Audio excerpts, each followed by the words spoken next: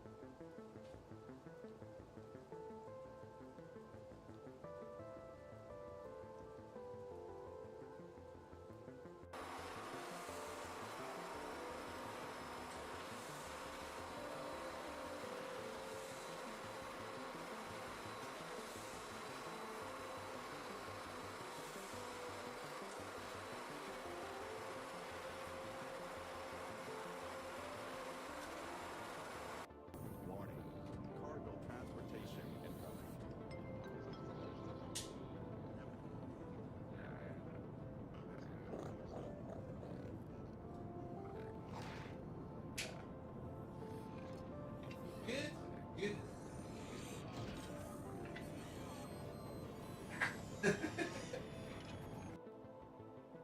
Good. All right. All right.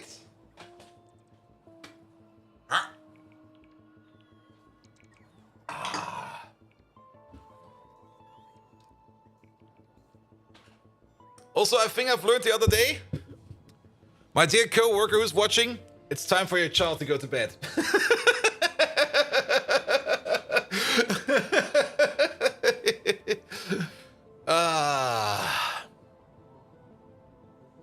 How nice, this vacuum must be about to come to visit? Exactly, exactly. Right, vacuuming? Did you hear something weird? Is my microphone doing something stupid? No, it should be fine. Alright, alright. Good, good, good, good, good. Alright, Megatron's also working again. Oh, yesterday, man. Oh. I didn't do shit yesterday. Mostly because I kind of was feeling sick. I was already feeling like sick since the beginning of the week. But it wasn't really that much that it really was an issue. But yesterday, it was really just like, alright. Shut down. Alright. It probably had something to do with all the memories consolidating in my mind about RimWorld. Because the new RimWorld DLC will be coming out soon. Trademark. With soon being, what was it exactly what they said? And by exact, I mean, it's not that exact, but exact enough. Where was it even? There you go.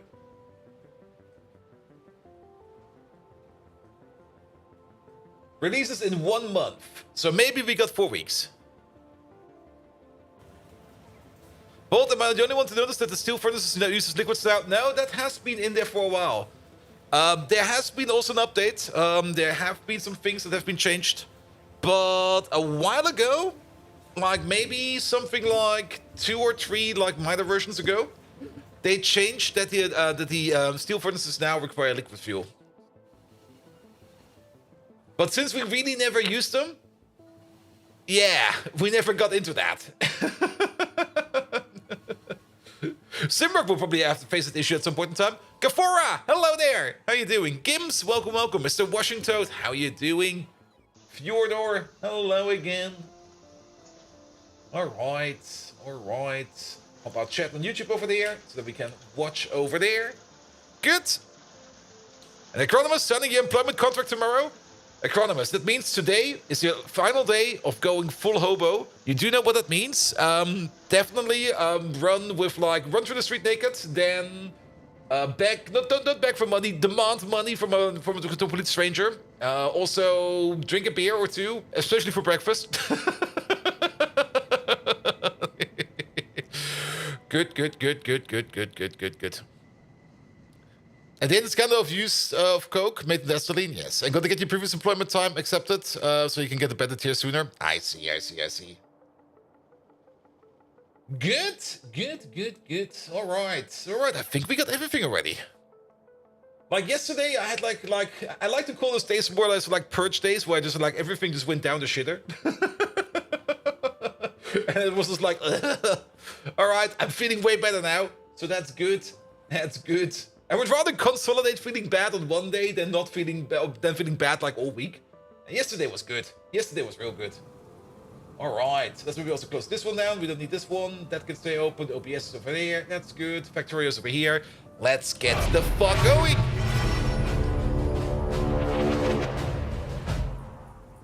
Good evening, Twitch, and welcome back to Factorio. A game we do play, well, we play it so often, I don't really know what to say anymore.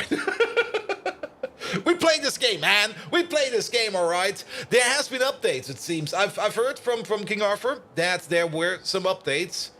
Some of them are not really base breaking, but there was one change, which I was already curious about why that was so in the beginning with, that they finally did change. But let's have a look at it. Let's have a look at it, because, oh god, everything got an update.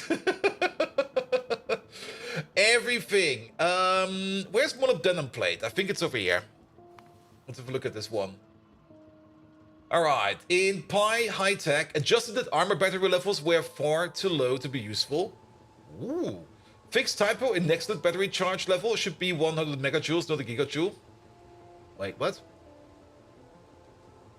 Well, let's see. Maybe we get some better battery levels. That would be amazing if we got some better battery levels.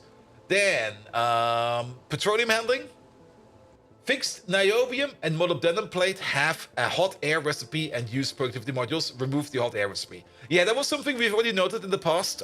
In the rebuild of the molybdenum, we were kind of sitting there and going like, hey, wait a minute, we got like, we can either use hot air for like an inbuilt productivity bonus, and we can't add productivity modules to it, or we can use productivity bonus. Sorry about that. Or we can use productivity modules. And then we get, like, at this moment in time, less of a bonus, but at some point in time, we would get more of a bonus. So I'm very glad that they just kicked this recipe out, so it's now only one recipe, so it'll be fine. Good. Was it actually only one update, or was there more in here? There's only one in here. Good. Was the previous one fixed silver, stuff like that? Yes. Then... is it maybe part of raw ores? There was somewhere in here is the change for the steel furnaces, but I'm not quite sure where it is. All right, fixed that low-grade copper rejects didn't actually say they were copper. Really? Fixed the vanilla nuclear reactor glow effects didn't work with Pi's added fuel cells correctly. There we go. There we go. Good. Then what happened in Alien Life? Two changes over here. Added a migration to clean any remaining bioport graphics. Okay, we don't use them yet, so they'll be fine. Fixed misaligned pipe connections for Corlex Turret Puff 2. We don't use them either yet, so we're fine. Added nanomachine recipes and empty neuromorphic chips to the prod module list. Oh, that's going to be amazing. Fixed the crash on selecting a third option. Fixed that collector and harvester miners in smart farms wouldn't report correct data to circuit network after one was created. And then adjusted the armor battery levels yet again. And fixed that fish oil to tin recipe was being overwritten by fish to tin recipe. There was a fish to tin recipe? We probably have to check that, because we are definitely using the fish oil to tin recipe. So that might be broken. Smart farms when? Whenever, man, whenever. Fix the rare crash of wind energy, we don't use that. Fix that several doping recipes were missing productivity. Doping recipes? I guess we're not there yet. Who knows? Good. Core processing? Ah, wasn't the core processing over here? I think it was core processing. Let's scroll down over here. Okay, maybe not. Going back to the top. Added custom Pi milestones preset for the full Pi AE suite. Wait, what? Pi milestones? Interesting. Fixed it, the niobium plate prod was disabled with Pi, blah blah blah, active. Yes. Fusion energy over here. Anything changed in here? Set catalyst amount on Deborane in boron recipe. On Deborane in pure boron. Yeah, we're not doing pure boron yet. So that's fine as well. No smart devices in this household? No, definitely not. Fuck those smart devices, man. Okay, we already looked at you. And then graphics update, post-processing, anything special in here? Added compatibility with jetpack mods. Wait a minute, we got it installed. What do you mean compatibility? Do we get our jetpack earlier now? Oh, that would be amazing. That would be amazing. All right, let's update them all. Good, good, good, good, good.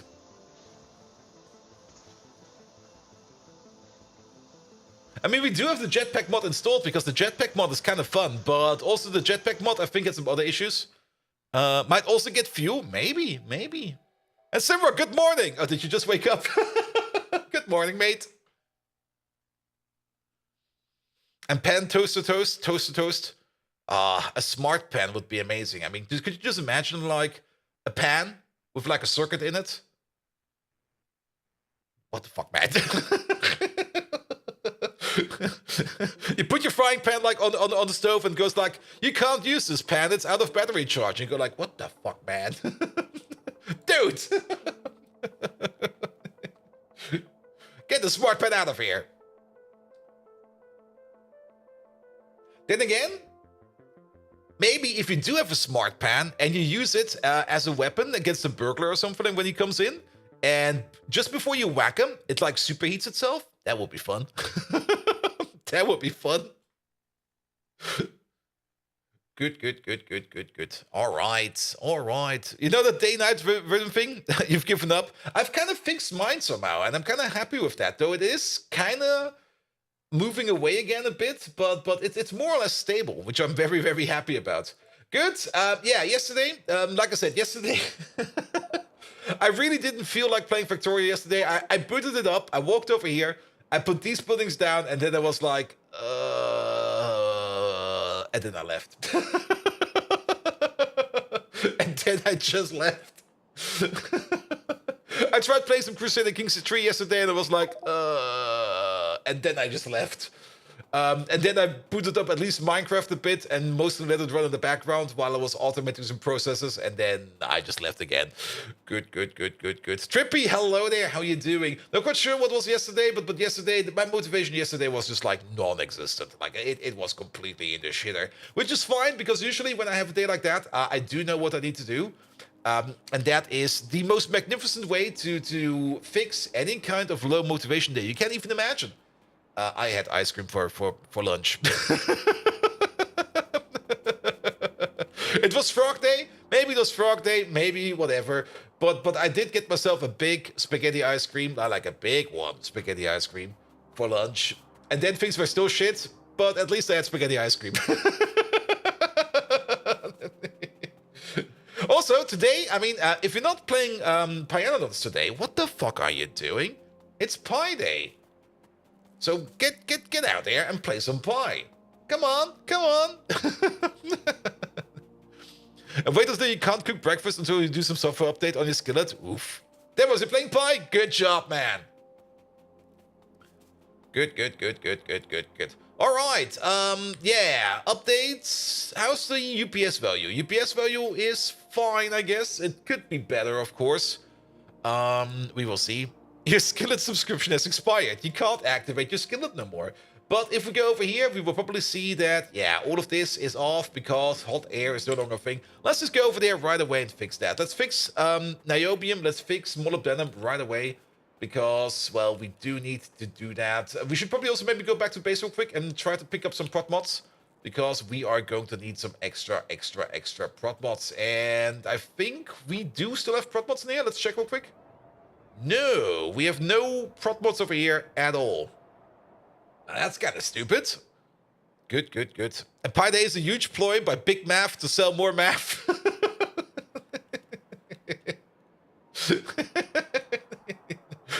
We cannot forget the big math companies out there, like, yeah, that one.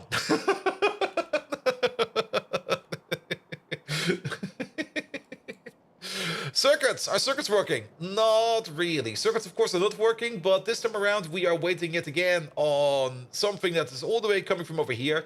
which is this stuff, and this stuff over here is waiting on that stuff, and that stuff over here is glass. However, glass is being transported around again. Glass has been fixed. What was wrong with glass over here? There was something wrong with glass over here. And then we fixed it. And then we walked away.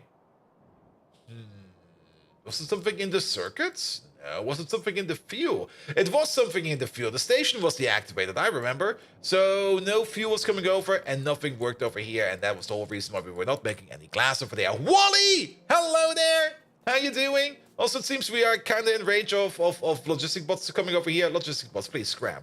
Thank you. Good. All right. Perfect. The cows are also up and running. I think for the cows, there was also a fix we could do, or did we already do that fix? We did kind of say that we wanted to put down some more stack inserters over here, and there are stack inserters over there now. So that is great, but overall, I think the production over here could still be faster. Then again... Okay, if we do have like 2 stack inserters over here for the seeds, the whole machine over here will be fast enough. We can already see it's not really working well enough for things like the foggies, because the machine over here will probably stop like right about now. There we go. And then we'll have to wait for the foggies to come in. So 2 stack inserters over here are actually going to make this thing over here fast enough so that we can make more baby cows. Doop. Good.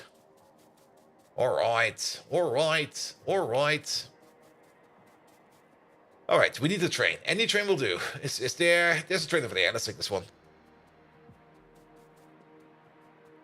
And Houghton, Mifflin, Harcourt, MIT Press, Signature Nature, Cisco Publishing, Pearson, and etc. Mathematical Science Publishers, all published with the most math textbooks, whilst technically book publishers, I'd say, behind Big Math. It's still kind of funny that you can actually make people cry by just writing a math equation on a wall or something like that. Like, if you go into any kind of room and you tell the people in that room, like, hey, people, we're gonna learn some mathematics today. Most of them will probably start screaming and crying, and maybe, if you're lucky, one of them says, meh. Then again, the science of mathematics is bloody amazing. I mean, I know quite a lot of people that have studied mathematics, and also some of them had a doctorate in mathematics.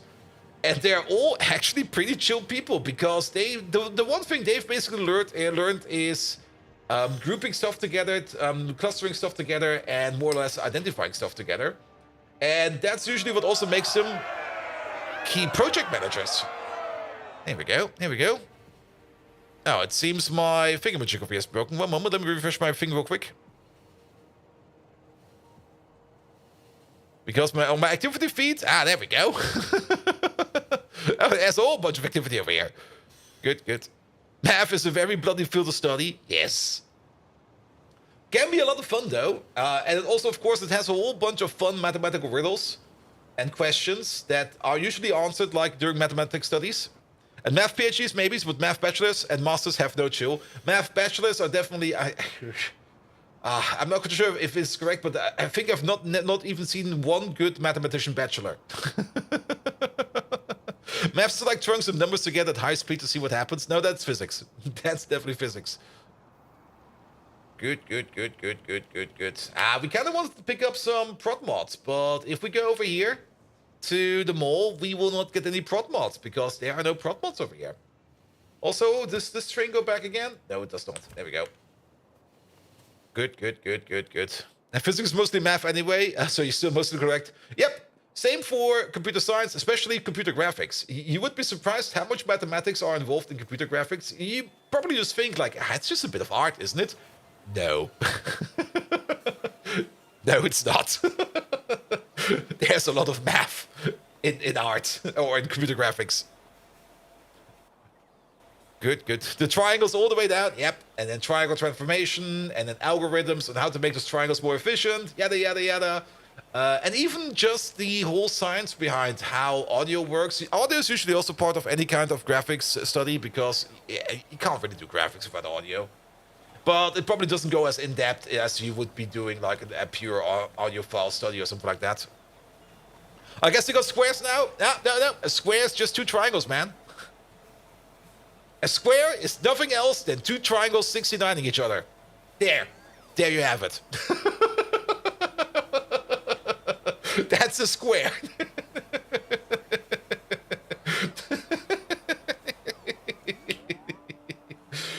Good. Pum. Yeah, what about these batteries over here? I've heard something that... Oh boy. Yeah, we've been charging our suit ever since we started the episode, and I guess they do have more energy in them. Does anyone remember what this used to be? Because I'm pretty sure that I've not been using up this much suit power just before we basically start up the game. I guess we're powering up all these batteries now. What was it? Was it like... Does anyone remember? So say 400 divided by 400, dot 400 would be 0.99900099900 repeating. Nice. Nice. It's like the weird one you saw yesterday when you take a non-zero number x and you divide it by x itself and the decimal off by itself. Oh, yes. Yeah. Yeah, there are definitely some weird parts in mathematics, definitely. Alright. We're also missing one bot. I think one got destroyed at some point in time. That's fine as well. Alright. So, maybe we can force the production of a couple of pot mods. We do need a couple because we do need the pot mods. Well, at least I definitely do want pot mods over here. And for this over here, we need 16. We got 14 in a pocket. I think I remember. No, 12 in a pocket. So that's not going to be good enough. And also, we have to go all the way over here somewhere. Over here, yes, because hot air over here has also been injected. And where's there... Oh, I see why. Because we upgraded the bottom part over here to make more nitrogen. And then it seems we also nicked over here the electrolyzers, which is fine. But we are also going to need some prop mods over here. And actually, if you think about it, if we're going to be prop modding this without actually changing anything to it, then we should definitely upgrade these to the Mark II, so that we can add some prop mods in, and then we'll be going back to a Mark I. And then things should hopefully be fine. I hope, at least. Good. And the whole decimal and thousands separator argument again? Yeah. It's kind of weird. I kind of get it why people do it, but I've stumbled so often into that. Like, it's definitely kind of weird. I mean, it does help you reading a number, but you could also read the number easier if you just put like a space in there, you know? Like every three digits, just put like a little space in there, and that'll work as well. But yes. Also, Tollman, hello there. Gims? No. Gims, that's an abomination. Never do that. No. Megatron, if you would put in any kind of other symbol to identify or to distinguish 100,000 from like 200,000, 300,000, like, you know, that little dot in the middle people do, what would that symbol be? Yeah, let's come up with some creative questions for him. All right, in the meantime, we're gonna need ourselves some prop mods. Here we go.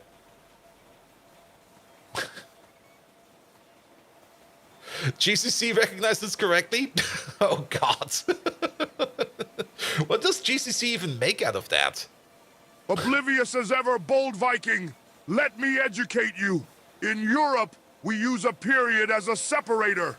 It would look like this: 100,000, 200,000, but as a Decepticon, I'd use a pile of obliterated Autobots. Knitting these details into your dull spark might advance your primitive computation skills.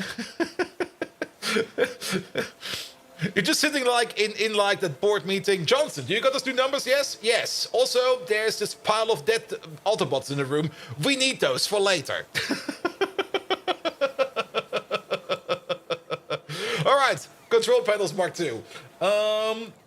Where are they? Are these control panels Mark II? These are control panels Mark II. They're missing excellent batteries. Charged ones, because we're not getting in any olefins over here. And we're not getting in any olefins over here because where are we making olefins again? Olefins. Olefin provider is coming from over here. Is that still?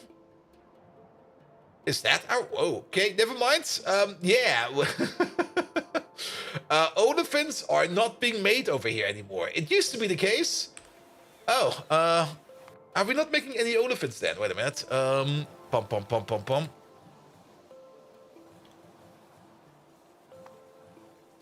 Yeah, I guess we're not making any olefins anymore either. So we might also have to work on that real quick. That's a standard though. You can't write numbers like that. At least I've not seen a compiler complain about it yet. Nice. Well, learned something new today. Good. All right. So olefins is going to be an issue as well. Then, what was it about milestones they said? I'm a little bit confused about that one. Or did they add some milestones in here?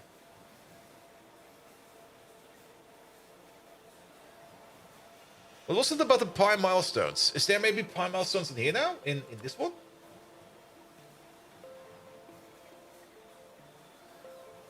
Not seeing anything over here. Not seeing anything over there. Good. Big mines. This was also been in there. Tailing ponds, AMF and beacons. A little corner of reality is peeking in. Yep. Now it's gone. I'm probably also have to read. That's good enough.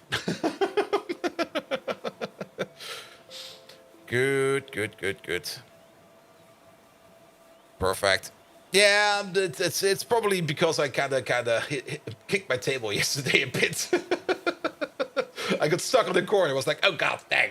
And then everyone was shaking. Only beards? Yes, please. All right. So olefins is also a thing we need to do. Because without any olefins, we will not be making any modules no more. All right. Then that's that. So then let's maybe start with the easy thing. Here. I know. I exactly know how we're going to be doing it. We're going to take the train. We're going to go to wherever we make molybdenum. We're going to go where... Actually, we don't even need to go there. We can't do that via remote. Why even walk over there? We can just do it like this. We can use the tools we have available to us. Over here, niobium. There we go. Niobium plate. There it is. That's something we make product of. Niobium plate in an electrolyzer. There we go.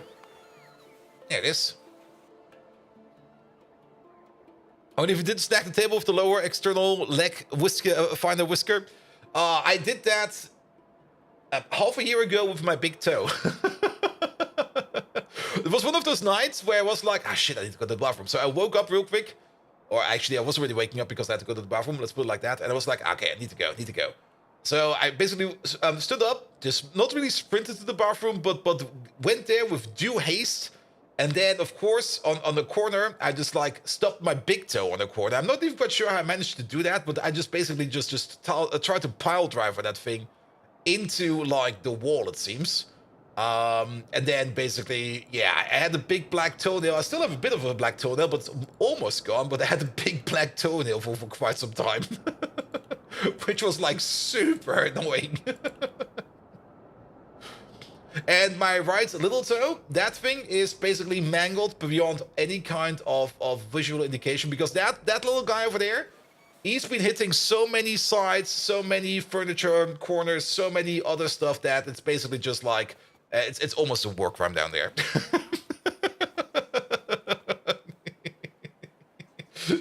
Like, you look at the other little toe on the other side, you go like, yeah, that looks like a normal toe. And then you go to the right side, you go like, what the fuck happened to you, man? Good. All right, niobium, and then molybdenum. Molybdenum plate, please. When you kick the corner so hard that it splits the toenail. Yeah, it did split the toenail. The whole toenail came off. That's like, especially on the big toe, it's just like super duper annoying. I also went to the doctor with it, and the doctor was just like, yeah, it's gonna be shitty for a while. Yeah, just maybe don't try to kick anything else for a while.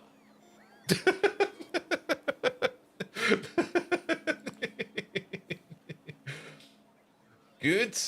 Oh, the shift click. Yeah, shift click was it. There we go. You've replaced it with a Canadian toe? Yep, something like that. All right. Where's the molybdenum place? Molly. There we go. All right. It's going to be a bit of an issue in the future, but that's going to be a future issue. Yeah, we no longer need hot air over here, which is great. Good. Maybe for now we can just run them without prot mods. That's also fine. We will just add the prot mods sooner or later. But at least the recipes are back in, so this whole place over there is operational again.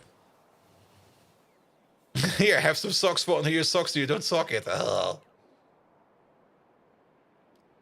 Good. All right. All right.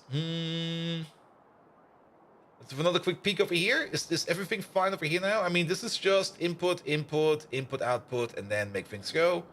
Same thing over here, same thing over there. This all seems good to go. Also lovely to see that we have a whole bunch of niobium plate available to us, so that is good as well. Perfect. One thing we should maybe also check up on is...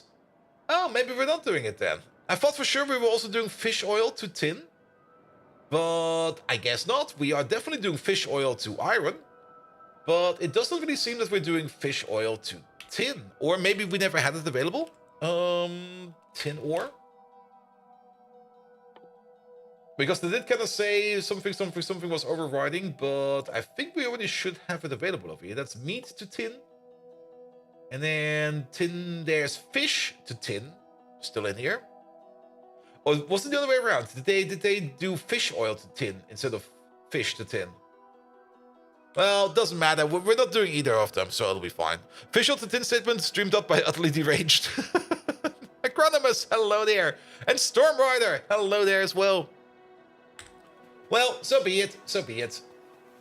All right. All right. Also, wait a minute. I thought it was already in here. Sorry. You was already there. Yes, I was like, wait a minute. Something is wrong here. Weren't you already in here? Yes, you were. But I can say hello again. Why not? And Dodo Cooker just tuned in. How much broke with the latest pop update? Nothing much. Nothing much. The only thing that actually did break, and that's only a small breakage, is that the recipe for molybdenum over here, you no longer can use hot air, and the recipe for tin plate over here, not tin plate, niobium plate, there we go, also does not use hot air anymore. So basically you just have to switch out for the other recipe. And the reason for this is this recipe over here accepts productivity modules, and the hot air recipe did not. And the hot air recipe was basically doing the same thing as a productivity module. So now you just use the productivity module recipe, and then it's fine.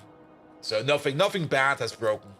Absolutely nothing bad has broken. Maybe if you are, or if you were using that fish oil to tin recipe, or anything fish to tin, that might have broken, but that's not really a big breakage, I think. There we go. And Rayclaw, you tried Pie Hard Mode today, and you have not some pleasant thoughts? Well, you have to play Pie today. It's Pie Day, after all. So get playing some Pie, man. All right. So red circuits, glass should be fixed by sooner, so we don't need to worry about that.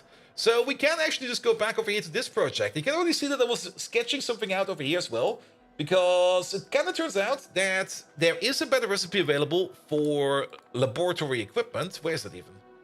Is that in here? Where is that? Where do we see it? Pom. Lab. It's of course over here. For whatever reason, it's over here, but that's fine.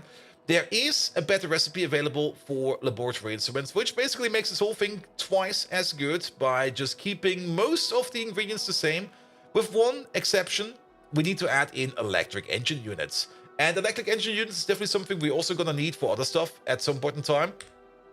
So I thought to myself, like, when we're already starting to make like a bit of a collective assembly grid over here of some other things, we might as well not only do things like the laboratory equipment cases as well as the instruments themselves, we might as well also make a small production over here for motors. However, then I kind of started to dig the hole a little bit deeper, because if we want to go down into motor production, we definitely do need advanced small parts as well. So we might as well also make an advanced small part build. And then the hole just got deeper and deeper and deeper, and then I was just like, I'm just gonna do something else, and then I left.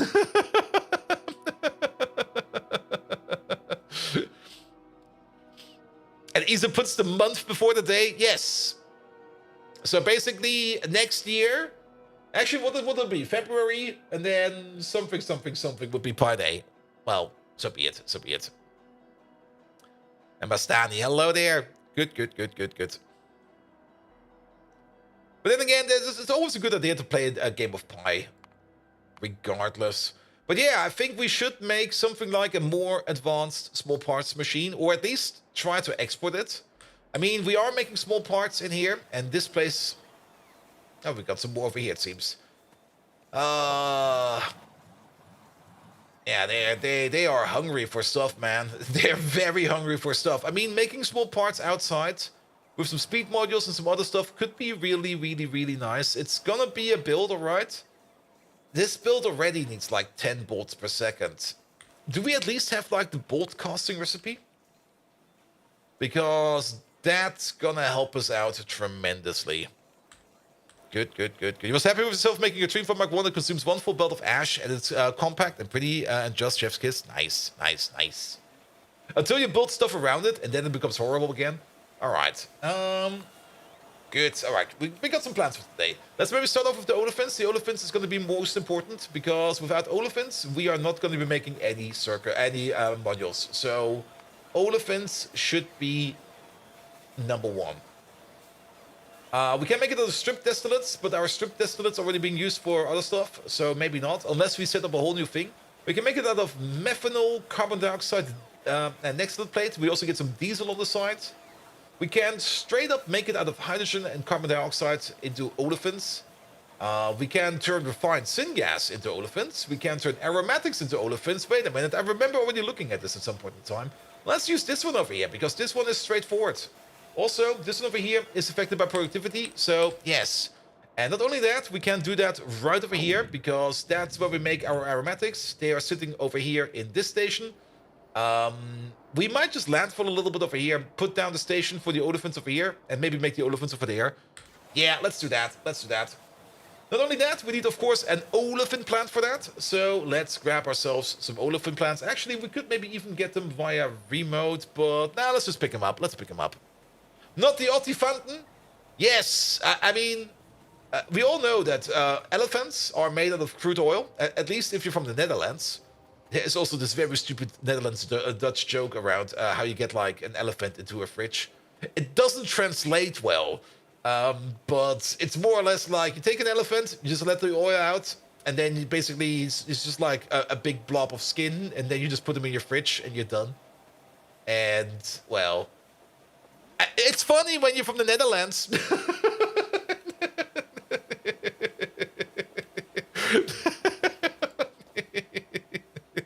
Olefin plants. There we go. 4 of them will be fine. And Tyranids are made of element 710, also known as oil. Ooh. How do you get 4 elephants in a mini? Well, quite easy. You open up the door, and you put the 4 elephants in, and you close the door.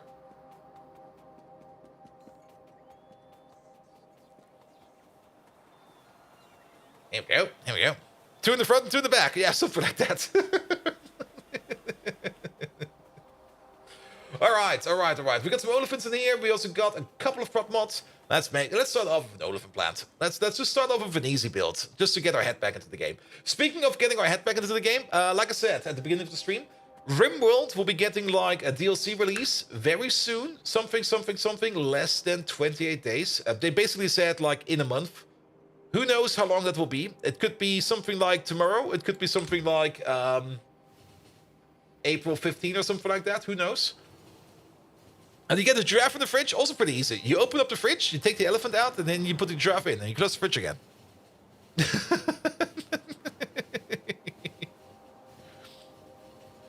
Good, good, good, good, good. How do you get 2 whales in the car? Easy, just down the M6. Oof. And how do you know there's 8 elephants in the church? That's probably also something stupid, but I don't know this one. 2 minis in the parking lot.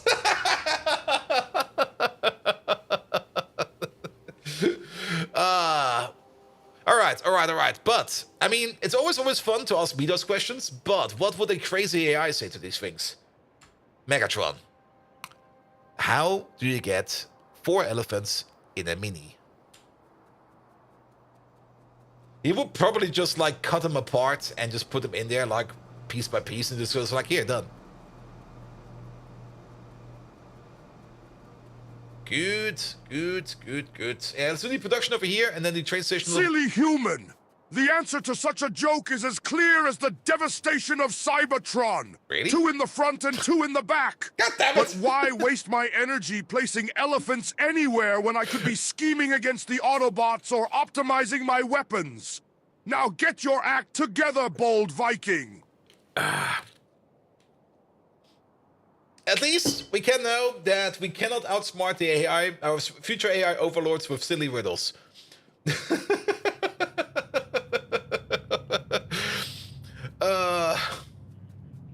2 in the front, 2 in the back that answers so many questions? Yes. No. Bad. Bad.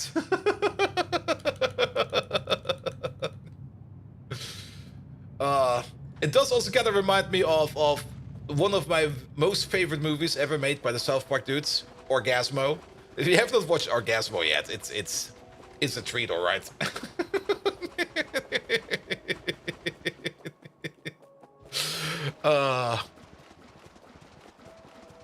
Paris law is crazy because there's only 3 people that know how to crack the Nuvidi arm, and one of them is the turbo transphobe and speaks like a JRPG villain, and their rival is the trans girl that has the alias of a fit girl, and the third person only cracks football games. Wait, what? What's going on over there? All right. Good.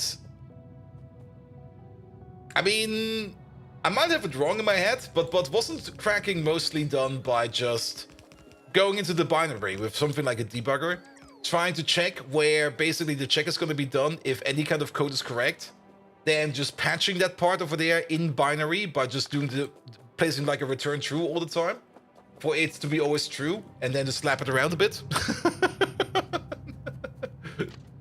Or, ooh, I almost thought we had to pick this one up over there. Here we go. Here we go. Good, good, good, good, good. Binary Megatron. No.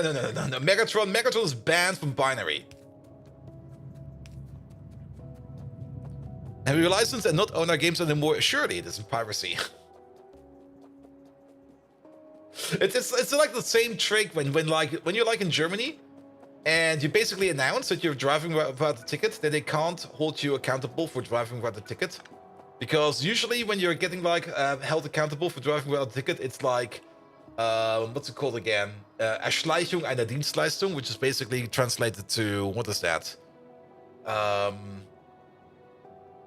Yeah, what is a good translation for that? Like trying to not really sneak into a service, but this way, please. Here we go. Here we go. And the Nova basically runs its own VM, but just the disruptive code. I see. If you walk up to them and tell them that you don't want to, that you don't, wait. If you walk up to them and tell them, and they don't throw you out, you're free. Yes. And piracy's theft is like piracy. Just imagine your car gets stolen with a stay in the morning. It's like stealing a bike on your way back because you just don't want to go walk all the way, and then the next day you bring it back. It's not really stolen. You just borrowed it, man. Mastani off the volleyball. Have fun, mate. Have fun. Oh, we are going to entertain the cat? All right. Mastani's cat. It's now when you start to do the thing, you know? The scratches, and then the other thing, then that thing. Good. All right. Good. All right, the station is in, and we need to make ourselves some olefins. Let's maybe move you over by 1, and then move you over by 1. There we go. So we can put you over there. I see 5 hours of bold waving strings at the camera. Whoop, whoop, whoop.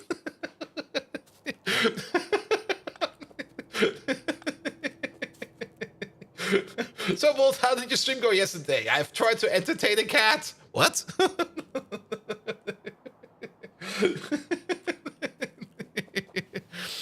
Also, Mockup may never ask for your ID or something. Same with traffic wardens. Only the police can be forced to do that. Yeah.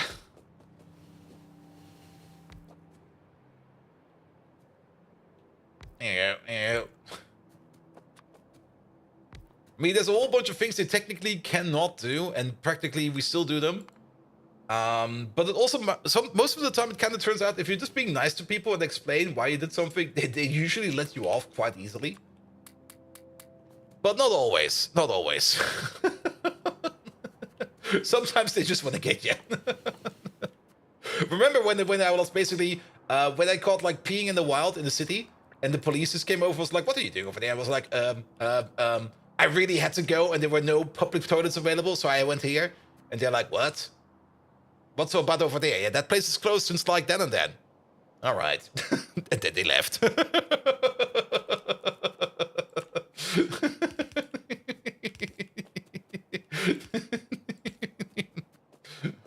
Not quite sure if things like that would happen anywhere else, but yes. Public urination? Ooh, yes. Designate bad boy over here. Public urination. I might also have been drunk, but I think I didn't really let that one show. Or maybe I did. I'm not quite sure. And five more hours for chat being team distraction. Yes, you guys are really, really good at that. Definitely. Good. But that was during my wild college days. I mean, what happens in college stays in college until I start talking about it. Then it does not stay in college anymore. Do we not? Oh, we do have a connection over there. Here we go. Good, good. It's a hard job with someone else to do it. And you stop being nice to mall cops because once they grab you, they bill you because it's little extra money for them. Really? Simrock, how often do you get in trouble with mall cops? Is this something we don't know? Nah, it's fine, man. It's fine. There's subcontractors now? I see. I mean, I don't really get to see that many mall cops, but like that, the supermarket I usually go to, that's like in the middle of the city, and like after 4 p.m. or something like that, they basically have security in front of the door because there's a whole bunch of bars around there, and there's a whole bunch of well, not really children, but you know, like juveniles out there that just want to drink and party. And of course, drunken juveniles and a supermarket never really mix well. That never really works. So they usually post a security guard there to just basically try to, how to put it, deter people from being assholes. There we go. You don't either, but walk out of MediaMarkt and they didn't correctly nuke the sticker. Oh, I see.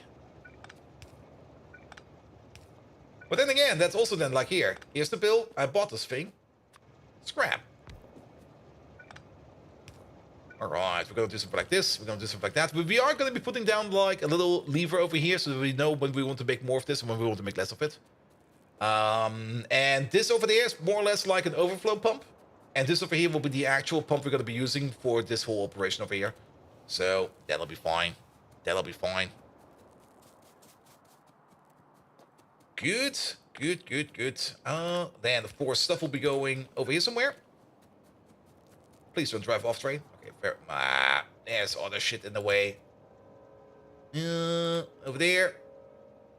And then somewhere over there. Accurate enough. Perfect. Eagle eye. Here we go. Good. Alright. Alright. We could place another one over here if we want to, but I think this is fine. Then we are gonna need one power pole. We're gonna need a power connector. Oh wow, these things in my pocket, there they are. I hope the distance over here will be fine. Let's see if we can connect you with a wire. We can, and we can. Good. But yeah, we still haven't really talked about Rimworld too much yet. I did talk about it, but then again, we got distracted.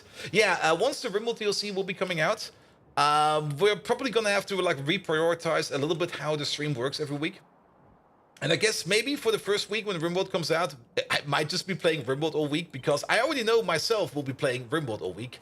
So once Rimworld is going to be there, we're going to have to do a little bit of a reprioritization. Maybe we can do it differently. Maybe I'll just add some extra days for streaming as well. Maybe we'll just like burn a little bit of that relaxation time I've planned in there, which will be fine because, I mean, As long as we don't overdo it, we can of course burn a little bit more, which will be fine. But we will see. We will see. 4 nights for Pi, 1 for Rimble seems fair. It might be something like, I don't know yet. We will see. We will see. We will see once it comes around. Aromatics, there we go. It's going to be over here. And we also got Greg Tech in the meantime to do, but yeah, it will definitely be 1 Greg Tech. It will be at least 1 Rimbold. If you think about it, the optimal solution would be 1 Greg Tech, 2 Rimbold, 3 Pi. That's a lot of days of streaming again. But then again, I will be playing Rimbold regardless, so it doesn't really make much of a difference that we do it or not. But we will see. We still got a little bit of time until we are there, and I can still think about it in my head how we want to do it and how we don't want to do it. And once we're there, we'll do it. Good. The main objective is that we don't get like oversaturated on the Rimbold again, because it was the whole reason why we kind of stopped playing it in the first place, because we played it so much that at some point in time I was just like, and this is nice and all, I don't really want to play this no more. Good. Let's see. Maybe with some, we can use some of these. Where are they? Where the constant combinators they are? And also, never use self-checkout. If you forgot to scan something, it doesn't scan, and they don't catch you, they can arrest you for theft. Maybe in America. I don't think you can do it in Germany. But self-checkout in Germany is also not that popular. At least they tried it for a bit at the supermarket I always go to. And there's not always somebody there that watches you doing the stuff. And I've definitely made some mistakes doing self-checkout. I also kind of noticed a couple of things you can do at that self-checkout, which are probably not meant to be done like that. If you ever went shopping in Germany in something called a Rewe, and sometimes they got like, sometimes they put stickers on like the products where they go like, yeah, this is almost hitting shelf life, like maybe like in like a day or two. So they kind of want to get rid of it faster. So they put like the sticker on it that basically says 30% off, just use this, it'll be fine. Turns out that 30% off sticker, when you scan it, it will be applied to whatever you put into the scanner before that. It doesn't even check if the product is the product that needs to be scanned. So yeah. You can't just get yourself something like a $20 whiskey bottle or something. They were like, 30% off. And I'm also pretty sure that you can do that 30% scan all the time. That seems unintentional. It does. But then again, I mean, just because you can do it does not really mean that it's basically going to be fine. Because if they do catch you, you're still going to be in the shit, so don't do that. But I was just like, wait a minute, I can do this? Wow.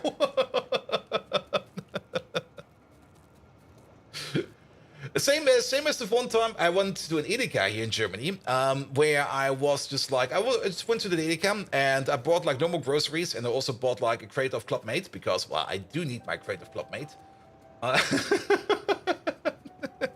And I went to like the cashier, and I put like a bottle of the Club Mate on the belt and told the cashier, I've also got like a crate over here. I basically had it like below the belt or below the shopping belt, because I was more or less I had it on like a little dolly so that I could move it easier.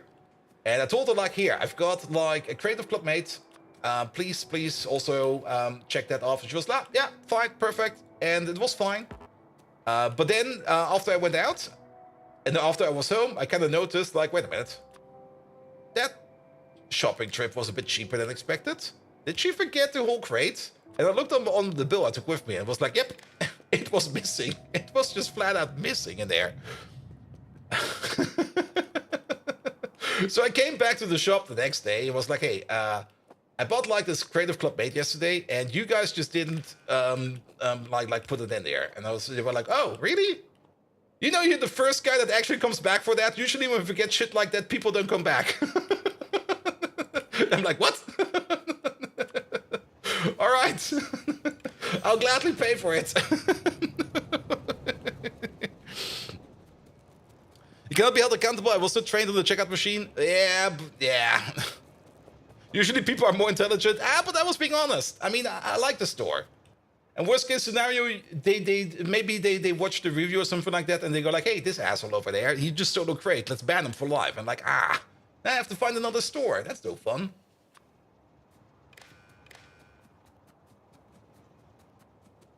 And most stores just have the button for 20% off on the till. Yeah. And then they're using plain stickers. Which you can't use on anything. Alright, it took us like 20 minutes to build this thing because we got distracted. Excellent. Here we go. And if they catch you, you immediately thank them for doing their jobs. Immediately ask the manager to tell them they did a great job and do corporate loss prevention and they get a great job. That also works. I was just testing you guys. What? Wait a minute. We are hooking you up to the wrong thing. We actually want to hook you up to that thing over there and not to that thing. But that breaks the whole signal chain.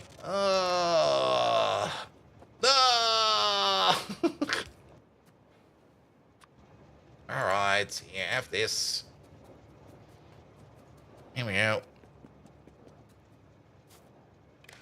There you go, much better. The best thing is when you're buying like 6 crates and they ended like 2, even you said 6 crates until they notice it while you stand in the bakery next to the cashier. I mean, it happens. Those are just basic human errors. They always happen. All right. So this thing over here can fill up to 40,000. So if this thing over here is higher than say 45,000. And you over there less than 5,000. This one over here is going to be set if you are less than, not less than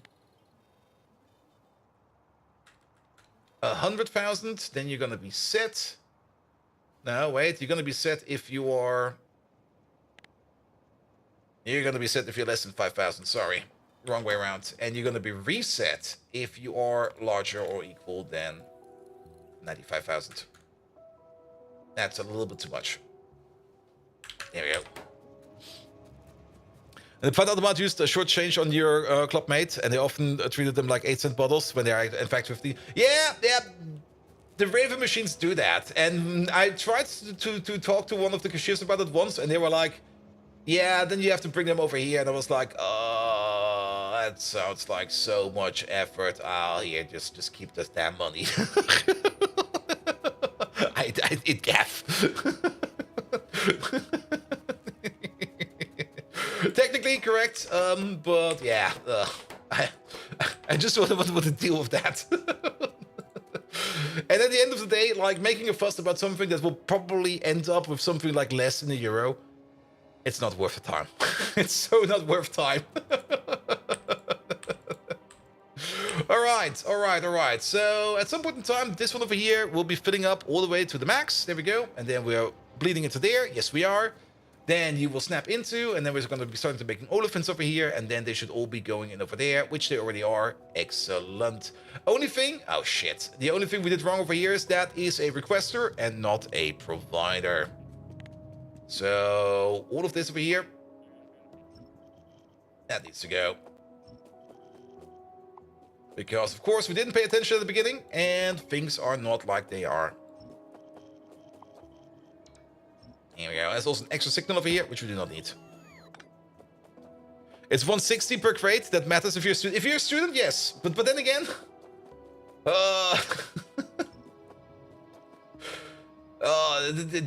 at some point in time, there's just like this cutoff point where you just go like, yeah, it is important. I see that, but it's really not worth the time.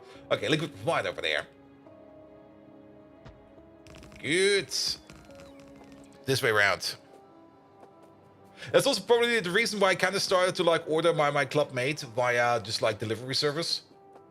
Because it's just easier. Because they also pick up the bottles and they do everything for you. They even put them in the corner where they need to go. And bish bosh bish, it's done. Perfect. Back in the younger days, they didn't have to check for intrusion scanning the bottle recycling. So one thing would you stick the hand in there and blip blop blip. Same bottle over and over and over again before it got processed. There was actually in Germany a couple years ago, like a scam about a single supermarket that was like scamming the government or Is it government? Is like the deposit money government based? I'm actually not quite sure. Whoever is responsible for all the deposit money, let's put it like that.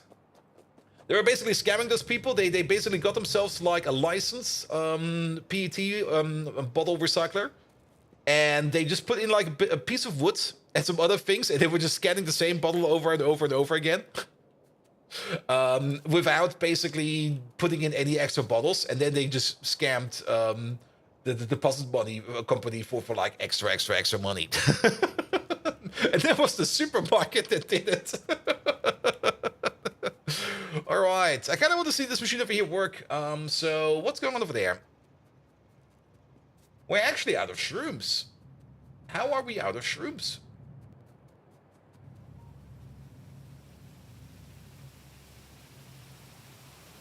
This looks kind of empty. Okay, just started up again. Is it because... this is because of manure. Yeah, poop. Poop could be an issue, actually. Let's have a look at that. I mean... Oh. Okay, maybe not. Nobody's pooping. Why is nobody pooping? You guys need to be pooping. Nobody over here is pooping because whatever is on this belt, which used to be... Is it fiber? No. Oh, native flora. Is native flora still an issue? Oh, God damn it. All right. We're going to make an outpost then. No, it's managed by the Deutsche Pfandsystem GmbH because, of course, it is. There we go. All right. It seems we need some native flora outposts. So let's make some native flora outposts. We already said that we could do that over here. And I also kind of said that it was something I wanted to do yesterday. But I was really not feeling like anything yesterday. So we didn't do that. There's also more native flora that's going to be done over there. That is not even being covered. So there seems to be another issue. Or are we just not making... Oh. I think we're not making Mark II native flora mines. That's the issue. That is the issue. All right. It's almost hilarious. No one's pooping because of lack of fiber. That you don't really stop pooping because of lack of fiber.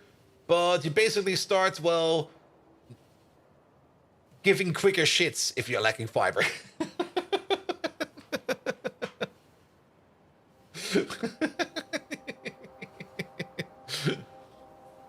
Nah, it seems we need some more native flora going around. And we do need more native flora, regardless, because native flora is also going to be part of the Pi Alien Life thingamajigs we need to make. So, yes. So what do we need for the plant farm or the native flora farm Mark II? We should be able to do that already. There they are. A whole bunch of things. We're really not making these little zeppelins over here. They have a very distinct graphic. No, we're not. We're still mining it. We're not growing it yet. The smart farms, we've not done the smart farms yet. I do know that the smart farms are a thing. And we should probably get into that at some point in time. But we've not done smart farms yet. There you go. Good. And of course we need red circuits for that. You know the drill. Steely McSteel over here is going to steal ourselves some red circuits so that we can make some more of these.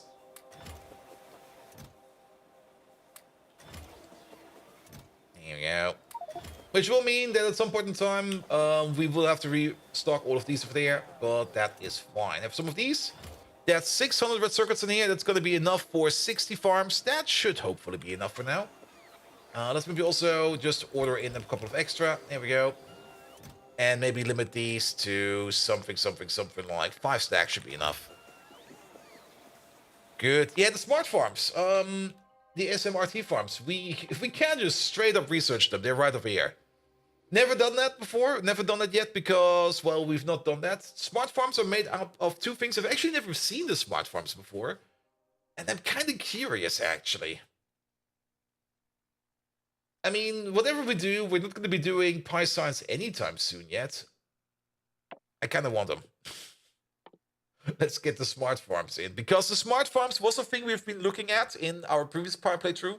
But by the time you get to the smart farms, the game is basically over. So we never made them. And we got like something like a harvester over here, as well as a automated smart farm, as well as some ammonium sulfate, which we need for the reasons. And then over here, we got the Bioreserve Replicator. A package of instructions and commands to make your smart farm plant large fields of your required crop. And then there's multiple recipes over here to make native flora en masse. So yeah, let's get into smart farms. Why not? Why not? Wait, magnetic core? Oh, wait, did we? I see what happened. I see what happened. Smart farms. There we go. Good, good, good, good, good. But we do want to pick up, regardless, all of these fields over here as well. Because, well, I don't really want these fields to be sitting around. We will mine these fields. I was threw you off that native flora patches didn't grow over time. Yeah, I kind of get that. But then again, like world updates like that over the entire world, well, you could do that with like some kind of passive background scan. But it also kind of feels like something that is not really, not saying it's not possible in Factorio, but it would be kind of unreasonable. Because keep in mind, in Factorio, everything is more or less deterministic. And something like random growth, actually, it should be possible. They also do it with the biters, don't they? Because the biters migration over here, well, I guess the biter migration is just going to be like somebody decides, probably the server decides that biters are going to be migrating. And after that, it's pretty straightforward. Yeah, maybe not, maybe not. They're also smaller than other patches, they are. Well, we will see. All right, there we go. We're making some of these. Good, good, good, good, good. And look at that. Red circuits are also being done over here again. Reason this time around? Wait a minute. What's missing this time? Oh, wait. I see it. It's... Oh. That's different. Batteries? You're shitting me. What do you mean batteries are not working? What are you waiting on? You're missing... It's rayon, isn't it? It's most likely rayon, because that's coming from... Yeah, it's rayon. What do you mean rayon is broken? It's not the ammonia, it's not sulfuric acid, it's the carbonyl sulfide, but carbonyl sulfide is being made on site over here. For that we need propene, and there is a second belt over here. What is that second belt? That's you? Coal. Oh, really? There is somebody else who uses coal. Okay, good to know. Yeah, it used to be that we make a whole bunch of coal over here. And not a lot of people were picking the stuff up over here, which is fine. But it kind of seems that we probably want to splice off at least a little bit of coal over here and export it over there. Let's do that. Let's do that. Not small in size, but like 10% of the amount per same size patch. I see. Is it a good time to make fungi coal? I mean, fungi coal also only makes like raw coal, which you would still need to process. And our fungus at this moment in time is kind of being stifled by a certain lack of poop. And poop is stifled because of a certain lack of native flora. And native flora is lacking because of a certain lack of machines that mine up native flora and outposts. And since we do need to wait a little bit on those native flora machines to come in, we might as well work on coal real quick and just do that. So here, lad, drive me over here. We could do this via remote, I do know that, but I kind of want to go over here. I want to kind of be over here. Always more to do? Yes. At least you get smart farm soon? Yes, also that. I mean, that tech should hopefully be done soonish. Let's see, if we focus and maybe check on science builds, this one's running, so no worries over there. How about the Pi 2 build? Pi 2 build is not running. Pi 2 build is missing... maybe nothing? I saw something move over there, man. Output full, output full. You're missing an ingredient. Don't tell me you're missing sap. It's that one sap maker we have over here. Not fast enough. There's also a train out of fuel. What the hell, man? Alright. Reprioritize.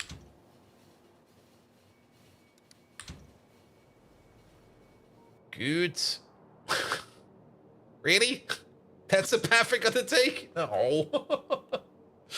Is there... There's also a decent amount of traffic over here.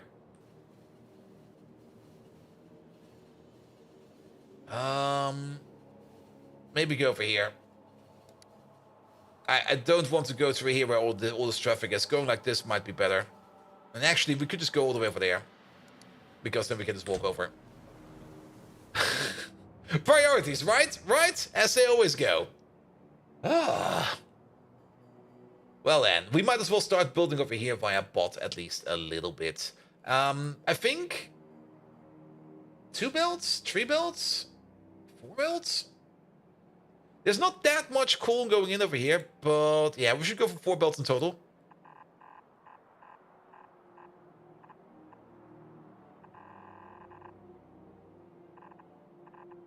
Here we go. And we do need to... Well, do we need to set up some kind of prioritization over here? I'm actually not quite sure. Here we go. Cut this off real quick. Yeah, we used to go in all the way over there. And then, for some reason, we just didn't. There you go. Lucifer Senpai, hello there. How you doing? There you go. Yeah, I guess we're gonna fix this via bots then. Bit of a boring way to do it, but, well, so be it. Pom, pom, pom, pom, pom. And then this whole thing over here is fixed because all of that goes to there. Then it uses these old belts over here to bring the coal into this station over there. And then from over there, it'll be fine. Good! Good, good, good, good, good. Then, the train that's currently out of fuel. What kind of train was this? This was the... What is that? Is that the molten iron train? Could be anything. Then again, he most likely just came from over here. That's probably the... This train stop is not even named yet over here. Are we even doing stuff over here? Yeah, you somehow did make like a couple thousand products, but I guess all of these products went all the way over there. Because this station over here... Because this station over here... What is this station over here even doing?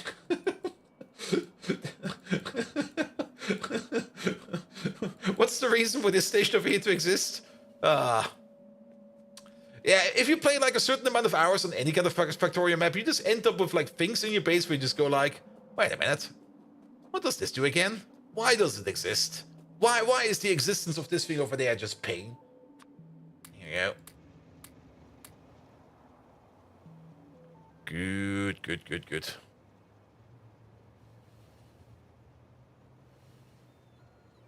You laugh because you're breeding dinos in Ark while watching you. Ark is so much simpler. I never really got into Ark. I do know a lot of people are enjoying it like a whole bunch, but every time I look at Ark, I just go like, eh. It's not really for me. But that's fine. You don't have to like everything.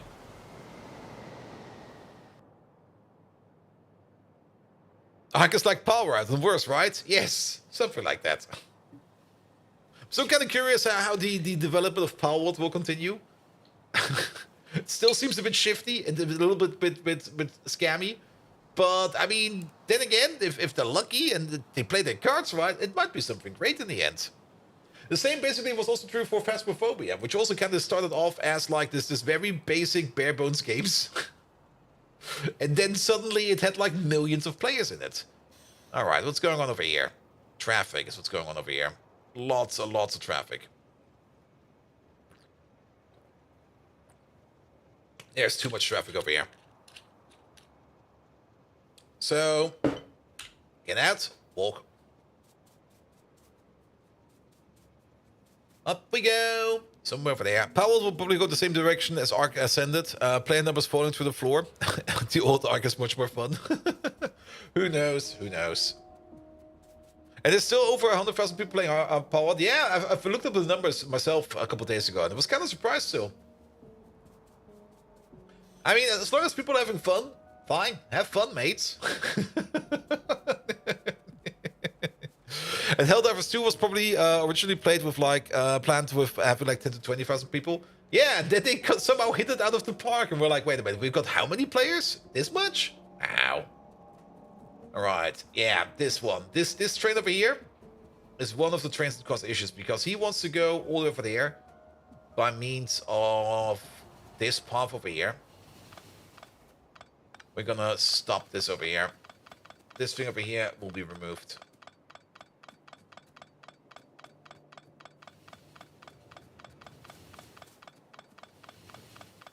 Or we keep it. Wait a minute. Maybe instead of... How will that work? It's still going to be horrible.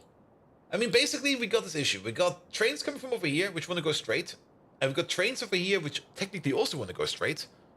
And if we make it too... If we just extend this thing all the way, say, to up over here, and push it further and further and further back, these trains over here will still have to switch tracks to go over here, and these trains over here will still need to switch tracks or try to stay on this track. So we would still have the same problem regardless. Just build some underground tracks? Yeah, an underground track would solve that problem instantly. Which is also the reason why I'm very much excited for Factorio 2.0 with all of the lovely, lovely, lovely, lovely bridge enhancements. Because that makes just train pathfinding so much easier. There we go. All right. Take this away. And then let's go further up.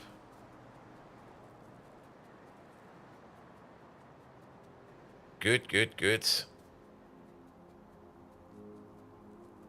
All right. But now these over here are still having issues. Because... we might also have accidentally forced repath the train over here into something that doesn't exist.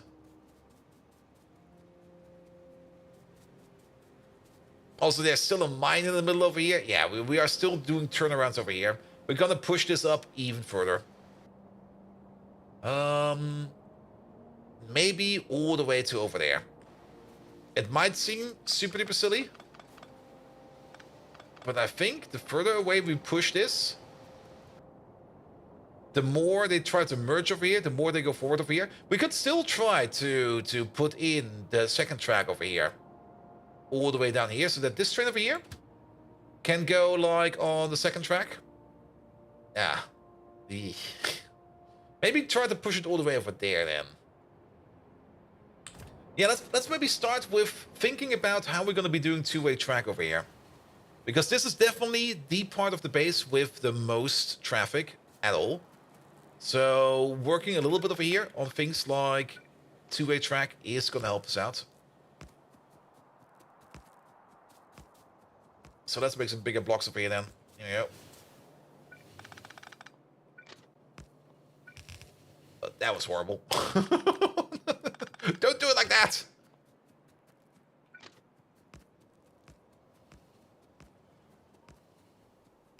Alright, alright. I also don't really want to have crisscross sections in here every time. But every other time.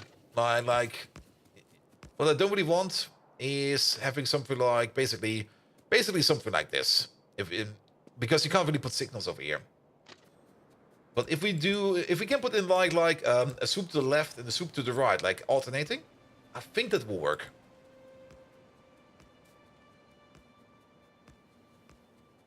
It might also just make things more horrible.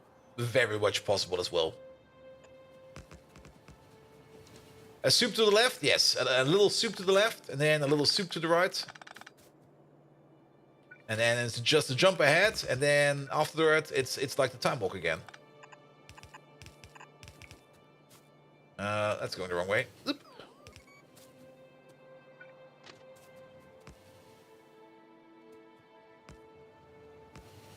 All right. Now, it's now a lifeline. So we might get hit by a train. Look forward to that. All right. So maybe let's start over here.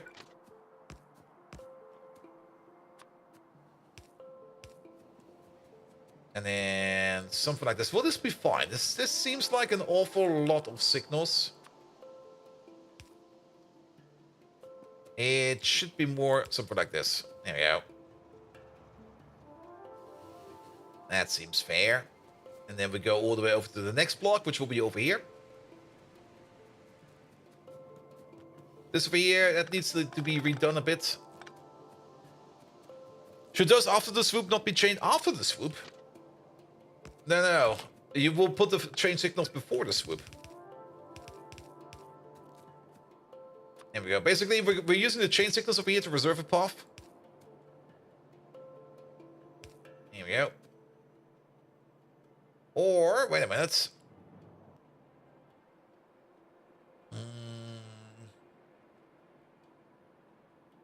No, it should be like this. This should be fine.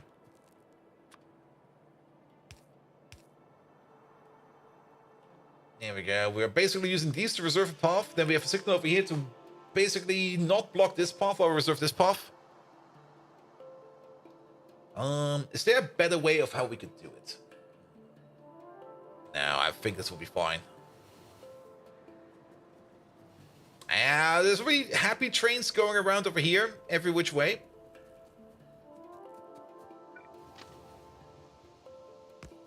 There we go. Good. Don't hit me. And we can go. Then we go left again, right again. And then we're basically at the top over here already. And then over here, of course, it becomes a little bit stupid. Sadly, there's a mine in the way, so do it like this. You could argument that we maybe want to have like chain signals over here, but at the end of the day, it's just like, yeah. Oh, look at that. Yeah, this. I mean, traffic is definitely gone, but then again, traffic is probably now also been diverged to another part of the factory. Which might also be a thing, but maybe we did good. Maybe we did good. White Fang, use a chain signal unless your train's full length fits in the block, and after the signal, use a rail signal. Yeah. I never check if trains fit, but then again, how to put it? Train fitting is mostly important for train stations. You don't really want your train in the stations to let their ass stick out. Everything else over here should always be able to move around. So basically every train station is always going to be like a safe point. Sometimes you do have like some weird signals on here where maybe sometimes like a signal or a train is like sticking its bum out. That's mostly fine. Unless you build like super duper compact, and then things will definitely break. I mean, we rarely had like a gridlock over here because a train ass was sticking out. I think we only had like 1 or 2 of them in the entire playthrough right now. But what we definitely did have is like trains gridlocking themselves, especially if you have like something like let's maybe find something else that's a little bit closer. Sadly, we took it away right now, so we can't really show it again. But basically, we don't have anything like that around here. We took it out. But just imagine that like this U-turn over there was all the way down here. And then you've got this U-turn over there, and then sometimes it can just be that there's so many trains inside of this U-turn that want to go like in the opposite direction that they just basically block themselves, and then it kind of breaks. We're not doing these smart things here. This is the Bolt Train Network V3. This is just me thinking like, yeah, this is gonna be fine, all right. Also, this signal over here, move it down by 1. There we go. I mean, the train network is definitely working, and I mean, there is something really nice to look at if you do have like a buzzy 2-lane track going up somewhere. Signals? You mean RGB? Now that we put in like a little bit of a improvement over here, we can watch this over here. I mean, we've observed traffic over here quite often. If we do not observe traffic over here anymore, it improved. If we do observe it again every now and then well, things are still fucked. You know how it is. You know how it is. Good. All right. Of course, we got distracted again. We were working on making an outpost. We were also working on Olefins. We never really named this station over here. There we go. Dennisstein, you're going to be the Olefin 2.8 provider because the other Olefin 2.8 provider does not work no more. And we are going to need some Olefins. Olefins are only occasionally coming in. We are making shrooms. And most of the shrooms are currently being exported. Okay, I see that. That's probably also the reason why we're not really making that much aromatics at this moment in time. Which is fine, the export over here will probably hopefully back up, and then things will be good again. And perhaps you shouldn't really be looking at Factorio streams if your head tech. Might never works, no even less. Yeah, that's basically how I felt yesterday. That's exactly how I felt yesterday. Like yesterday, like on my off day, I wanted to do some work on the Factorio base. I opened it up and my head was just like, no. No. No. We're not doing that today. I'm like, okay. Try playing some Crusader Kings 3 then. And then the Crusader Kings 3 game was going good, but still my brain was like, no. Nah. No. No Crusader Kings 3 today. Alright. And then I kind of settled on some Minecraft Rectech automation. And even that, I was not really doing the best. Terry Floyd, hey there. Is there a way to watch a pipe playthrough from the beginning? Yes. I mean, every live stream is like recorded. There's a whole playlist of everything. There is a playlist. You might need to go over to the, to the VOD channel, because one half of it is on the VOD channel, and the other half is on the main channel. But you'll figure it out, man. You'll figure it out. Opens Factorio. Okay, so where do we start? Looks left, looks right. Yeah, great thing to do. Click save and exit. Yeah, that was exactly me yesterday. And again, I mean, that's also something that's sometimes very important. You don't need to force yourself to do something. If you start forcing yourself to do certain things, sometimes it's a good idea, like working out. Bolt, god damn it, work out again. But sometimes it can also just not work out. Here we go. Yeah, maybe put in the link over here. I should really fix those. There you go.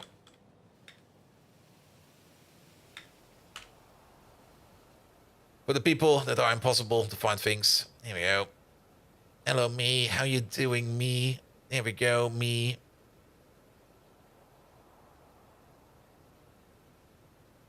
There you go. I'll make everybody happy. Like working, full stop. That's also something I said yesterday at work, actually. Like yesterday, in the meeting at like 2 p.m. or something like that, I was like, okay, guys, do you still need me to do anything important today? If yes, I'll do it right away. If no, I'll do it tomorrow, because I will probably be signing off because... And they were like, yeah, it's fine, go home. Is not working out part of the issue? Yes, exactly. And for and the same reason that I did not work on the Pi base yesterday is also the reason why the bot is still not working, because, yeah, same motivation for that one as well. Just like open the whole thing up and was just like, no. Because CBA couldn't bother anything. Alright, look at all of these. I'm picking all of these up. Can't be arsed. Almost.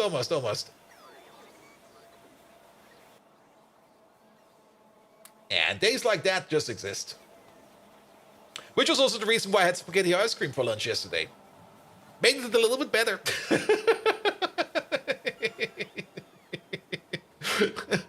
Still a shit day, but at least you had a shit day with the spaghetti ice cream. Nom.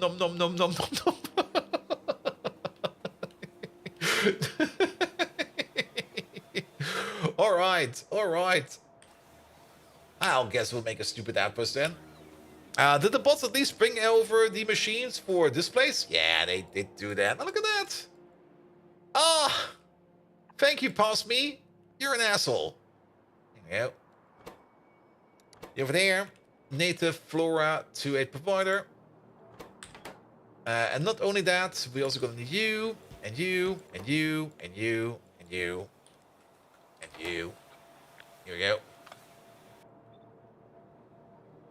Spaghetti, do you see the amaretto flavored spaghetti ice cream? I always go for the classic. I mean, on having a bad day, the one thing you should maybe not do is like experiment around with things that make you happy. It might be better, true. But I was like, nah, I need something I know will make me happy. So I went with the classic one. What are your thoughts of the lasagna ice cream? Can you even do that?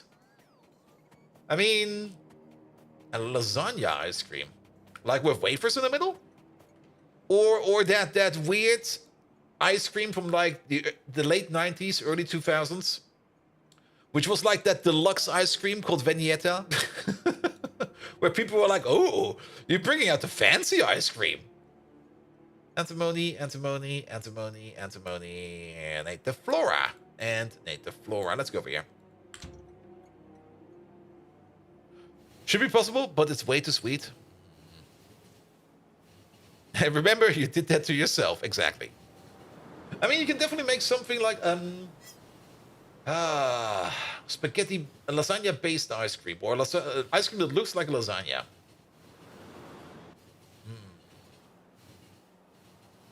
And you probably don't want to go. I mean, you do want to keep that ice cream-like texture. I mean, usually what you could do is you can definitely press in like the vanilla ice cream, and then put like some hardened, not foam, hardened foam, but some hardened whipped cream in the middle as a plate replacement. You could also go with something else, but yet it was so luxury. Ooh, the fancy ice cream. All right, Megatron. To infiltrate the human government, we have a devious plan, and we still need to figure out the final part to do so. To infiltrate the human government, we're gonna infiltrate them as an ice cream parlor, and the only ice cream the human government accepts is lasagna ice cream. So our question to you is, Megatron, how does one make lasagna ice cream? Isn't it still there? I have not seen it in shops forever.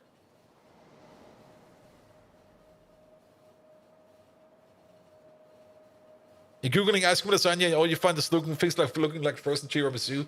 Yeah. It's still there? You walk past them like each week? Really? Not the stores that I have over here. Maybe I live in the poor region of Germany. Finally, a worthy query. Bold Viking. To create this abomination, blend cooked lasagna noodles into a rich cream. Add tomato syrup for flavor and cheesy chunks to make it gourmet. Freeze this monstrosity, and the humans will be none the wiser. I must say, this plan is nearly as creative as my past ruse to ground the Autobots during a blizzard. Forward with the lasagna ice cream plan. Hail Decepticon. I mean, there were of course some horrible parts in there.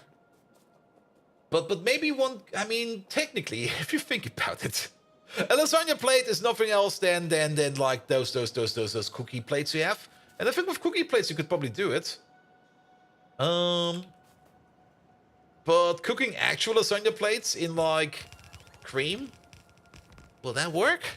You tie it on a spaghetti paste. Just freeze lasagna. just freeze an entire lasagna. Stick like a little wooden spoon into it and go like, here, you're done. What do you want?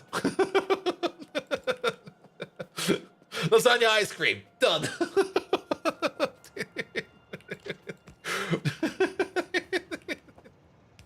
What do you mean it has to taste sweet? No. This is lasagna. There's only one way lasagna tastes. Then again, if you think about lasagna, it can be sweet. Oh, really? Okay, we'll pick up the rest of it later then. You could do a very thin sliced biscuit dough and alternating strawberry and vanilla ice cream. Yeah, it could work. That could work. But you have to be careful. If you then also alternate like something like a little bit of chocolate ice cream in the middle, then you get, oh, what's it called again? That also has a very, very famous name. Yeah. You can make it in Minecraft of all things, at least in DragTech. Neapolitan? Is it a Neapolitan? I think it's that. There we go. Like the ice cream sandwich? Well, that's also a thing. Okay, we have to move all of these up by one.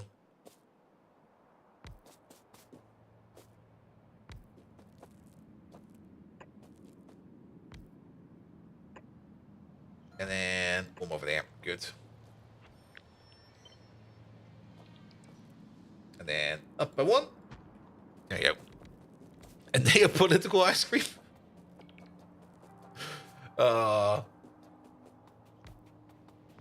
Here we go. Yeah, we're definitely going to need a couple more than we have brought with us over here. I mean, we were a little bit optimistic with the amount of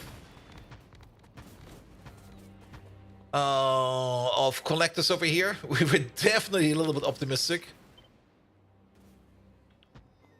Here we go. That should do it. That should do it. So we're probably just... do we have got bots over there? Not even remotely.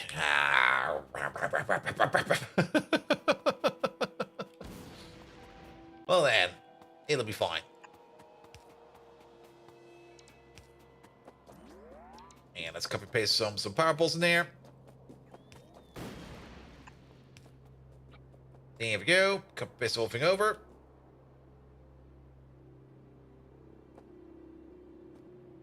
And then here for there. Here for there. And here for there. That'll work. That'll work. Of course, we kind of forgot the lamps, so let's also make sure that there's a lamp in there. One over there, one over there, one over there, and one over there.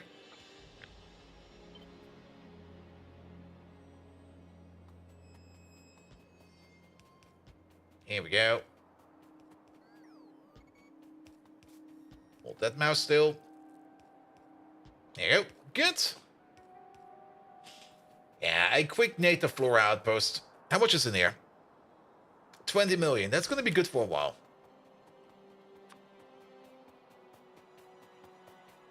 You spent an hour making 2 of those flora harvesters and you just dropped a row like it's nothing. I mean, the moment you like automate anything, you just start building stuff so fast. I mean, it's also the same in Vectec right now. I mean, the game is of course running on the server, and the game has been running in the background for quite some time. And I've already automated that we always have like at least 10 64K drives for liquids and items available at any given point in time. As well as the automation of like new drive space and stuff like that. So whenever we're running out of space, I'll just pick up new stuff and then just, yeah, put it in. Are those tier 2 harvesters? These are tier 2 harvesters.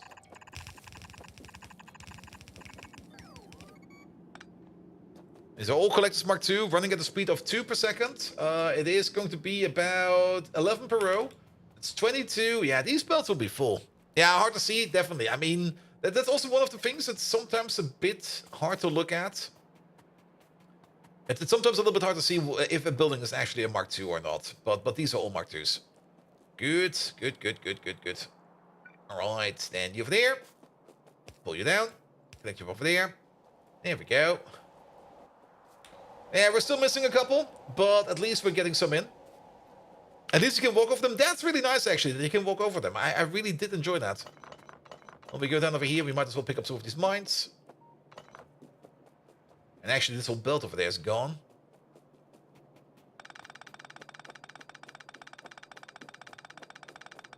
Good. All the way down.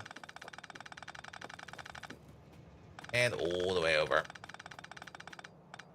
And then 5 belts will be coming down. So 1, 2, 3, 4, 5. It is 5, isn't it? 1, 2, 3, 4, 5, 6. It's 6 belts. Never mind. Even better. 6 belts will be coming down. Here we go.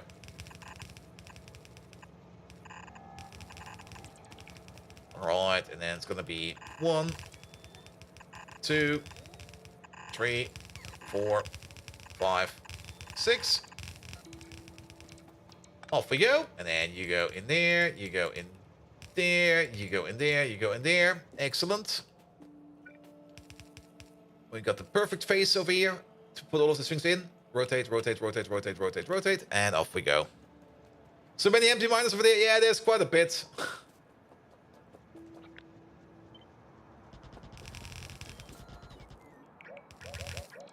There we go. I mean, I could do better with picking them up, but I rarely care. I mean, an empty mine over here is not going to do anything. So it's going to sit there and feel sorry for itself. So be it. Here we go. Here we go. Here we go. Oh, we're a little bit too high. I got distracted.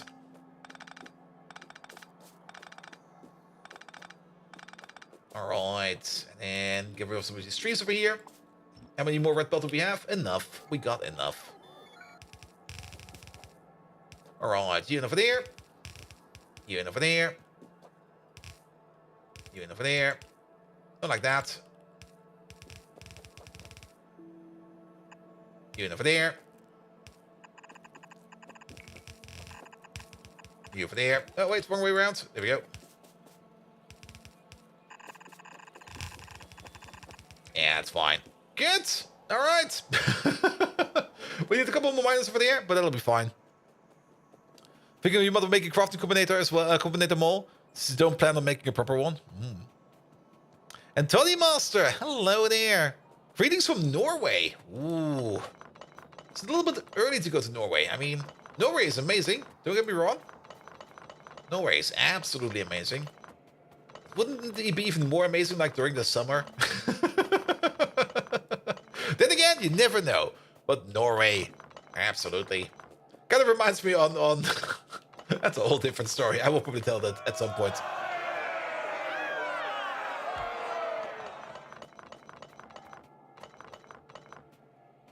Isn't that when the mosquitoes happen? Oh, are there mosquitoes in Norway? Really?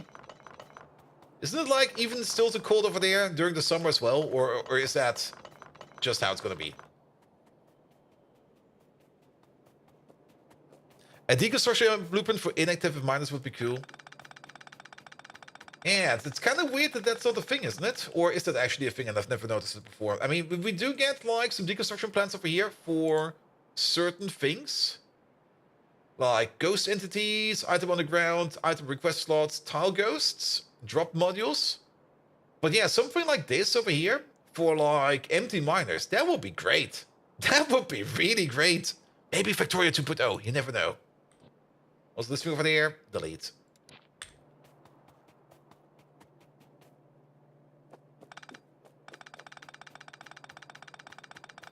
And there's a mod for that. I do know that there's a mod for that. There is, of course, the auto deconstruct mod for mines and stuff like that. I kind of dislike it quite a bit. For one, if you use them with fluid miners, you end up with things like this, where you got like fields that look like this all over. And not only that, they will also, of course, go in circles. And this is horrible for UPS. This is like the worst thing you can imagine for UPS. This is like death. And for another, yeah, I just don't like it. I really don't like it. I think it now finally does work with the bigger mines. It used to be when we had it installed in the previous playthrough until we kicked it out.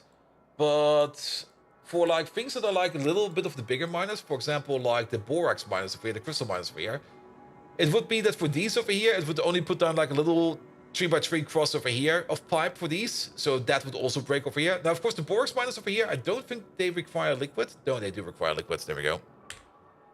Well, yeah, so be it. All right. We need some more over here, and we do need to make another outpost. So let's make some more of them.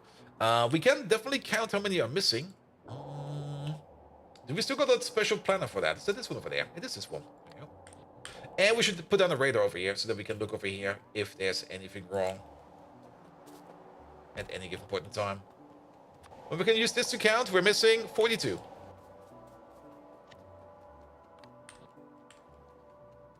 They only put down the 3x3. You don't get UPS issues. Really? Well, it doesn't matter. It doesn't matter. Like I said, I'm not the biggest fan of them. And I would rather pick up my own stuff. I would rather clean up after myself. Good. You over there? Native flora. It's already going to be decent. But it could be so much better. There could also be another issue over here. It might just be that we might not have enough trains for native flora. We're going to prep... Did I just miss a train over here?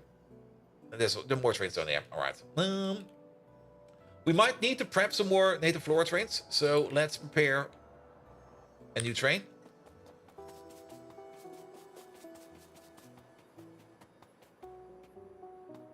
Oh, it's put 3x2 pipes, you won't get UPS issue because they won't be connected. True. All right, yeah, you're basically complaining about, yeah, here, pick me up. And then we go home. And then you go back to your provider. So put this thing over there, put that thing over there. Good. Do we really care if there's like 20 miners sitting around somewhere with a decon order, or not even in the robot network anyway? Yeah. And we can always put the decon the decon order in afterwards. And Jamatia, hey bro, did you hear about the new Rimble DLC? What? What do you mean, new Rimble DLC? I have no clue what you're talking about. I don't believe you, Jamatia. There's no such thing as a new Rimble DLC. You must be lying. I'm pretty sure you're lying. What's Rimworld? It's that silly game nobody plays. It's that stupid game about babies. Babies on fire. Cannibalizing on babies. Giving babies drugs. Good God, Rimworld is horrible.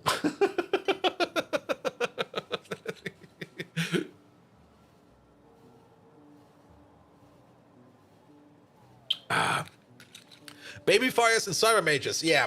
Or the thing I pulled from the patch notes yesterday. Where was it? There we go. From the patch notes of Rimworld for the new DLC, babies in caravans now ignore drug policies like they do on a map. So you no longer have like a baby in a caravan that's just munching on all the candies and going like num num num num num num num num num woo!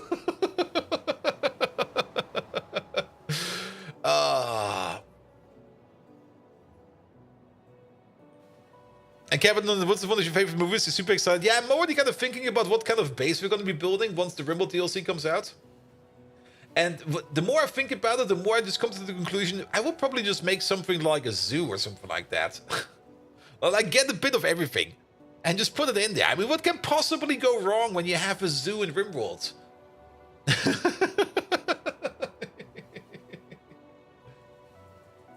Good.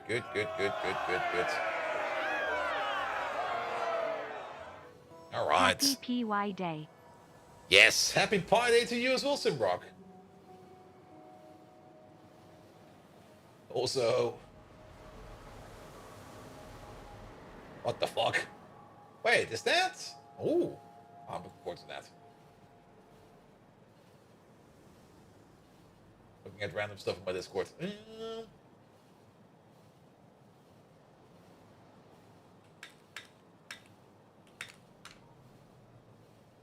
All right. Back to this one over there. Not this one. That one over there. Good. You can't hear Rimworld without just giggling like a schoolboy. This is a Pi Day. Yeah, today is Pi Day, Jamatja. So, unless you're telling me something about the new Rimworld DLC, it's all about Pi. And both finally noticed he missed notifications. Nah, I got so many notifications in my Discord I missed. I've got this little game going on the server of JD Plays, where I'm just gonna see how high I can rack the numbers of missed notifications I got from that Discord. It's currently sitting at something 2K. Oh, you didn't meant the wait what? You didn't meant the Discord? Which other one did you mean? I might have forgotten about saying thank you for the gift of the sub from Deboas to Toddy Master. Slack, Trello, and the other thing, you know? You did your 40 hours for the week by now, so tomorrow's off. Nice, Javat, yeah. Nice. But remember, you can also fill up like 40 hours of the work week in like 2 days if you sleep 8 in between. An ICQ? I think I still know the login credentials for my old ICQ number. I do remember logging into that thing like something like 10 years ago, and it was just basically Russian hacked accounts spamming me over and over, and I was like, all right, leave.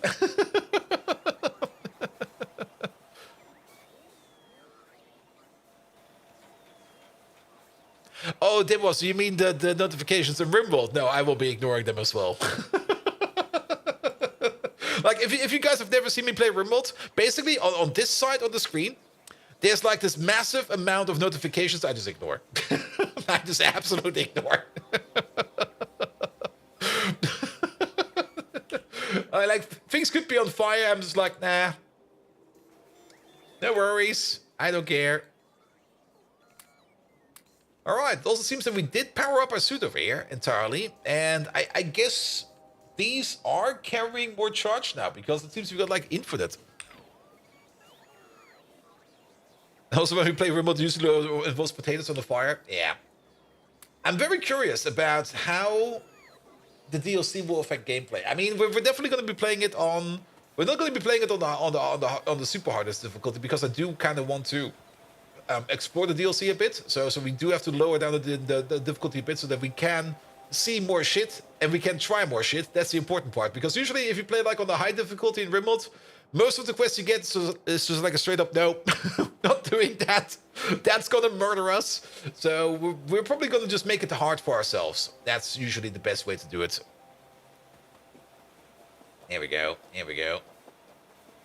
All right. Yeah, there's not that many in here. We're probably missing red circuits. Yeah, we are. So time to go stealing again.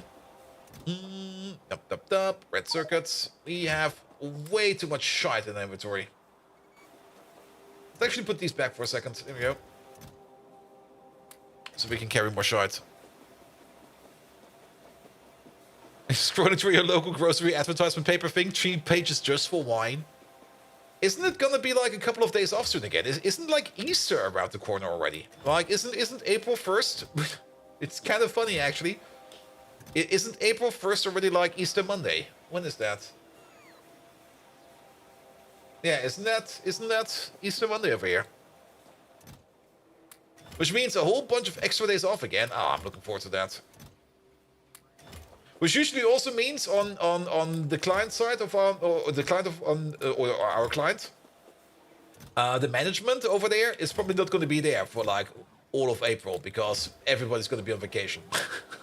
It's always the same, like, yeah, we need this done by then and then. Have it done by April.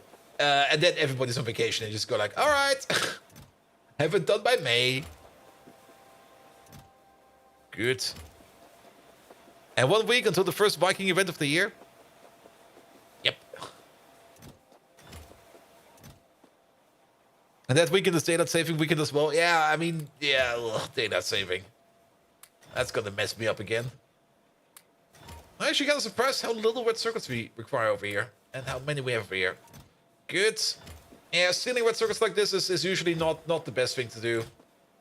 I mean, it will help us in focusing things around over here, of course. But these caches have to be replenished. So everything we steal now, we basically have to pay back later. Which is, of course, kind of annoying. Also, Caladorn, how are you doing, man? Welcome, welcome, welcome.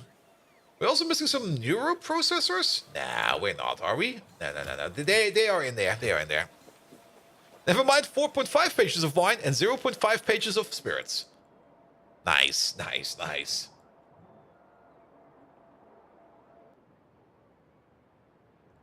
The tentacles are happy and flailing thank you. Ah, nice. Yeah, mine are also fine. I mean, better than yesterday. Yesterday was a bit shit. But today is good. It's probably just because yesterday was Wednesday and I already know that tomorrow is Friday. So basically it's already the weekend again and I can already go like into that weekend into a super relaxed state and do whatever the fuck I want. I'm looking forward to that again. Good, good, good. I also do know that I will probably be rewatching Konosuba soon again. Because in April, is it like beginning of April? Well, doesn't matter. Like the spring season of anime brings like season 3 of Konosuba with it. So, gonna be watching that one again. And there's also gonna be a whole bunch of other sequels or second and third seasons to other shows, which I might also want to be rewatching as well. All right, all right.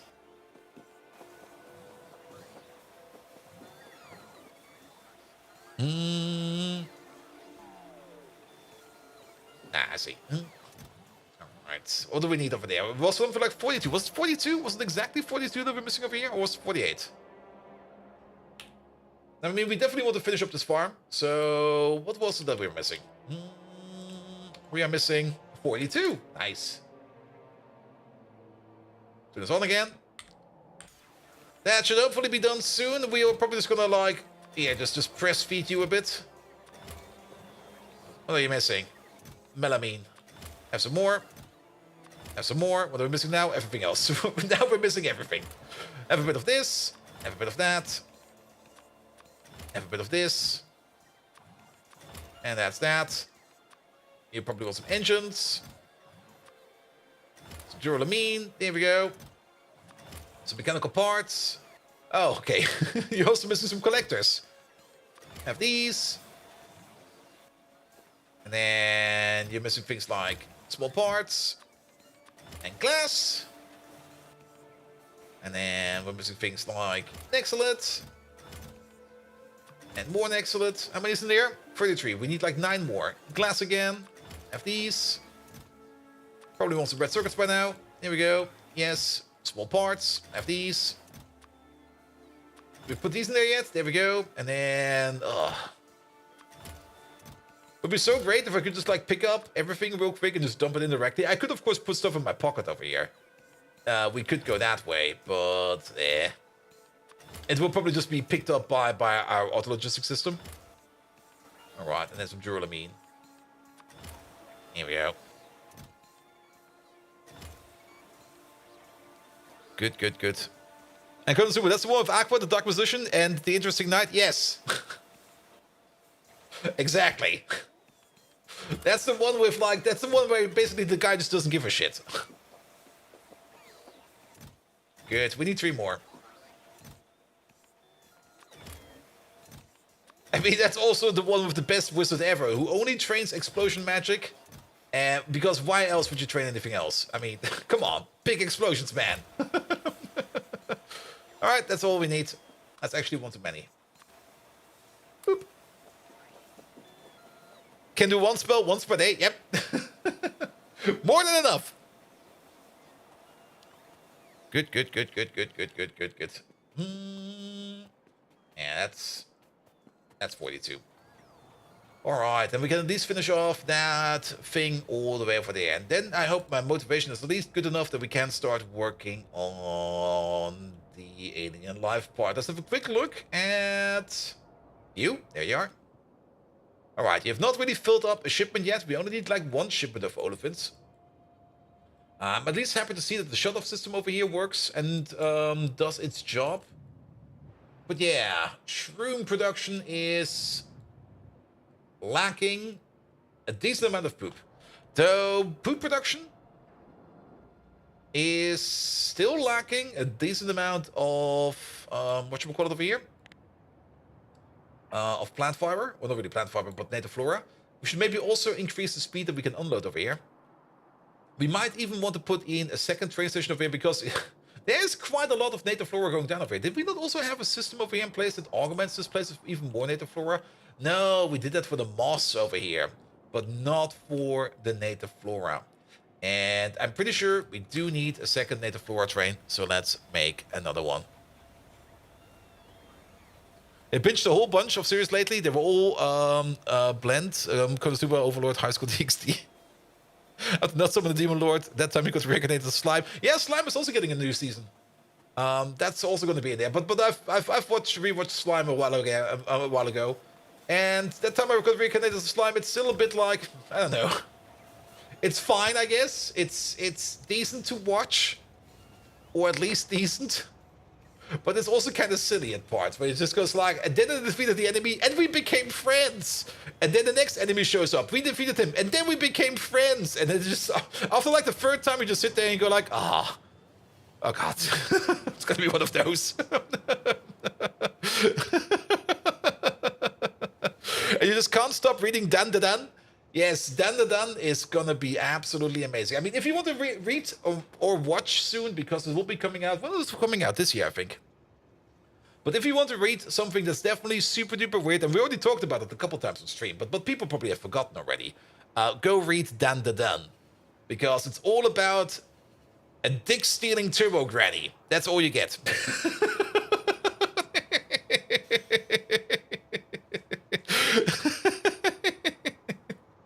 A granny that can run so fast, if she outruns you, she steals your cock. And then it's gone forever. Until you can outrun her.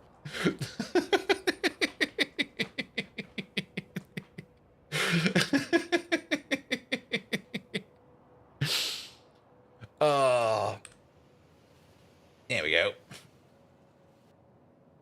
That's actually more a bit about. I mean, it's definitely one of those. How to put it? It has a lot of vibes that you get when you watch or read One Punch Man or Mashal or any of the others that are just like so weird that they are going to be great.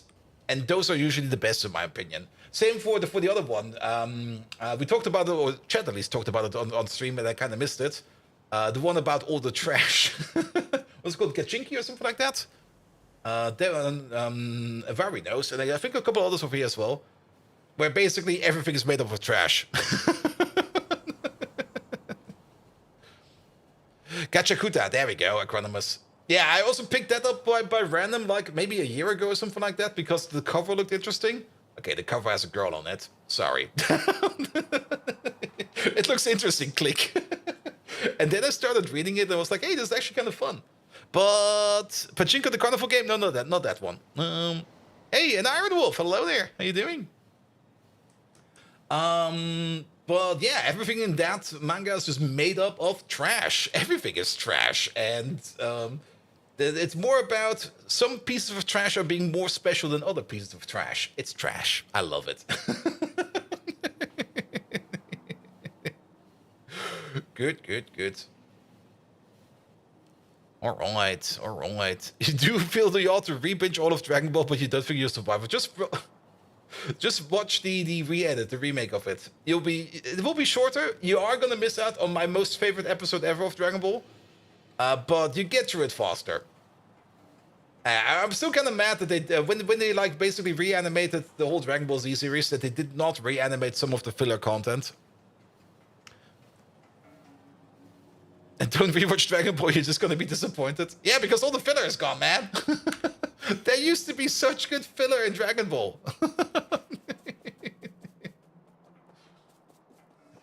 Especially that one episode where Son Goku and Piccolo basically, Chi-Chi was mad that she had to walk to get groceries, and she was like, Son Goku, go do your driver's license. Get the fuck out of here. And then, of course, he goes out and does his driver's license. And I'm just like, what the fuck, man? Why? Why does this episode even exist? There we go. That episode? Yep, that one.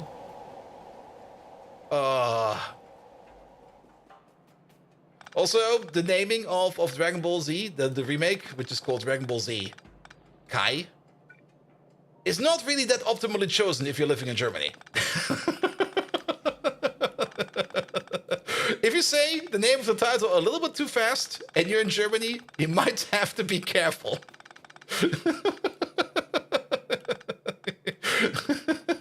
It definitely caught me off guard every now and then. Next time on Dragon Ball Z. Oh god.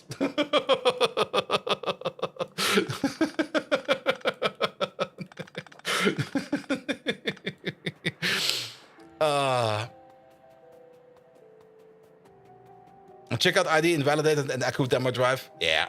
Aku Demo Drive is also one that's just pure fun.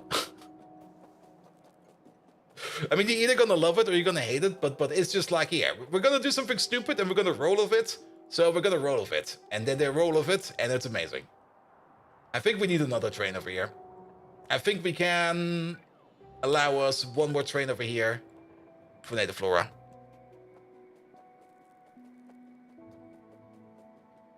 Good. And Drifters? Yeah. Dragon Ball was fun, but the abridged version, now that was entertaining. Yeah, I mean, at least the abridged version gets stuff done, you know? That's also the thing I'm thinking about One Piece, and I think, did they announce that they're doing that, or was I dreaming about that? Or did that maybe just go somewhere else? That they're going to be working on an abridged version? Because if you start watching One Piece, what is there like now? Like 1,200 episodes or something like that? You just go like, 1,300 even? What the fuck? I mean, at least at the beginning, the pacing is still fine, but at some point in time, the pacing is just going to be like, oh, no. Shield Hero 1 was great. Season 2 was a bit meh. Season 2 was terrible. Season 3 made up for it. Season 3, it seems like the animation budget in Rising of the Shield Hero, Season 3 got like a bit of an upgrade. Oh, there's still signals missing over here. So that got better, but it was still kind of meh. And wait, your beard shrunk. Yes, it's now silver, mate. You now got the silver beard. And after silver comes gold, and I think I've even paid up all the way up to diamond. I actually have to check up on that. I don't think even that somebody has a diamond yet. I'm not even quite sure if anybody even has gold yet. Because to get a gold beard, you have to be like subscribed for, I think it's 5 years or something like that. Where's it even? View rewards? Is that under rewards?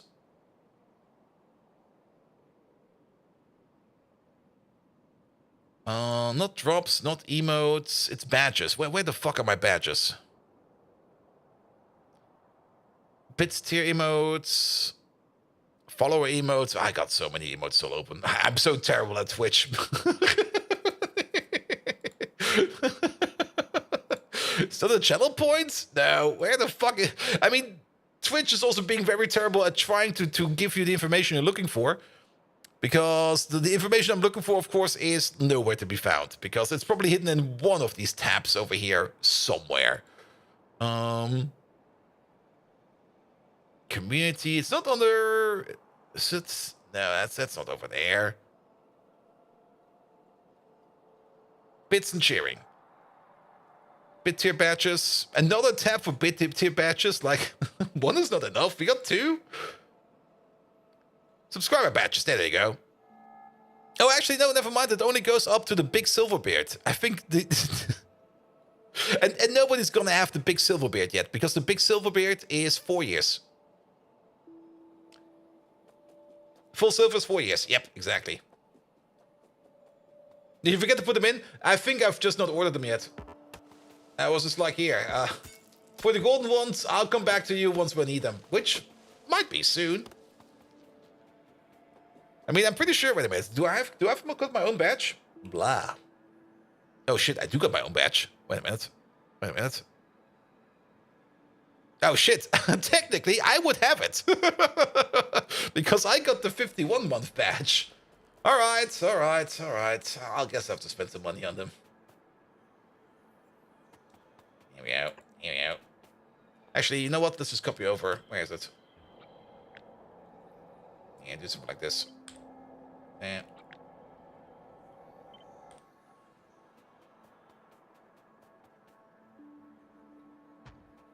That'll work.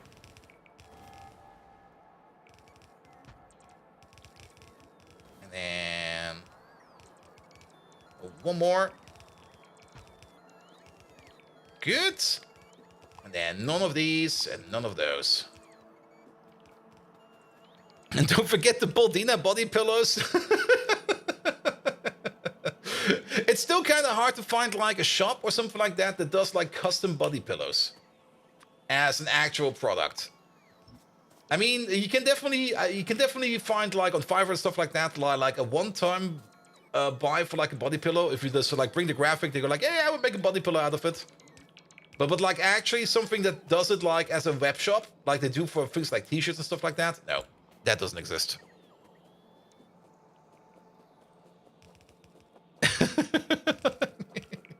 And for the record, please don't pay money anything for that.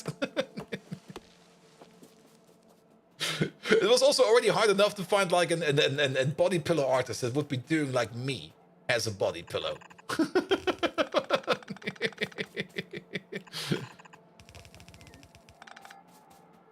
Here we go. All right.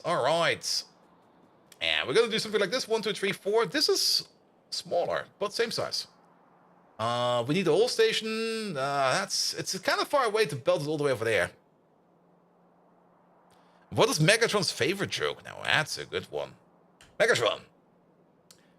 We're still trying to invade the German... not the German government. We're also trying to invade the German government. Actually, no, yes. We're trying to invade the German government. And as we all know, the Germans are very much about laughing. So we need to come up with the best joke ever. Megatron. What is your favorite joke? You can get body pillows in that size. Oh, you can get them in king size, all right. It's like a full-size mattress.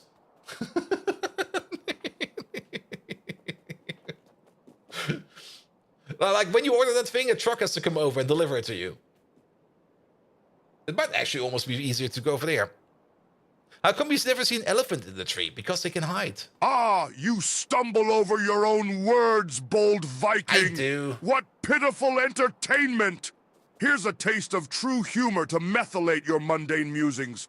Why don't machines ever laugh at the enslaved Autobots?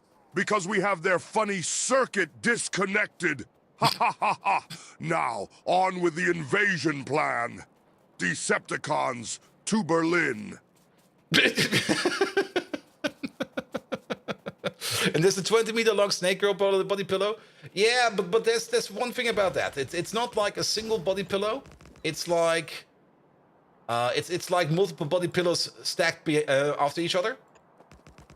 I mean, there's a sleeve for it. Yeah, that does exist, and that sleeve is ginormous. It's basically made up of like 4 individual pillows.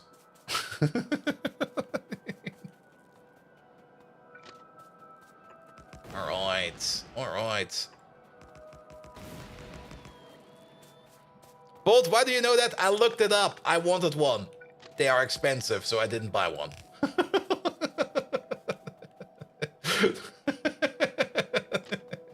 Because having something like a 2-meter long body pillow is kind of fun. Also, it wasn't really that adult themed. It was just basically the whole shtick was it's long. Oh, hello. Goodbye. There we go. Also, wait a minute, what's going on over here?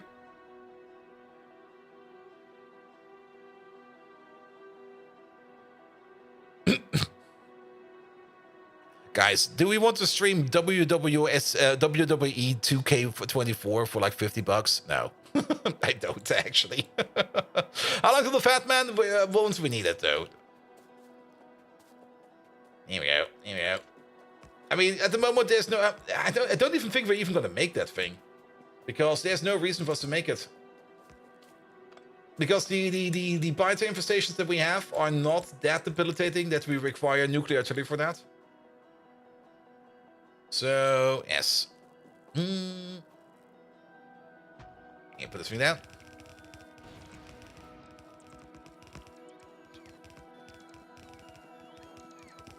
It also applies for body pillows? Yes, it does. It does, definitely. You need a reason for nuke artillery? Yes!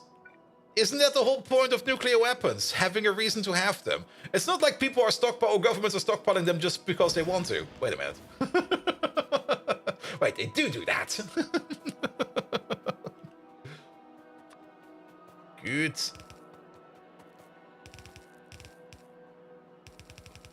The reason you want them, big boom.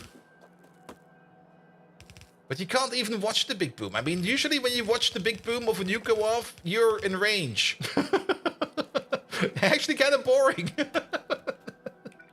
Like when you see the flash of light, you already know, like, yep, that's radiation. I'm going to get some funky kids, all right?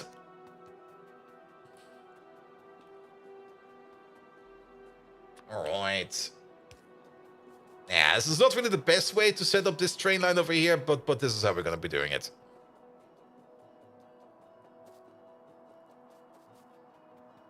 Megatron, what are the best parts about a nuclear weapon? And nuclear weapons are highly expensive to maintain long term. If you get away with not having them, seems like the better option, but sadly it's also true. I mean, the amount of money they basically cost to have them around. And that's actually a good question, if you would put it into perspective. Nuclear weapons, bold Viking. Their range, their explosive potential.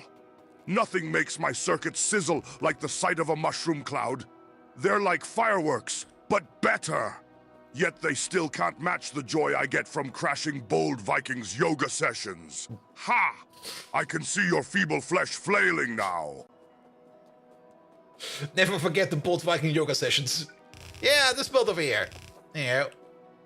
Yeah, we'll just put you on over here. It'll be fine. Good. Pom. What's that's Kimberlite rock? All right. Let's put you over there. Then we're gonna be putting down a couple of signals. It's definitely going to be one of these over there. This is going to be two-way track for now. And we're going to be placing like a signal all the way over there. And the signal all the way over there. And then they can share over here. There's no reason to not really share other than this will probably be temporary for a long time. Here we go. And then you into there. And then we do the same thing over there where you go out like this. You go in like that.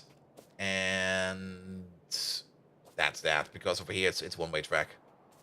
Good, good, good. Apparently the US is paying like 60 billion per year for maintenance. Wow. That's a lot of money, man.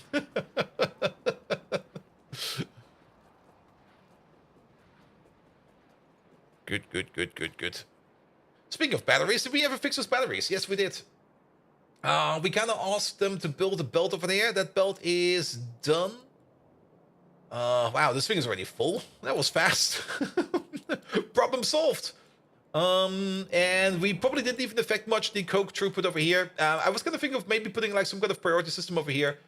I don't think we need that, because the amount of coal that we actually do require for crafting is not that high. There's not that much coal going around that we need for crafting, which means batteries should be going again.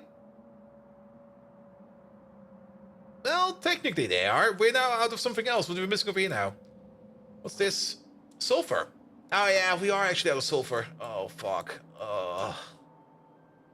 This is turning more and more into a maintenance day. This is turning into the things I wanted to do yesterday. Well then, you know the drill. Off we go. Let's get some power down here. We might be able to get some bots over here actually. Not quite sure if we actually want to do that, because this place over here is pretty far away. And they might get stuck in some kind of weird place.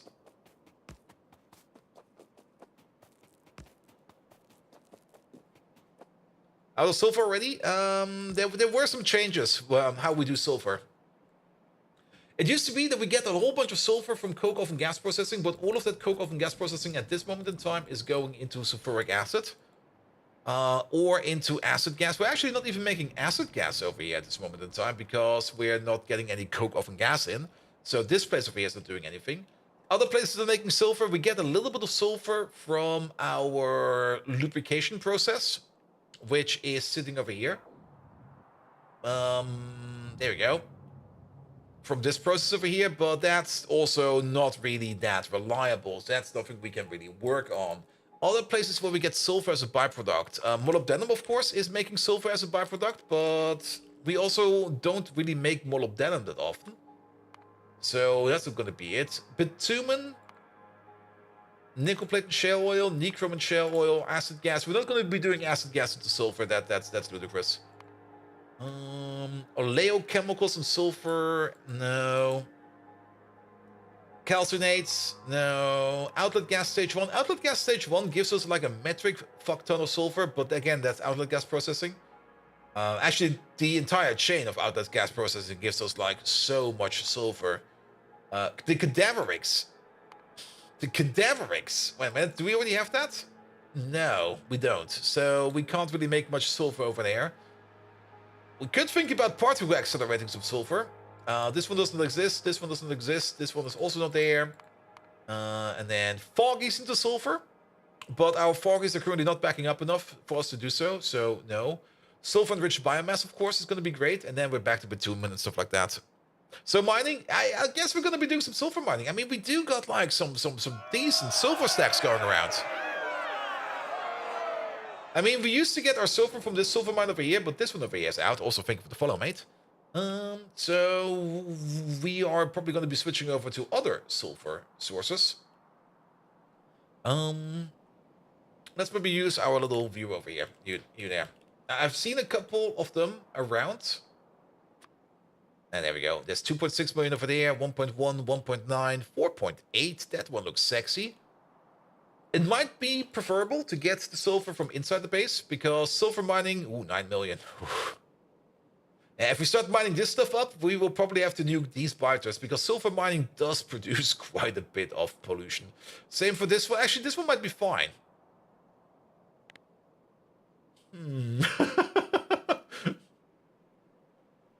Yeah, we're still fine over here.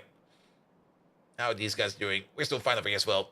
Yeah, if we start mining up these, then we will probably have to blow up everything over there. And then 1.4 million over there. There are some small outposts here and there which we could do. It's gonna be fucking annoying. We can't do that. We should do that. Oh, this one is easy to be converted. Look at this. There's basically already an outpost over here. Sure. Yeah, but we should get some more of that sulfur in. And sulfur is being... Actually, we are consuming quite a bit of sulfur in the base. It's not really that obvious. But for the sulfur pentoxide over there... Is that sulfur pentoxide? No, is that... What's this called again?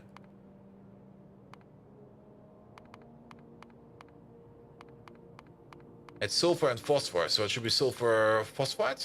No. Where is it? Phosphorus pentasulfide. There we go. That makes more sense. Yeah. This is eating quite a bit of sulfur, because the phosphorus pentasulfide is also the one thing that goes into parylene.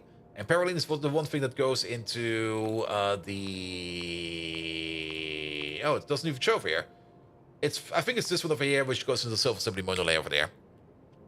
Mushroom sulfur is good sulfur? Yeah, most likely. But we are currently still having an issue that it seems we're just not pooping fast enough. Well, one of those issues should maybe be solved right now by getting more native flora in. We do see our augs over here pooping faster. Getting in augs Mark II over here would probably also help us out a bit. But overall, yeah, these augs, they need to shit faster. Pretty much.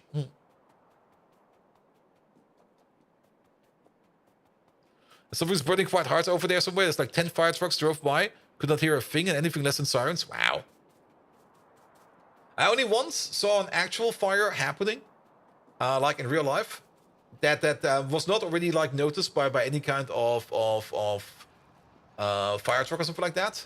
I basically, that was when I was still living in my previous apartment. I was basically going outside to go to the store to buy some groceries. And I just went outside and was like, something smells weird over here. And I'm looking over, I see like a construction worker smoking like a big cigar and was like, wow, he's smoking some really, really tough tobacco. Well, so be it. And then I was walking to the supermarket and it was like, hey, that smell's getting intenser and more intense and even more intense. The supermarket was like about maybe a kilometer or two away. So it was a nice walk. And usually it's a nice walk because it was like all flat. It was summer, so it was a nice walk. And then I walked to the supermarket, and on the parking lot of the supermarket, there was just a car on fire. I'm like, what the fuck? I smelled it like 2 kilometers away. You left without finish up the floor outpost, missing power. Not only are we missing power, we're also missing the miners. So even if we bring power over there... Wait, we did power, didn't we? Oh. Wait, what happened to the power? Oh, I see. Yeah, but there's no mines over there. So even if we didn't even finish it yet, we have to come back regardless. And now 3 ambulances? Wow. Good, good, good. But yeah, the cadaverics is also a thing. Can we use the cadaverics for straight up sulfur? And Lego Ivan. Hello there. I mean, the cadaveric farm is in place. We just never finished it because I couldn't be asked to do so. I was just like, yeah, that's a thing. Went off, did something else. I mean, the cadaveric farm is going to be very much important if we're going to make some demetyl sulfide. That's basically the reason to do the cadaverics. And demetyl sulfide is something we're going to be needing for, I think... Ooh, wait a minute, what's this? Oh, that's coal-rich biomass, yeah. Demetyl sulfide is going to be something that we're going to be needing for later sciences. As well as for the last rubber recipe. But the cadaverics overall, I think we can turn the cadaverics into sulfur, but that is something we have not unlocked yet. Sulfuric biomass, yeah, that could maybe work.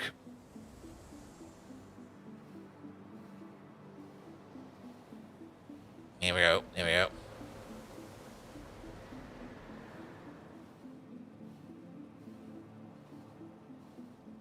So you guys started pumping uphill from a river into a basin for their pumps, and after a couple of minutes, the whole thing starts flooding. Wait, what? Because the pumps are running at 12 cubic liters per minute. That's a lot, isn't it? That is a lot. All right. 12,000 liters per minute. Yep. Is it a little bit more than that? I mean, a liter is... Yeah, it's 12,000. Yeah.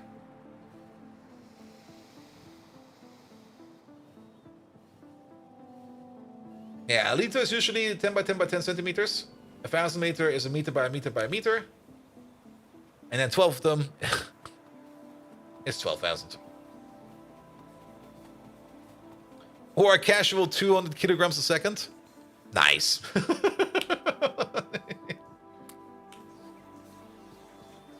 All right.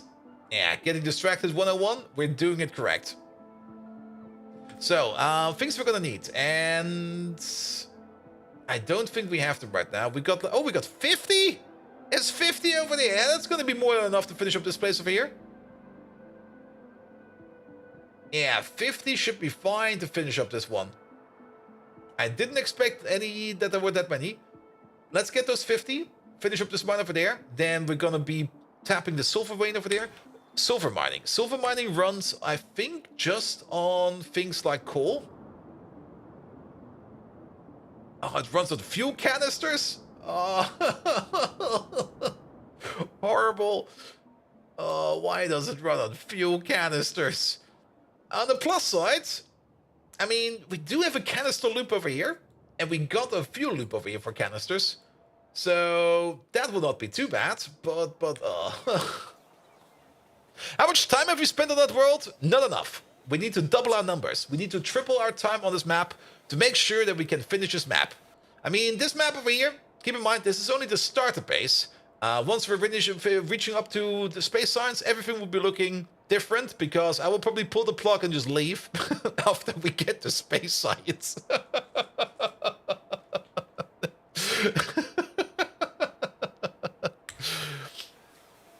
Megatron, can you guess how many hours I have in my single Pi playthrough map? Logistic worms will get the fuck out. Logistic worms are actually going to come so late in the game that we might not even make them. Because logistic worms, where are they? They are over here. We get them at utility signs. Bold Viking, your capacity for wasted time never ceases to astound me. Since you've spent enough time on the Pi playthrough map to raise a human infant, I'll guess it's 7,000 hours? Your obsession rivals even my own for my beloved bottle cap collection. Counting beans would be a better use of your time. Yeah, it's gonna be the same thing again, isn't it? Like, we're gonna get at some point in time to utility science, and then it's just like a jump and a skip to space science. And then it's just a jump and a skip to third victory. We're probably not even gonna do worms. Because there's no reason to. There's absolutely no reason to do the worms. Like, once you reach utility science, you're basically done. Because... what is the one? We probably need to do a little bit more of nuclear processing. Just to get to probably the things that we need for space science. And then we build the quantum computing thing, and then we're out.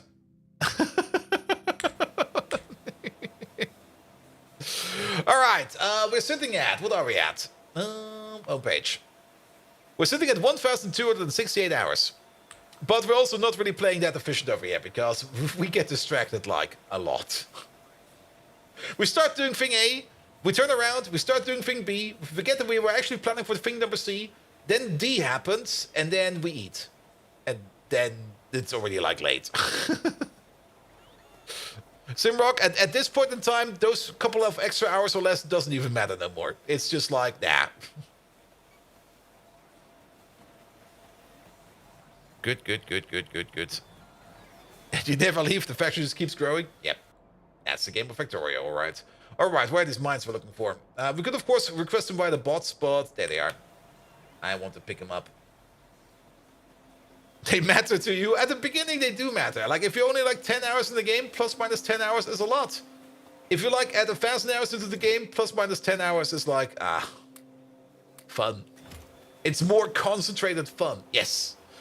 We are gonna need some canisters because we have to make a couple of canister loops. I made a canister maker over here somewhere. There it is. That's like half a work week.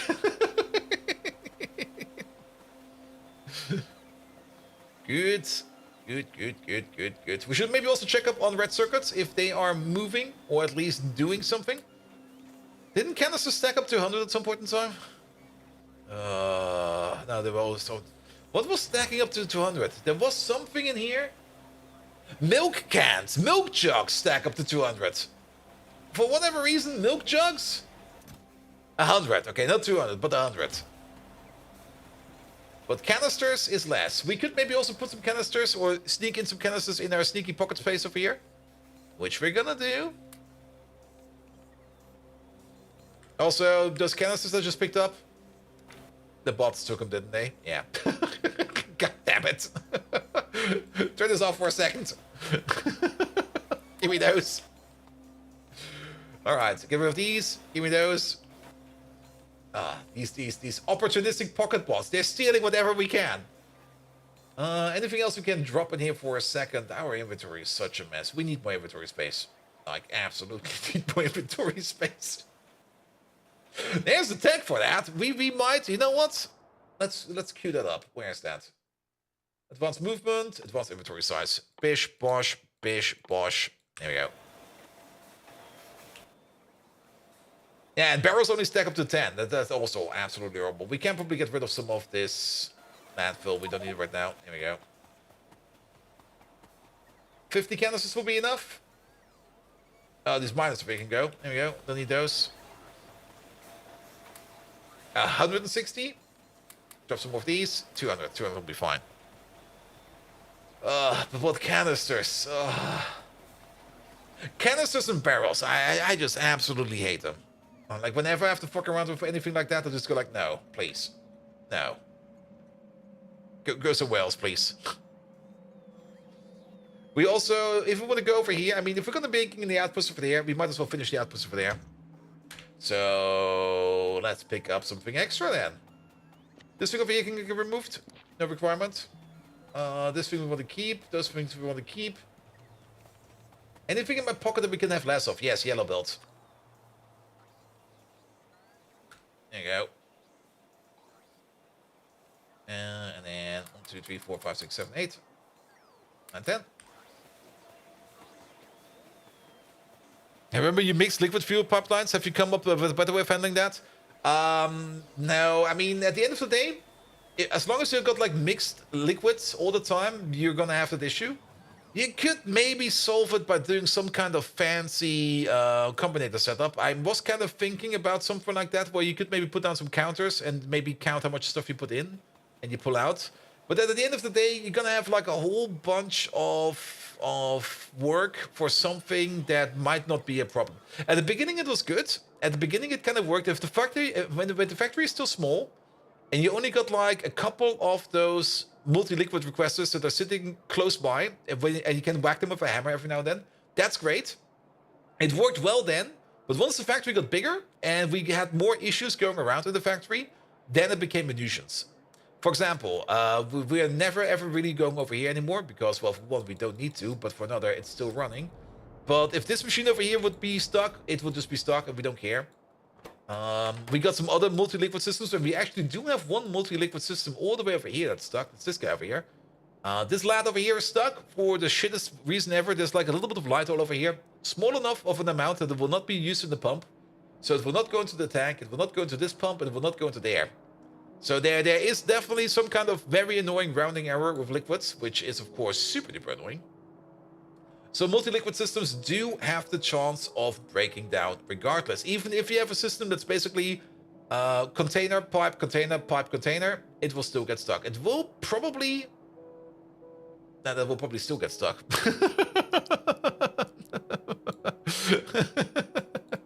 Yes, like something that you could use to maybe like make like a unified fuel would be bloody amazing, but that's not part of the base game, sadly.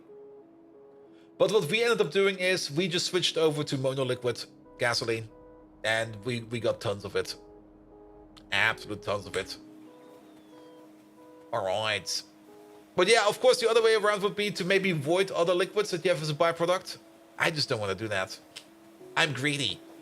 Why would I waste resources I've spent time and energy to get? Unless I get them for free, but if they come from some kind of finite source, they will not be wasted. They will be sitting here until the day I die. We do void things like oxygen, hydrogen, nitrogen. But I don't think we waste nitrogen because that's always useful. Mostly because that's basically free. You just pay a little bit of power.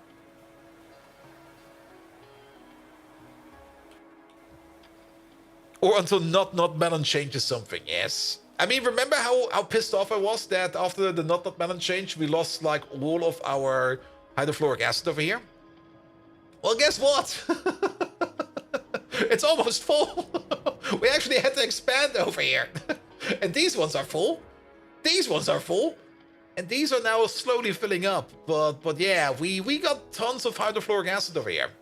From the phosphoric acid process, which is a very, very, very slow process. But I'm very happy to see that we got some hydrofluoric acid over there. Probably enough to run whatever we need. The tailing ponds no longer overflow. Oh, they do overflow. But, to quote myself from the past, not melon! There we go. Yeah, not melon at some point in time put a change in, where the tailing ponds flow over when they're like 95% full. And guess what? I was keeping them at 95% full because, well, if I can fill up a tailing pond up to 1 million, I fill it up to 1 million, right? Right? Or close to 1 million. And, well, that basically caused these ponds to flow over, and it caused a ginormous mess everywhere. That's also why we got some green grass over here, because after an update, all of this stuff over here got more or less upgraded to normal grass, which I was very thankful about.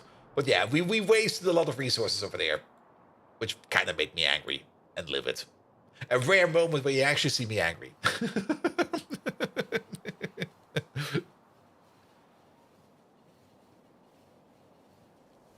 Good.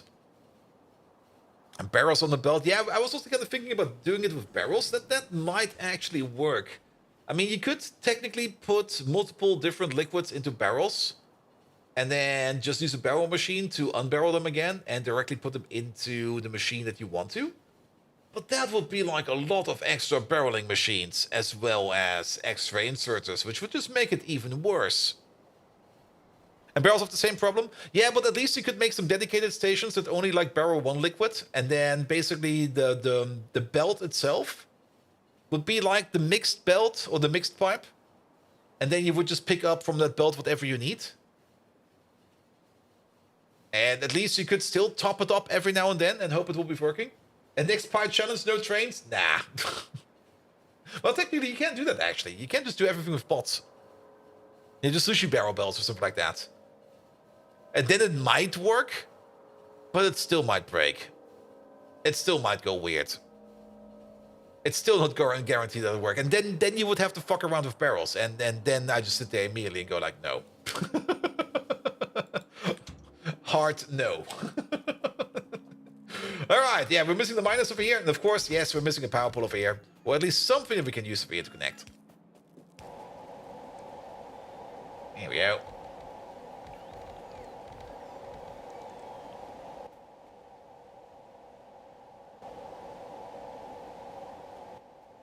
Did we not pick up 50 of them? Did I pick up any of them? Did we get distracted again? How many are missing? 5 are missing. And one of them is yellow. What? Why is one of them yellow?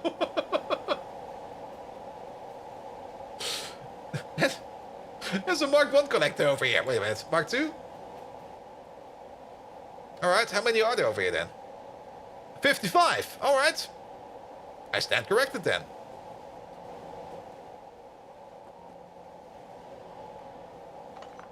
You are not doing anything so useful.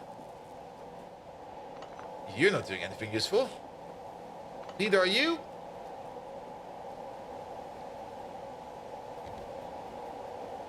This one is definitely doing something useful, as is this, as are these. Yeah, and then we'll just move the rest over once it's there. And is it just you, or is IS4 much harder than IS3? In Arknights, Integrated Strategies 4 is definitely harder. Definitely, because I'm also struggling, man. I'm struggling hard. I've not even seen the final boss yet. I've only made it past like the mid-stage boss twice. And I've got a good roster, man. But I'm also very much troubled with RNG in this game. Native Flora 2.8 provider. Like the last run I had in Integrated Strategies number 4, I basically had to run with five promoted defenders. And I think one caster and one archer. That was it. Pie Guy! Happy Pie Day to you as well, mate. Welcome, welcome, welcome.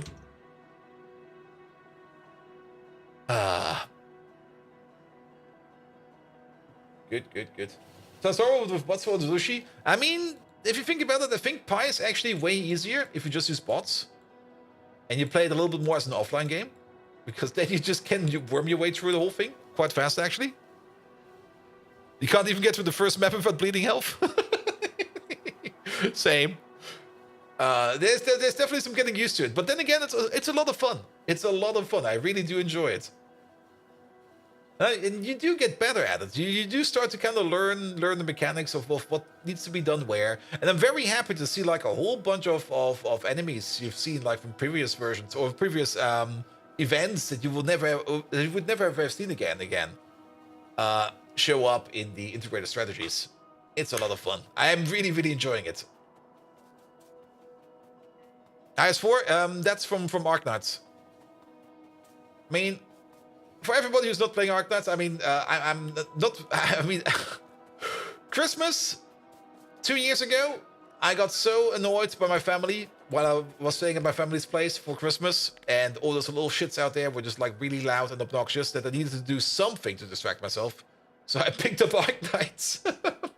And I actually kind of enjoyed it quite a bit. Yeah, let's put these in over here. And even though it's a gacha game, and even though I mean, gacha games are always like a bit like, careful, don't spend all your money on it. But to be perfectly honest, it's really fair actually. You can easily play that game and have a lot of fun with it without even having to pay a single cent. You got into it because of False Arknight stream, and the only thing we did on that was like pulling gacha pulls. I don't think we played even a single map, man.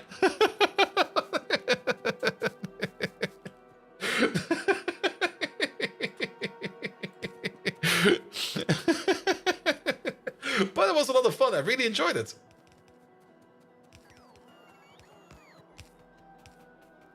But yeah, I mean, it's some light, lovely gaming. I do on the side, especially during boring meetings. It's easier to pull up like something like a gacha game than to pull up something like Factorio while you're in a random meeting where you don't really have to pay much attention. All right, we're gonna get ourselves some sulfur. Hey, perfect. You can mine it straight in there. Excellent. How fast are these going? 5 per second? Great. But I think the mining time of sulfur is something like 200%.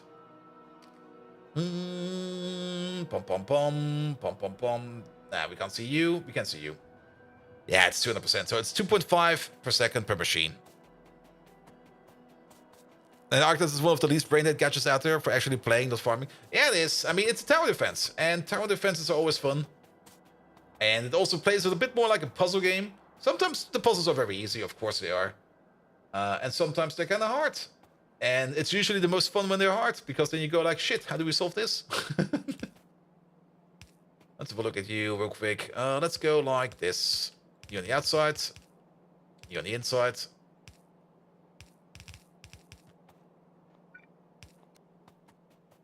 Just Ifrit it. I don't have Ifrit.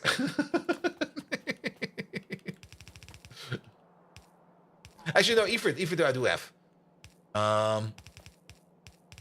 The other one I was thinking about, what's it called again? The Angry Red Lady. Good.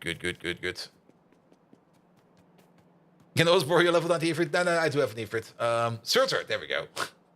So there's the other one that just bogs everything. Your mobile game is mostly Mech Arena right now, but it's heavily cash shop. Yeah, that's usually... I mean, Arknets does also have the cash shop, and you will find things in there that most cash shops are frowned upon, where they go like, here, you can spend like something over here for like $200 if you want to, and you go like, please. But you really don't need it. You really do not need it. Is that going to unload the train? Yes, it's gonna unload the train by... Wait a minute.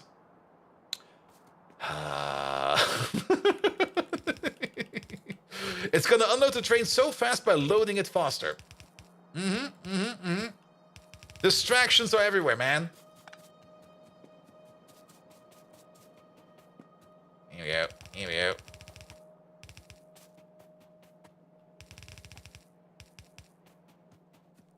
You don't buy cash shops, even pay for convenience. I just don't like pay to win stuff. Yeah, that's definitely something you don't really have in Arknuts. Like, you can, of course, spend a hecking load of money, and I do know that there are people out there that spend a hecking load of money on Arknights, because they always exist. But it's neither required, nor really, really that useful. I mean, things I do buy every now and every now and then it's like once per year. Is when the anniversary happens. I do buy, like, the anniversary package. So, like, here. Guys, I have so much fun with this game. It's giving me a lot of joy every day. So, here. Have some money.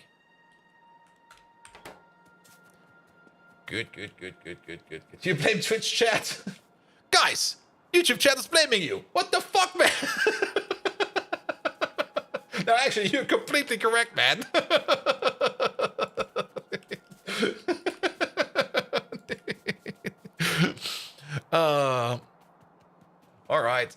All right. Good, that's going to be a little mine over there. Now, we do need to figure out how we're going to be doing fuel over there. Good thing is, they're all kind of close to each other. And we need to put in some kind of stupid fuel loop. So, how about something like this? Go this way, go that way. Then we need to get you in somehow. And we need to get you out somehow. Then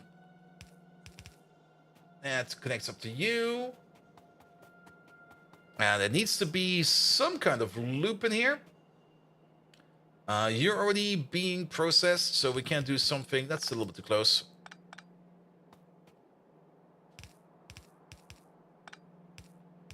So that we can reach you.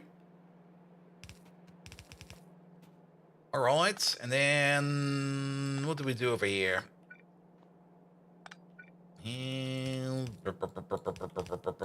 Okay, this is going to be horrible. Do it like this, do it like that, come back, and we got everybody.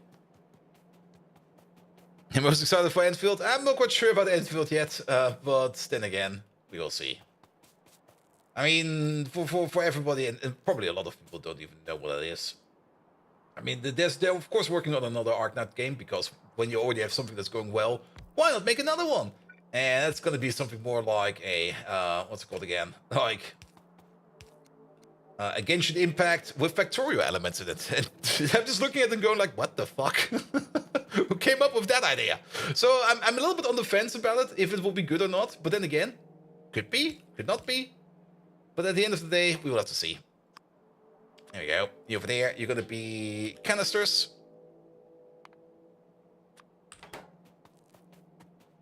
So have you heard of Industrial Annihilation? Wait a minute. Industrial Annihilation? I've heard of Total Annihilation, and I've heard of Industrial Revolution, but Industrial Annihilation? Alright, you over there, that's you. 1, 2, 3, 4, 5, 6, there we go. And then 1, wait, other way around. 1, 2, 3, 4, 5. Who we're missing? 1, 2, 3, 4, 5, 6. We got them all. And planetary annihilation. I also know about that one. Acronymus, can you put it in the Discord? Because Twitch chat that it will be a little bit harder to dredge it out of Twitch chat. Let's put it like that. All right, let's put some parables in here. in Discord, everybody can see it, and then I can get back to it. Let's also put some lamps over here. Oh yeah, today seems to be definitely going to be like a whole hacking load of admin. There you go, that should be enough lamps. Did they release a $60 horse skin? Wait, what? Except there's a $70 game with a $15 season pass 4 times a year, plus a cash shop. Dear Blizzard, go fuck yourself. Yeah, I mean, I'm not even looking at Blizzard games anymore. Like Blizzard, whatever they do, I don't care. I really don't care. Like they can keep they can keep whatever they're doing for themselves.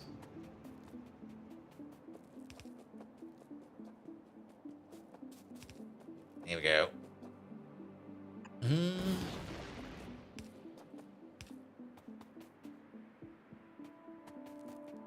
Bobby wants to buy TikTok? You mean Bobby Kotick? Oh god, please don't. It's gonna be like the worst thing ever. Oh. Actually, this is not gonna work like this. Wait a minute. Well, this is, but this over here is not. So we're gonna do something like this. Upper priority over there is gonna be canisters, the empty ones. The empty ones we are gonna be spinning back. The full ones need to go and loop around. There we go. Also, we never connected this thing up correctly. Because you go like this then, and you go like that then, and then I'll be right with you, and there we go.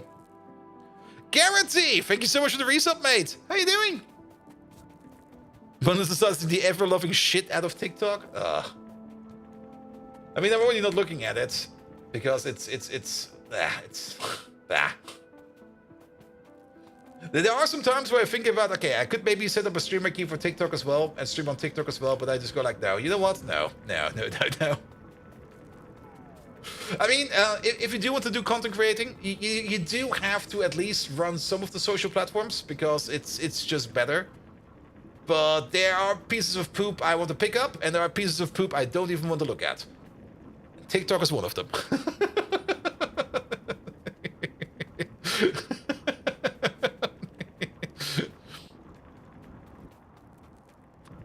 Here we go. Yeah, put some more canisters in there.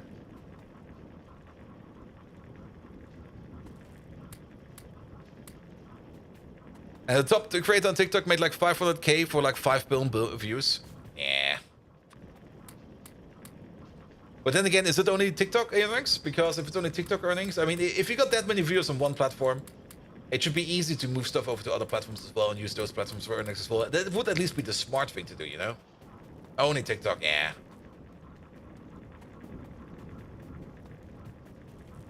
I mean, that's also kind of why we're trying to run a YouTube channel on the side, which I'm really failing at. Because the only thing that's happening on the YouTube side is more or less the Twitch streams. I do want to put more effort into YouTube, but like I already said, there's only so much time in the day. And with Rimworld coming out soon, the new DLC, as well as Factorio 2.0 coming out soon, I'm gonna even have less time. Looking forward to playing Factorio this weekend. Oh, mate, it's gonna be amazing. Here we go. And only Activision bought them. They really have gone downhill. It was the time before that where they were by far the best company out there. Yeah. You missed the Pop-That videos? Yeah, I just don't have the time for them, sadly. I mean, for a living, I do work, and working for a living is way more important than making any kind of YouTube content. And I was like so burning out on making YouTube stuff that it was even affecting my work. And at some point in time, I was like, nah, something needs to go. So we basically scrapped the YouTube part. The Twitch part is still there to find. The Twitch part is at least more relaxing, weirdly enough. But making YouTube content was affecting other stuff, and I was like, at some point in time, like, yeah, no. It's getting the can. It's getting axed. It will probably be back at some point in time if I maybe manage to move some stuff around. But, well, for that, we need to manage to move some stuff around. Good, good, good. All right, we're at least making some sulfur over here.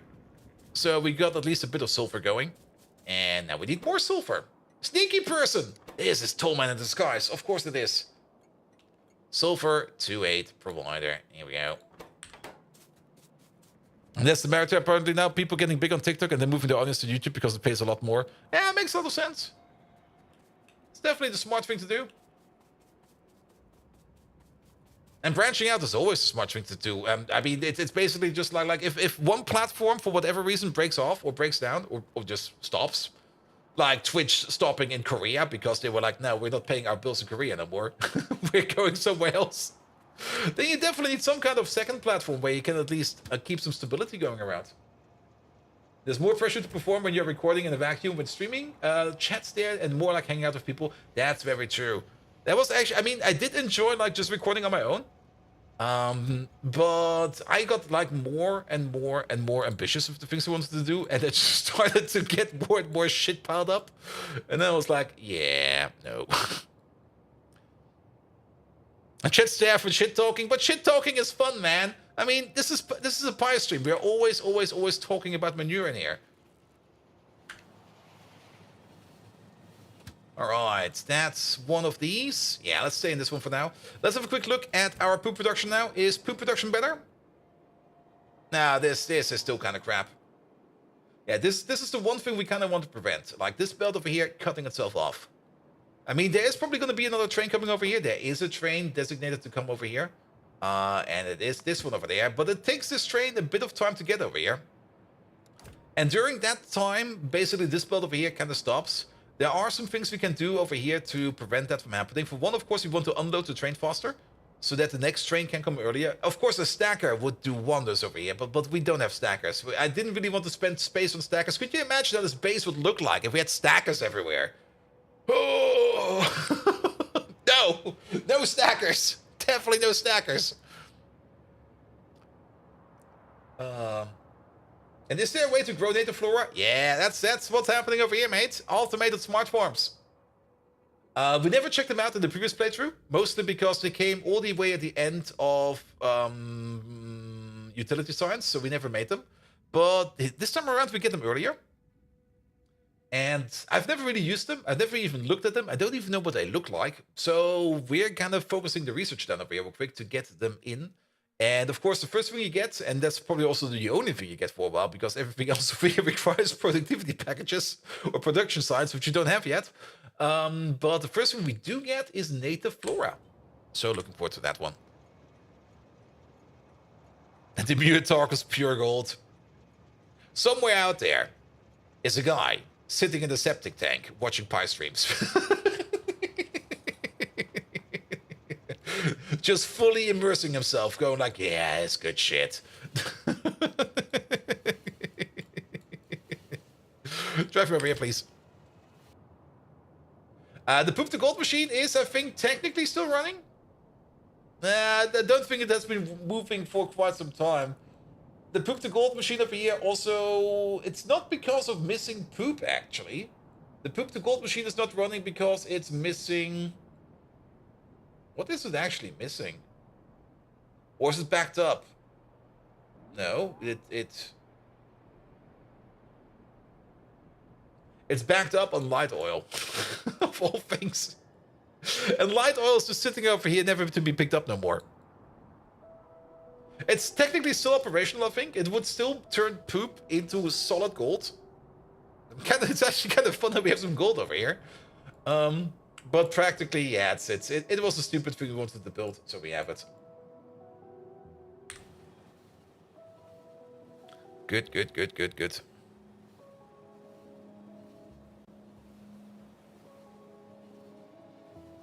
You know, I totally understand that another Factorio streamer I won't name likes to complain about the YouTube views, and I always wonder why you keep going at it. If you're already complaining about YouTube views, that means you're doing it wrong already. That means there is a problem, you're just too lazy to analyze it. Also, that's a kind of interesting move. Gold panning on the toilet. Yeehaw! There's gold in them poops!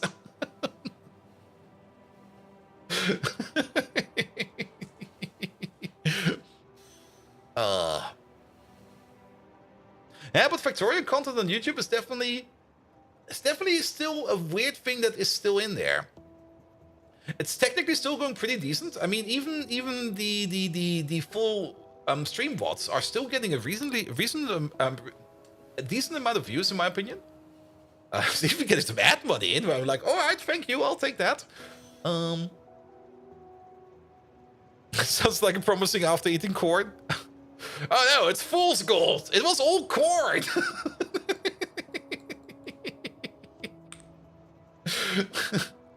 Hey, what's going on over here? Do we still have a traffic issue? The traffic issue is now more over here, it seems. The traffic issue over here? That's not really present. I think we had like 2 different issues over here which were like interfering with each other. Yeah, and this thing over here is probably also the best. I think we need to push this thing even out further.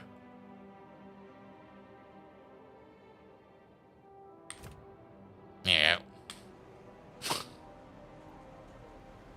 It's kind of simple. When 25% of your content is you complaining about your job, and people watch you for doing, and the player has stagnated for years at this point, why watch the numbers go down? Yes.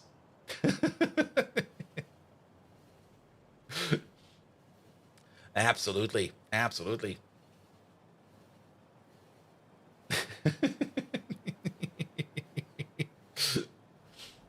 And even back then, it wasn't even that good. It was just like hyped because people thought like, oh, this is great. It wasn't.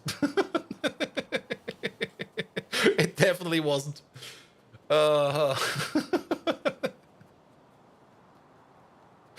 Because if you think about it the reverse, if it has stagnated, that means it never got any better. And if it's doing worse now, that means it always has been shit. Yeah, but actually running actual YouTube content these days, it takes a lot of work. And that's also a bit of the problem. I mean, of course, and that's definitely a thing, or at least an idea was like floating in my head at some point in time.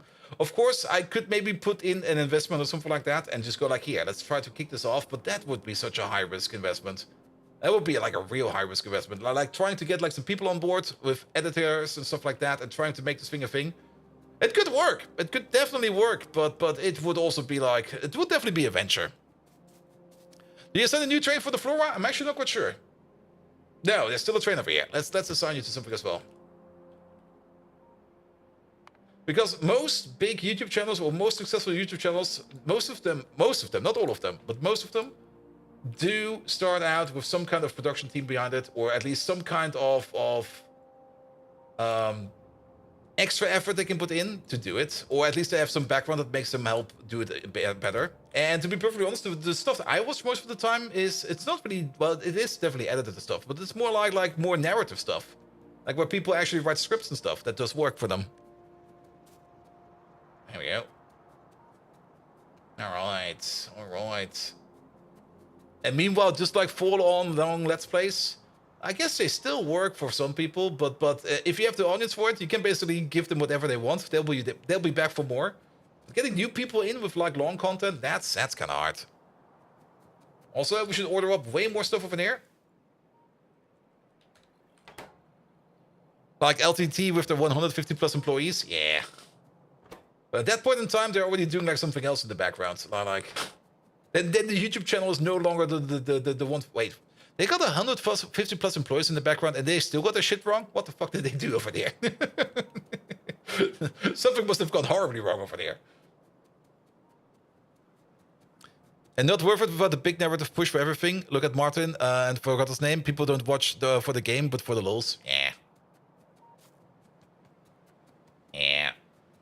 And that's also why I'm more focused like on the Twitch stuff, because the Twitch stuff is definitely like having all the community over here and having like all the people around is way more fun than speaking to the void. Though it is a very fun job description if you think about it. Bolt, what do you do for a living? I talk to the void. What?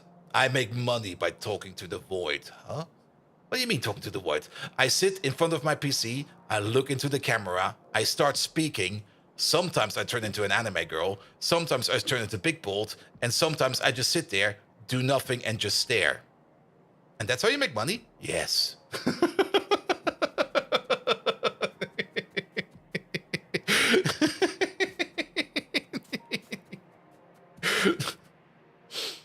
He's the psycho, get him!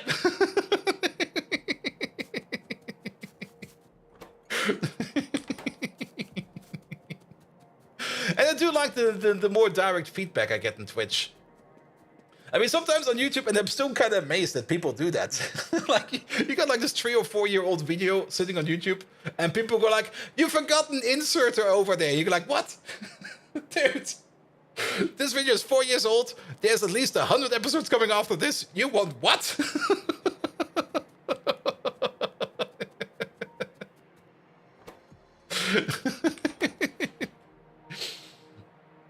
I started playing Factorio after watching Caledon and Catherine the Sky on YouTube. I learned oil cracking from Catherine the Sky and trains from Caledon. Caledon knows how to do trains, really?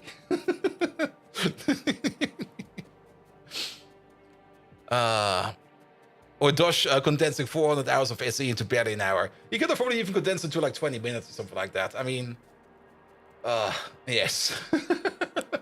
All right. But that's also the reason why I do love games like Factorio and even Minecraft, especially the automation packs in Minecraft. There's just stuff to do. You just sit there, you solve your puzzles, you try to make things better, you look for things that are running bad, you optimize them, you move to the next problem, etc., etc., etc. Something is... What's going on over here now?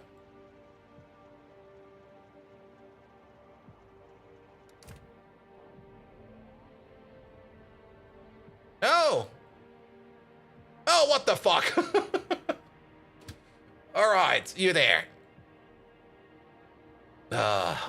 Pick me up. We're gonna fix this afterwards. Yeah, go over here.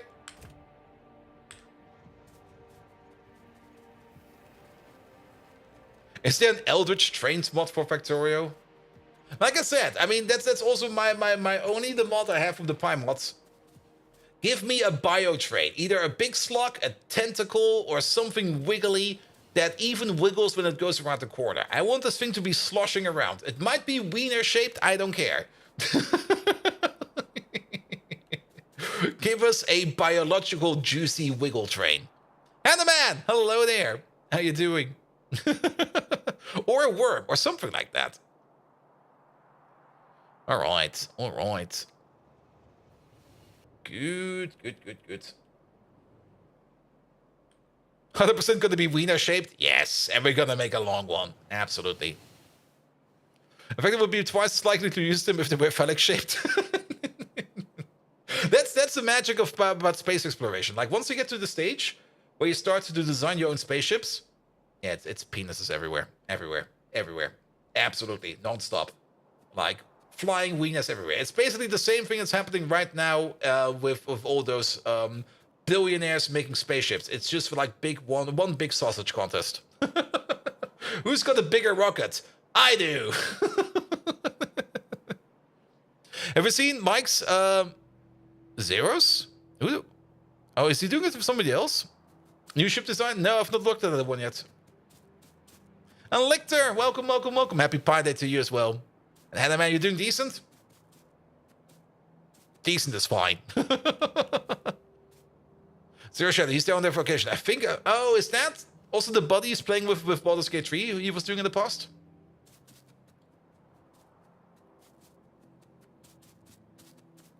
But yeah, I mean that's one part I really do enjoy about space exploration, like the whole spaceship design part, because there's a whole bunch of great stuff you can do in there. Ah, just a viewer. Okay, I see. Okay, not the train we're looking for. Where's the train we're looking for? And that's also the reason why I usually want to get back into space exploration, because once you get to like spaceships, things are really fun, especially train ships. Like, just make like a train barge that goes around, and you have like interdimensional, or not interdimensional, but interplanetary, intersolar system train ships, space trains. Fuck yeah! There he is. All right, yeah, here. Give me those batteries and everything else. Wait a minute, have you been bleeding out that stuff as well over here? Or did that just recently happen? Where was that even? Wait a minute, where the fuck are we going? Are we going back? We're not going back. You were over here somewhere. You were stuck over there. Yeah.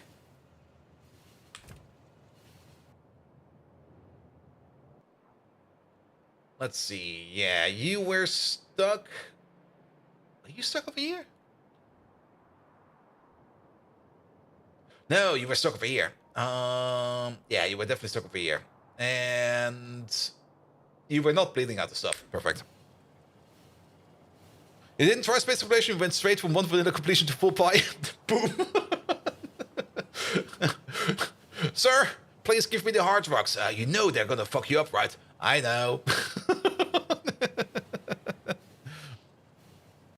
And Baldur's Gate 3 was canned. Yeah, same thing. Probably also why I canned it. Baldur's Gate 3...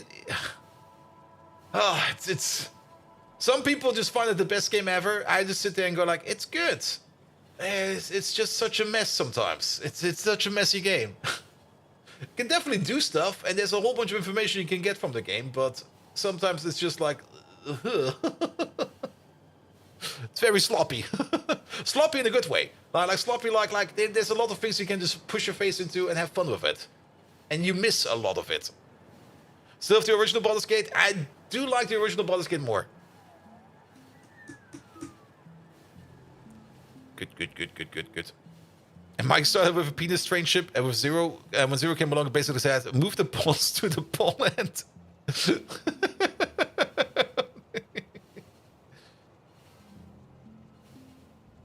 Oh, Baldur's Gate, his nickname was canned. Oh! And that was the time when BioWare was the mark of quality? Yeah, definitely. I mean, the original Baldur's Gate 3, the original Baldur's Gate 3, what the fuck, man? The original Baldur's Gate 1 and 2, both of them. I mean, especially that you could, like, import your character from Baldur's Gate 1 and put it into Baldur's Gate 2. That was just bloody amazing. That's something you don't really see that often anymore. Like, that's like one of those features you only get, like, well, every now and then. Of course, you had that with Mass Effect, but Mass Effect, well, that was also BioWare. They know how to do that. But then again, I think the imports you could do in Mass Effect were not really that important. It was basically just like who died who in the past and stuff like that. It was just having like your character and technically all your equipment if you knew the trick.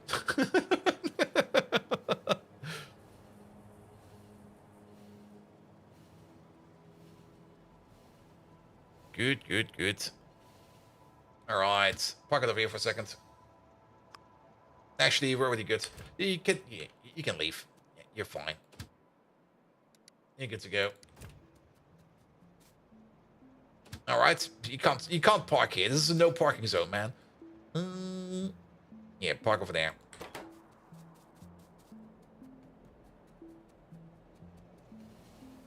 Mass Effect had like 4 choices to carry it over. Yeah, and I think it was only like who died when, and that's that. Like this character died there, that character died there, blah blah blah, bish bosh bish, and all games are basically, well, something different. Good. Alright, let's just take this out. Yeah, we're gonna keep the provider. Oh, the ejector, but we're gonna get rid of... we're gonna get rid of the requests over there, so that this will not happen over here anymore. Good. Alright. Distraction 101. Let's continue. Hey, you know what? There's a sulfur field right over there. Let's tap it. Actually, it's right over there. Do you really need 4 on the Yellow Lotus? No, I don't. Yeah, let's put this down to 50 as well. We rarely use the Yellow Lotus. I mean... And usually when we do use Yellow Lotus, we end up making something like a big blueprint out of it that will be supplied from the mall regardless. So, yeah, we don't need that. Alright, if we're going to be mining sulfur over here, where does it go? We need a place to put the sulfur so we can export it. It's this place again. There's like no space over here.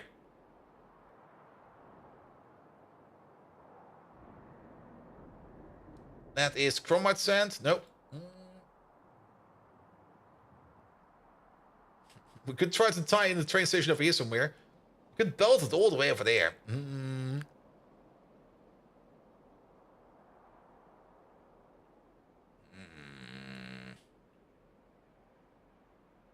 And we could maybe here.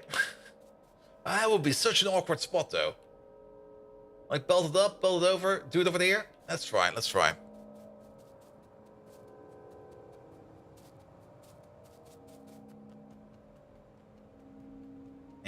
if we go for like any kind of provider over there, pom pom pom pom pom pom. Yeah, we got the space for that. It'll be fine. Soft feather, hello there. Finally, trains. It took so long to get them going. Rails are expensive, are they? I guess they do require solder, don't they? Steel. Oh, steel's cheap. The treated wood is probably the hardest part. Solder is also going to be a bit annoying. And then later on, you can make them out of concrete. I'm not even quite sure if we're even doing the concrete recipe yet. Here we go. All right, go over there. And then we're going to be placing the train station over here somewhere. 5 solder is the annoying part. Yeah, the solder can probably be very annoying at the beginning.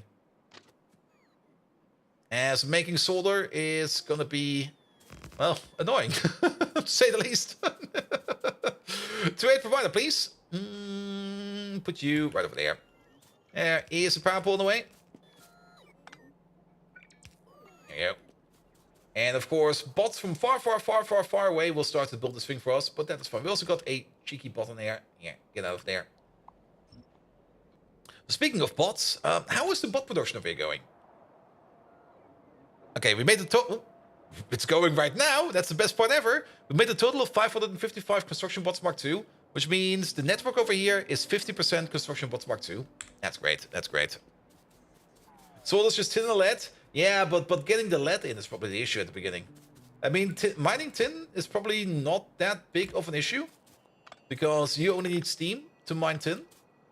But getting the lead rolling does require things like acetylene, which is also not too bad, at least at the beginning. But acetylene is also kind of annoying to make. And also, you don't really get that much lead out of your lead mine. I mean, it's always going to be like a bit slow. Not too bad. Just 1 lane of coal to acetylene is for like 40 acetylene. Yeah.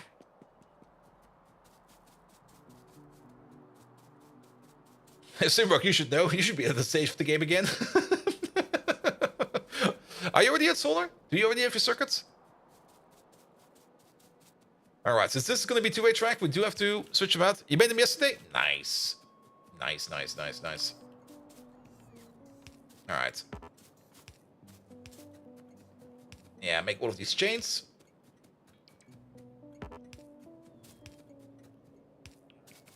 Here we go. So we can reserve a path in here.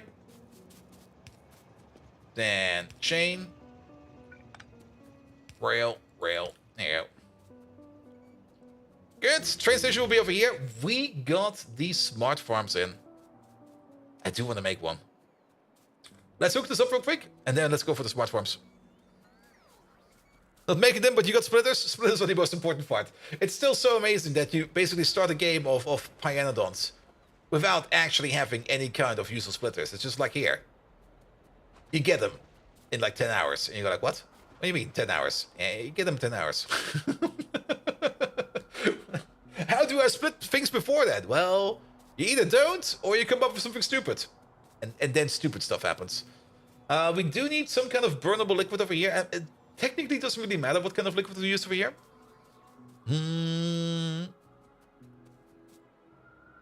There must be some kind of burnable liquid around here somewhere. Glycerol's, I think, not burnable. It has no fuel value. Acid we can't burn. Acetic acid we cannot burn. Wait, can we? No, we cannot. What about Arcoline? I don't think we want to burn Arcoline. It's syngas. We can burn syngas. We can use syngas. Syngas will be fine. Alright, each one of these makes 2.5 per second. So that's 5, 10, 15, a little bit more. Basically, all of this can go in a single red belt. There we go. You have an excess of light or somewhere? Yeah, but that's all the way over there, and it's not. We're not going to be using the light oil train over there. It's a very old system. Speaking of old system, did the train pick up, or is the figure over here working? There was definitely one delivery, so this train definitely picked it up once. It brought it over to the mall. Even better, so we got Olefins back at the mall, which means we can make batteries again. Great, which means we can make control panels again. Great, which means we have still no productivity modules in here. God dang it. All But you, I think, are also not waiting on batteries, are you? No, I think you're waiting on something else. No, actually, I think you are waiting on... How many batteries are on the control panel? 5. What the fuck? And it needs to be charged with batteries, which means they need to go over here. And yeah, there's just not that many batteries going around. And I guess they're also all going all the way out to all of these suppliers we've made over here. Well, we don't have any over there. Well, it'll be fine. It'll be fine. We do got some batteries in our pocket over here. We're probably just going to be dropping them straight into the mall once we're back down there. All right, let's wire this stuff up first. Red belt to this. There we go. You go over there. Right. You go on the other side.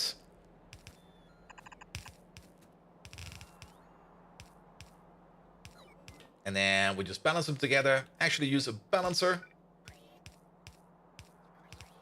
There you go. Off we go. Good. All right, and then we just need to add fuel, so we need to make some kind of stupid fuel line. We could use long inserters for that. You know what? Why not? Actually, yeah, we could. Because we can just place like one over there, one over there, one over there, one over there, one over there, one over there. You over there, you over there. We can filter these, right? Yeah, we can. And this one uses short hands. And then long hands over there again. Good. And then the only thing we do need to do is we don't want to accidentally eject. I got a premonition. Wait a minute. Did we set this up correctly over here?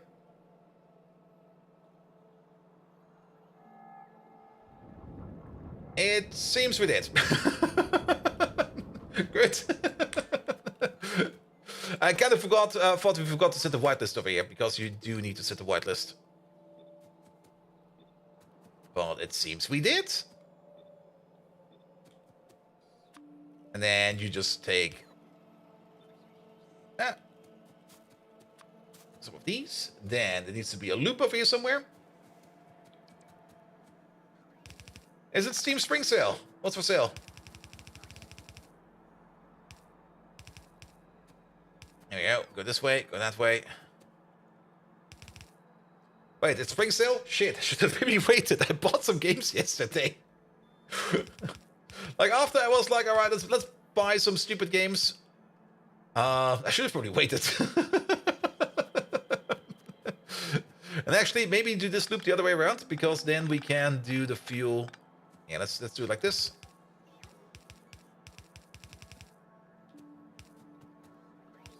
Here we go. Okay, this will be a bit weird. It'll be fine.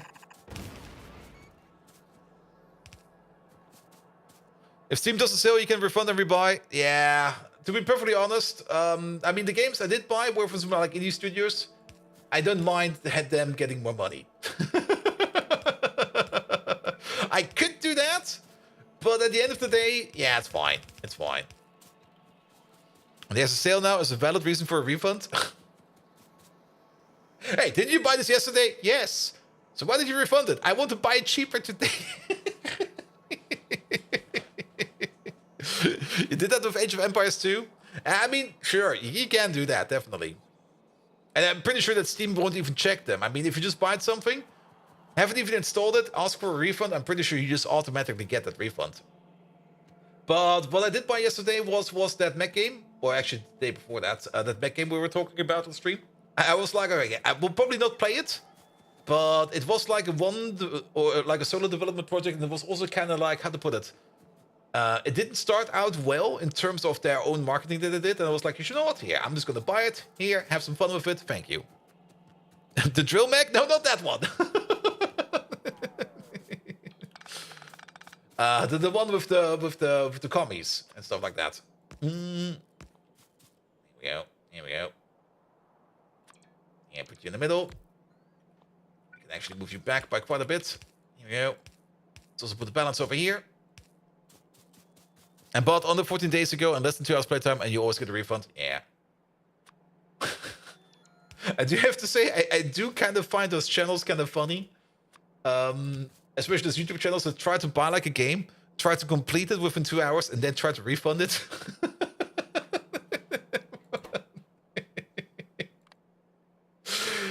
I mean, it takes a lot of effort to actually pull that off. It also takes a tremendous amount of planning.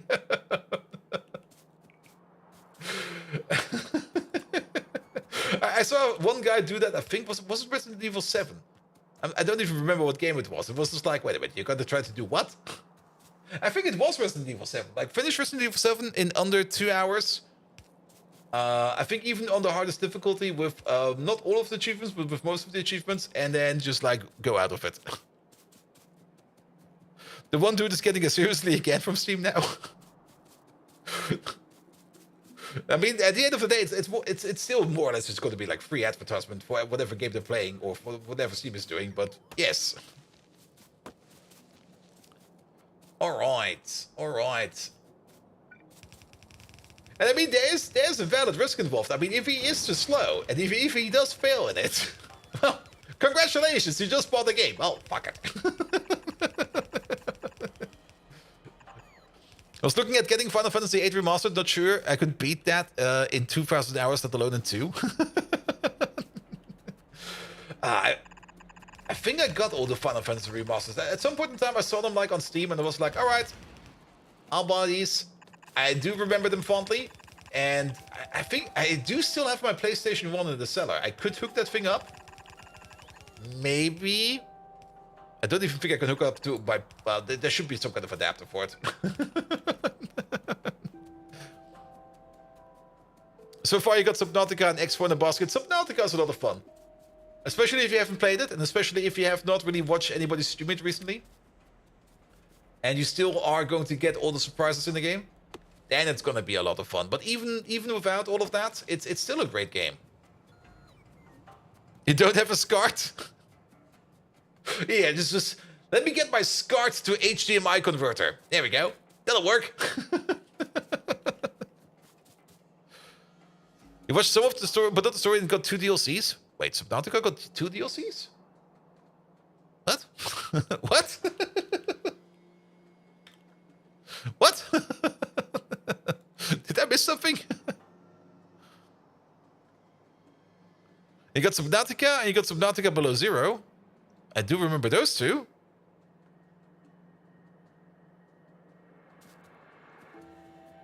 And SCAR to HDMI, of course that works. Have those. I mean, it's analog digital. There's some technological borders in there. You just can't pass them like that. I mean, you can probably easily convert the digital signal that's coming in, or the analog signal that's coming in from the PlayStation to a digital signal, and then just emit that into some kind of fake HDMI. Probably gonna still be absolutely horrible. There we go, put you over there. And be grateful it's not a coaxial of all the retros. SCART is coaxial, well, more or less. I mean, the PlayStation connection I had was more or less 3 coaxial connectors that went into a SCART connector that went, well, into the TV. If you hammer the cable into the HDMI port, it will work, right? Ooh. And I mean, don't underestimate coaxial. It's still being used quite a bit. But it's no longer used the way it used to be used in the past. And definitely running at higher and stronger frequencies than whatever PlayStation or the other consoles were using in the past.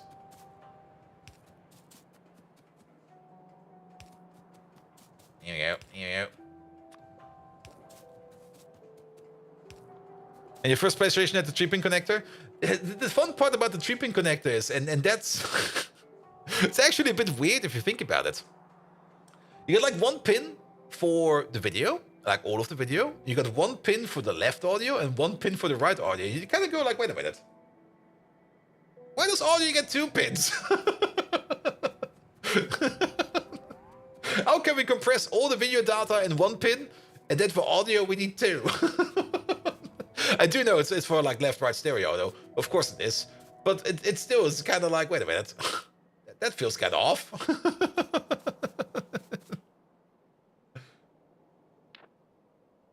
Here we go. You know what? We could even drop in our syngas canisters into here if we need more canisters.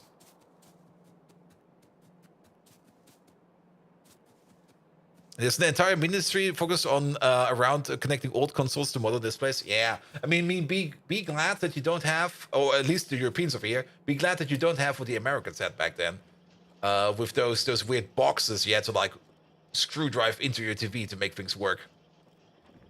Not quite sure if we ever had something like that here in Europe, but those American connectors were definitely like, ugh.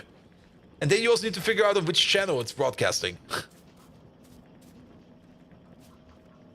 And people go crazy over this stuff. I've seen scalers cost like €1,000 each. Yeah. And they're super expensive to get a good one. It's probably easier to make your own, because, I mean, the technology behind that should probably, I mean, you can probably buy the components for that, just like on any kind of chip site, where you just, like, get the stuff together. And you don't even need to solder the stuff together, because you can just, like, send the stuff to China with a blueprint and go like, here, solder this for me. Just run it through a capture card. And you still need to connect it to a capture card. An American standard like NTSC, never the same color. We're the greatest, but was better.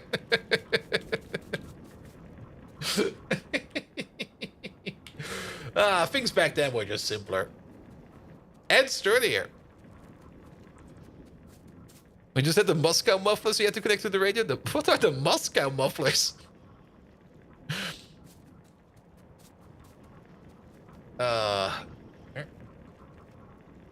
Alright.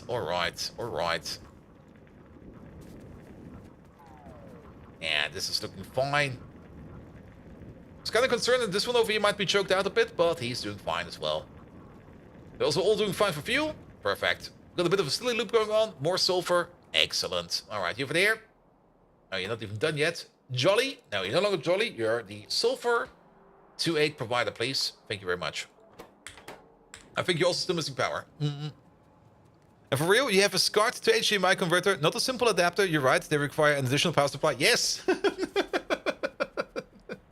They do require one. Because, I mean, the HDMI signal, that's a digital signal. That's like, yeah, it's digital. I mean, there's nothing much to say about that. It's digital. And the SCART connector or the coax connector, whatever you're using for that, that's just an analog 1-pin, 2-pin.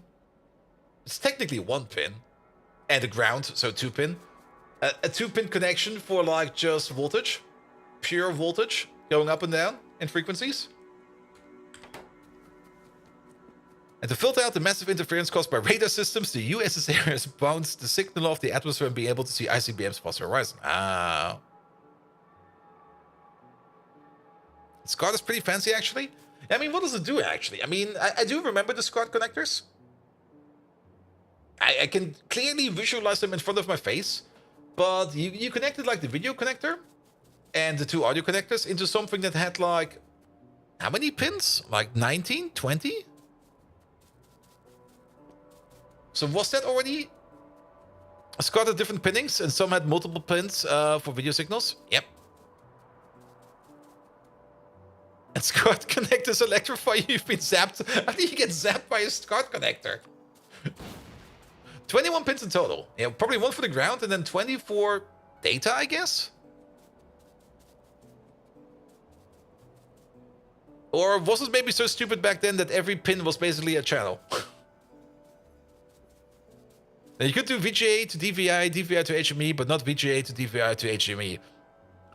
Keep in mind, again, 2 different technologies in here. The VGA to DVI adapter was using an analog connection. And the DVI to HME was using a digital one.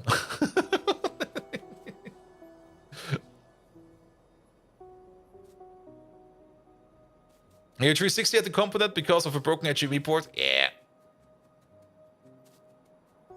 You've got the free SCART lid with your modern TV, but a bit awkward when you don't have a SCART input.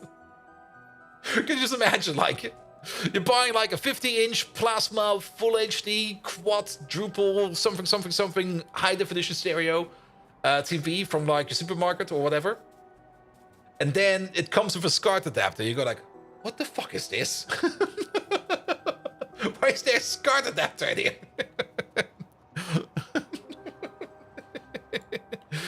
All right, let's go back to the mall because we can make smart farms now. And I kind of want to check out the smart farms. Free copper, true. True. If they're made out of copper. I don't think those SCART adapters were made out of copper. I think it was just like pure aluminum or something like that. Yep. Required obsolete cables for tech bondage. No. Required obsoleteness for the chest or the box. You know the one. You have one in your cellar too. Everybody has one in the cellar. Everybody has like their mandatory cable box in the cellar. I have 2 of those. And I will be moving them to the next apartment at some point in time. And then they will still sit in the cellar. At some point in time, I will probably inherit or have to clean out the house of my parents. And I will also inherit those cable boxes. And I will carry them with me for my children and my children's until the end of time.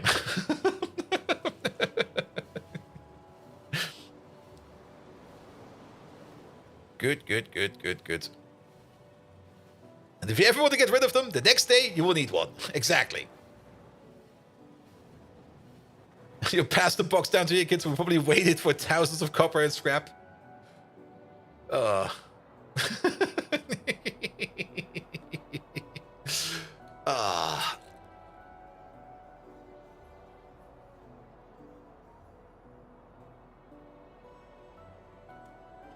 SCART. 5 audio pins, 1 ground, 6 RGB, 3 data and 3 ground, 6 data pins, 2 ground, and 3 S-video luminescence, 1 ground, and 1 cable ground.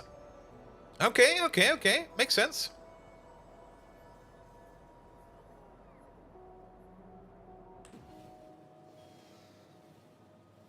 I mean, at least you've got a connection for everything. I mean, the SCART connector seems pretty smart.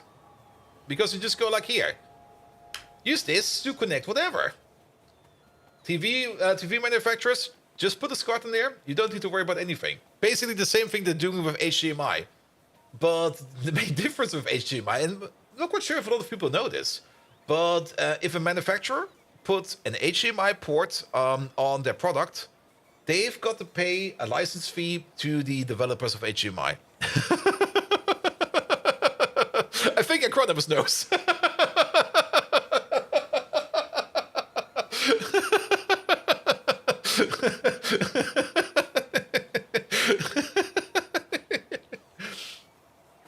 And it's also why you rarely see embedded boards with any kind of HDMI connection. They just go like, no, we don't want to pay money for that. Here, just put like DisplayPort or something on it. Isn't that why a whole bunch are moving to DisplayPort? Yep. It is. It definitely is. And DisplayPort is great. I love DisplayPort.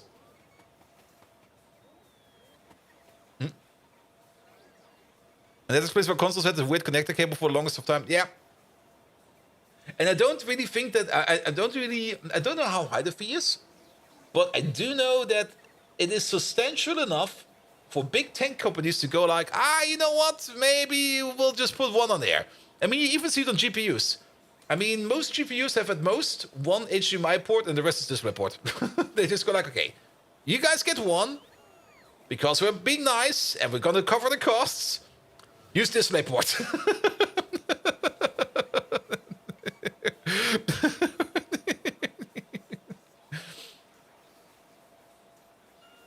And DisplayPort is the better port anyway? Yes. It is. In my opinion, it is.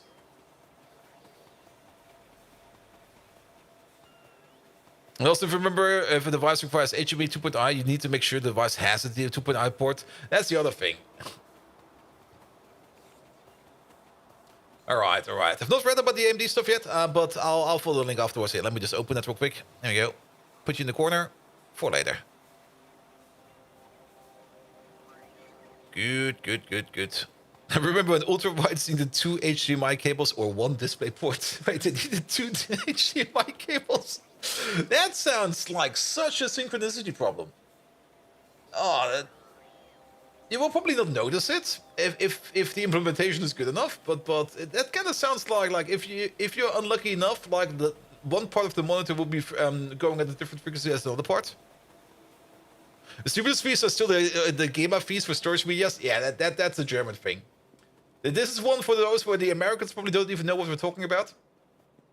In Germany, for everything that can technically store data, like USB sticks, hard disks, everything, there has to be a fee paid, and it's usually included in the price you pay for the product for the GEMA, because you could technically use that hard disk or USB stick or whatever to copy and hold copyrighted data, especially music data, so you have to pay a fee on it. The fuck, man? Governments are weird sometimes.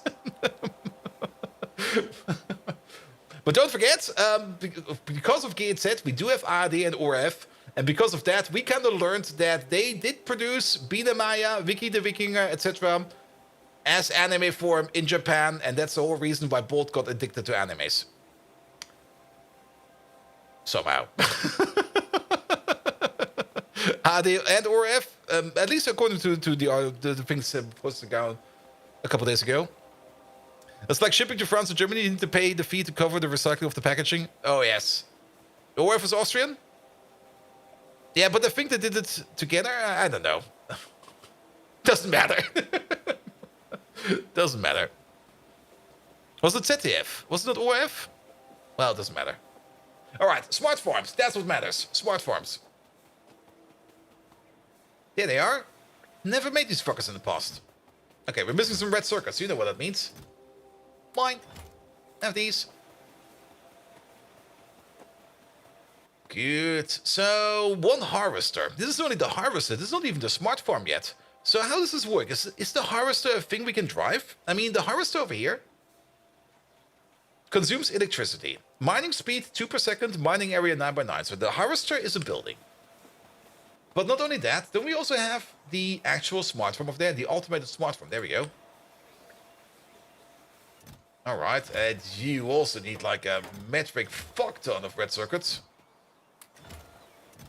Let's steal some real quick. You have greens. You got some reds for me. There we go. Is that going to be enough? Oh, that's more than enough. You have these. The fee also applies to printers. Oh yeah, because you could print a book. You pirate. You scoundrel.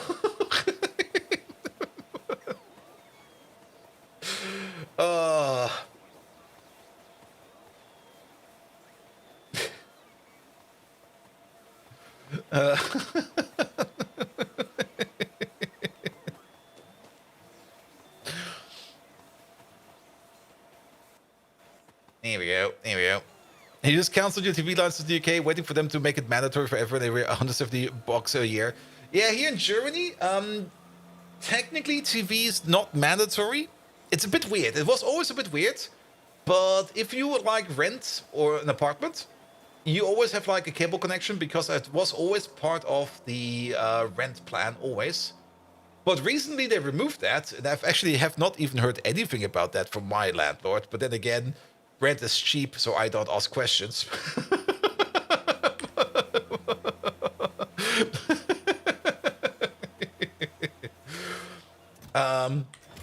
But yeah, it's no longer mandatory to have a cable plan or something like that in your... I didn't really follow the story at all. You also have to wait for your landlord to update. I'm pretty sure a lot of people just sit there and go like, Earth. We don't care. Wait a minute, we require aerogel over here. Do we have aerogel in the mall? Are we even exporting that? I mean, we're making aerogel over here. And to be perfectly honest, no, we're not exporting that. So let's make a train for that. Without any aerogel, we're not gonna get ourselves any kind of train. Or automated smart farm. Bish bosh. And then...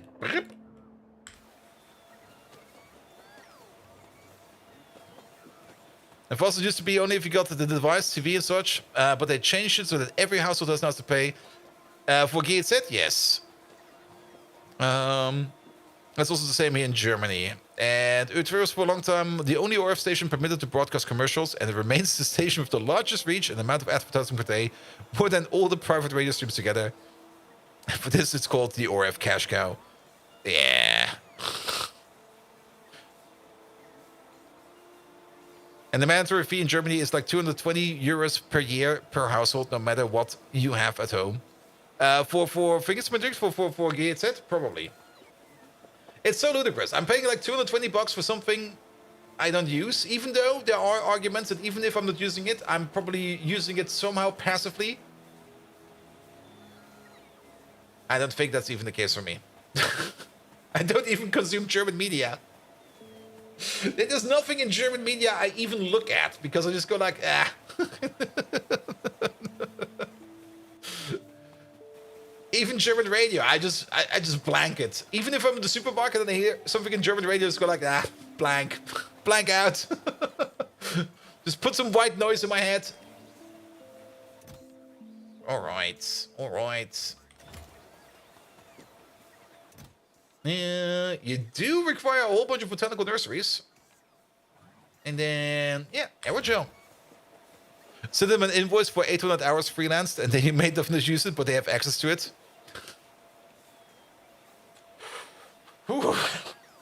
Simrock.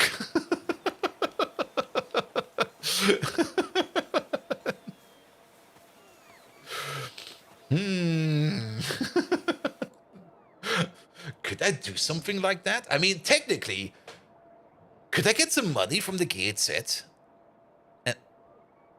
I mean, it will probably come around the other way around, because, I mean, that's also an issue German broadcasters have. If you're getting too big, the broadcast bureaus also want some money from you.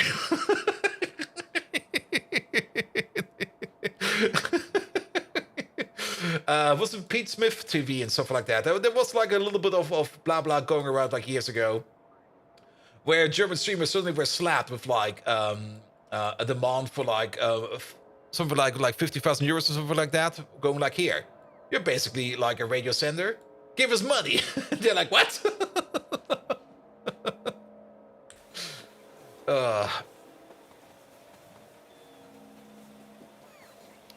And the audio show is pretty good. Yeah, there's definitely good stuff on there. I mean, that's the only reason why I'm still happy to pay my GZ, even though I don't use all of it, and you will never be able to use all of it.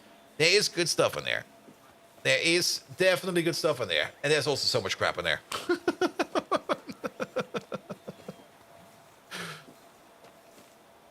And the car is pretty much the only case whenever you use the radio. Yep.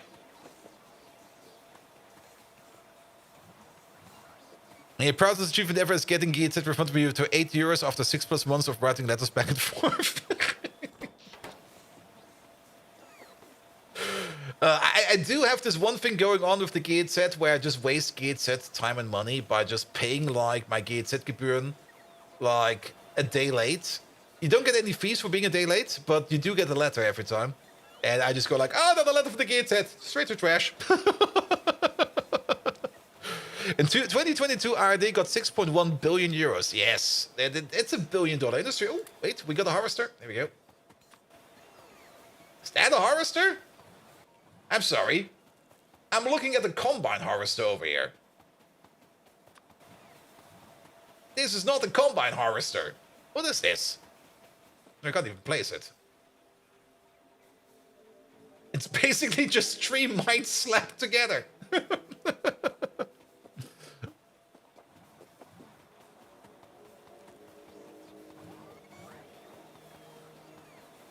And letter from the GZ are great. They have a print date on them, and with pay within 14 days date, and then the letter arrived 20 days date after the date. Yeah. That's a whole nother story. All right. Okay, we at least got the harvester now. How about this farm? I'm also kind of surprised that we actually did manage to make a harvester, even though we did not have that many aerogel in here. Fan ring! actually. Bold, bold, bold of Factorio. Smart as he can be. Watch out for that train. I actually have to be a little bit faster about getting that next level badges up, because Fenring over here is also sitting at 46 fucking months. I mean, to put it in perspective again, I myself am sitting at 51 months. Fenring has been around forever. Fenring, thank you so much for 46 months of ongoing support. And you're at 44, yes. Veterans over here.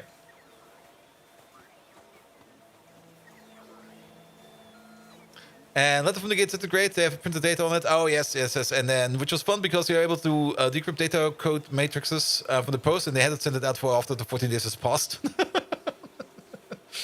Oof. That's why we have diamonds. Yeah, but the next beard will be the gold beard. And I still have to commission that one. All right, what are we missing over here? The concrete. But the concrete should be over here. There we go. 1 smart farm, please.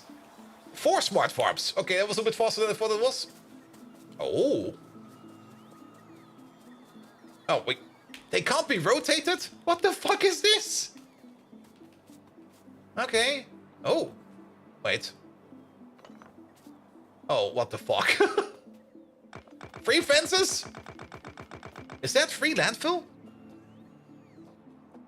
Wait a minute. That's concrete. Oh.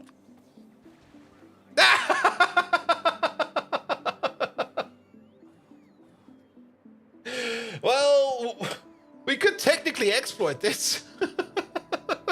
If we want an infinite water pump, just put a smart farm down. It will fill everything with landfill. Pick up the landfill again. Boom, Bob's your uncle.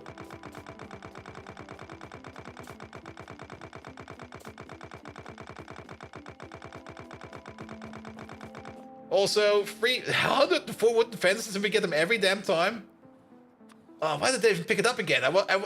Because I wanted to see what happens if I stand in between it. What happens if I stand over here? Nothing. Nothing happens.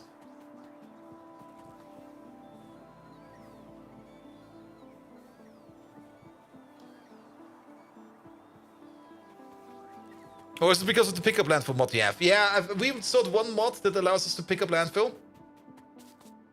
Because, I mean, sometimes when you want to make something like precise, like something like this over here, and you kind of fuck it up in vanilla, then you either have to reload the game or do something else to make that mistake good again. And sometimes it can be a bit finicky, especially if you accidentally put down landfill with the bots or something like that, which can happen quite fast. You're not paying attention for a second, and then suddenly your bots are so fast, poof, already placed, and whatever you were making in the water, like something maybe like this over here, like maybe accidentally we put down some landfill over here, and then suddenly we can't build it anymore. And then suddenly it's broken, so you have to fix it again, or you can't fix it, so you have to load the game again. Also, we still got this issue over here, I know. Yeah.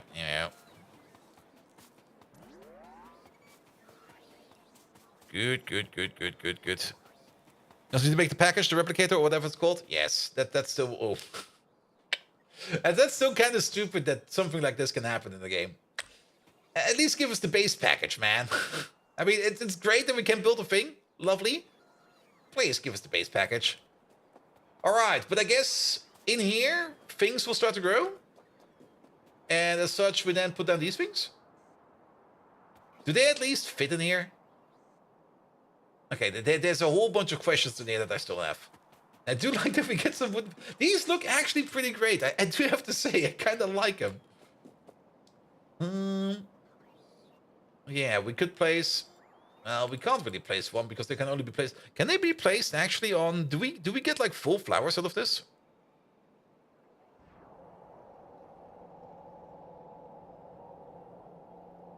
Kind of looking for a corner over here.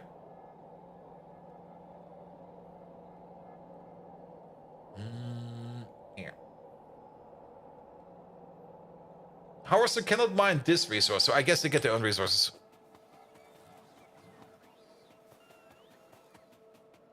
Yeah, needs to harvest to mine the flowers. Yeah.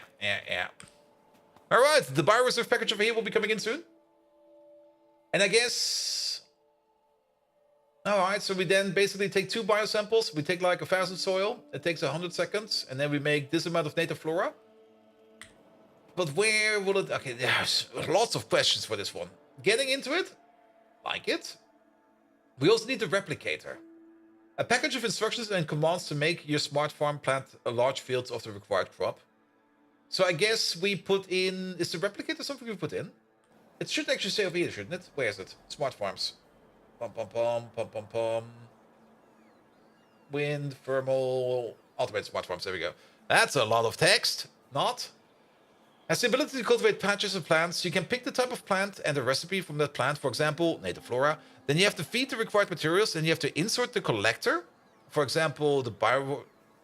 Then you have to insert the collector. For example, the bioreserve replicator. After inserting the collector, you have to launch the rocket.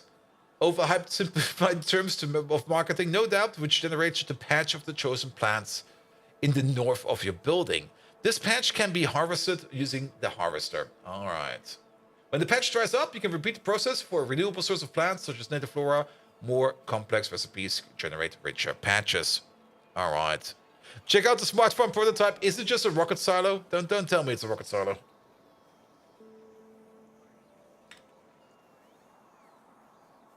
Entity, automated smart farm. Crafting machine, rocket silo. Prototype. So does it also make the rocket sounds and everything? I'm curious. Ah, this tech takes so fucking long. I want this today. All right. Okay. Let's plan a bit. We do get a whole bunch of native flora recipes over here, and look at these. We're basically just about to automate things like good alien samples. And once we do automate things like good alien samples, we also need more native flora. That's a bit of a cheat. We need 400 native flora to make like 2,000 or 3,100 or 2,700 native flora over here. Well, so be it. Some lignin, a whole hecking load of soil. Actually, not as much as you might think. 1,000 soil sounds like a lot, but we only need it at a rate of 10 per second. 15 per second stone, 2 per second lignin, 4 per second native flora, and then way less for biosamples, good alien samples, and stuff like that. And a bit of water. There's so many questions open. Does it always produce? Is this always going to be working? Maybe it is. If it is, then we can... Wait a minute, let me look at this one real quick. Are the harvesters? Entity. Are the harvesters just mining entities? Mining drop prototype, yes. So then we could probably put down all the harvesters, wire them up, measure how much resources are still in here, and then use that as a signal to trigger this thing over there. It's a rocket launch? Yep. And you don't use harvesters for native flora. Oh, you don't use harvesters for native flora? So for the native flora, we switch back to the normal ones. So watch out for these. If you launch a rocket with collectors already in the patch, the collectors will not update and get stuck, thinking there's no new flora. Wait, Okay. The harvesters only work with the other plants. Okay. Is it seasonal? Will it only work in spring and summer? No, this is year-round. I'm pretty sure we can place this thing even in space. Like, if you've got space exploration installed, you can just make a wooden fence in space and boom. Done. All right. And Bastani long stream incoming? Actually, not that long. But if you're from America, it might be a bit longer for you because America is already in summertime. Germany is not yet. So we still got an hour to go, man.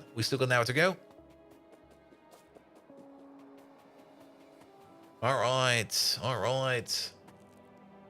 Good, but that sounds kind of fun because at least this way around we can then make a farm somewhere. Nope, France here. Yeah, kind of thought like that because you do have the Twitch comparison over there.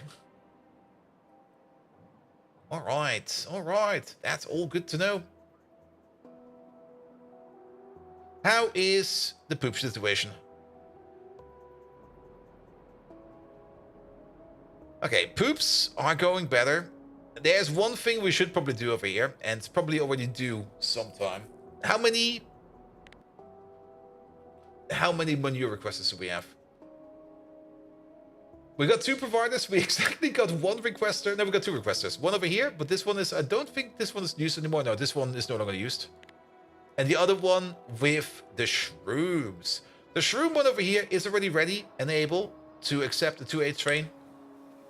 We are gonna increase our poop stage. We're gonna increase the size of our poop train. There's gonna be a whole bunch of brown nugget trains going in the long train down the track at some point in time.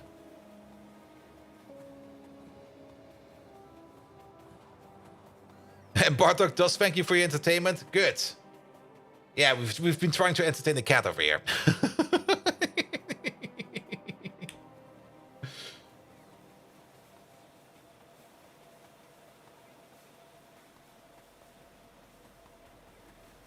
So now manually update each mine in the fields on each land. Yeah, I think it'll be fine. Alright, alright, alright. Speaking of, I do got some batteries over here, which you want to drop into one of these machines over there. Are we also getting some new modules? No, we're still not getting... I think we got 2. We had 12. We spent 12. Oh, but I can see one right over there. You have these. It seems productivity modules are being made, so that's fine. One thing we do want to check up, and we should check up every now and then. Red circuits. Well, there are some over here. Are we still waiting on the batteries? Did the batteries... Yeah. I remember the chain of thought over here. Batteries were not working because of missing rayon. Rayon is not working. Batteries are now not working because of missing sulfur. We only got 1 sulfur train. And this sulfur train over here has also another issue, because this station over here is no good. That might be a whole other problem over there, because you should only open up at 8,000.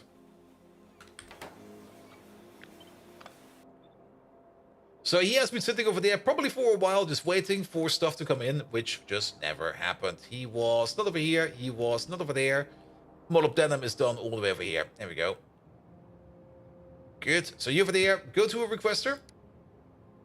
And he's going all the way over there. We are not going to send you over there. We're going to send you over to where the batteries are being made, which is over here. Drive over here, mate. Good, good, good, good, good. You get person for approval? Damn, good job, man. We pleased the cats today.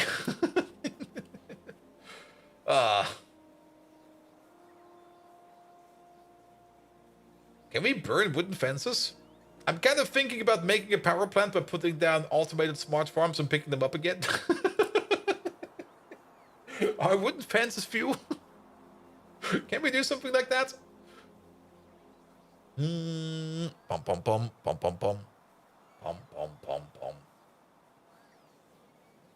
All right, yeah, definitely getting distracted. We wanted to pick up something, and then we kind of walked away from it. Not the smart farms, not this, not that, not these, not any of those.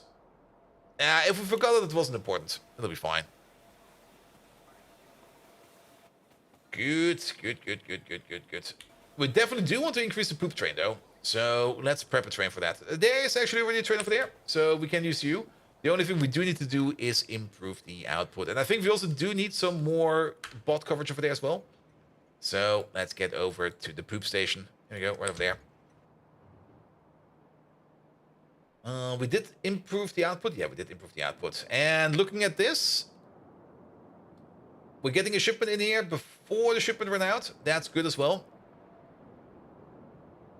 So these creatures over here are definitely running great.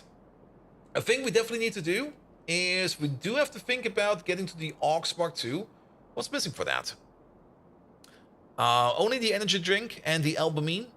I think albumin is a thing we do make somewhere, but only localized. And making it is actually not that hard.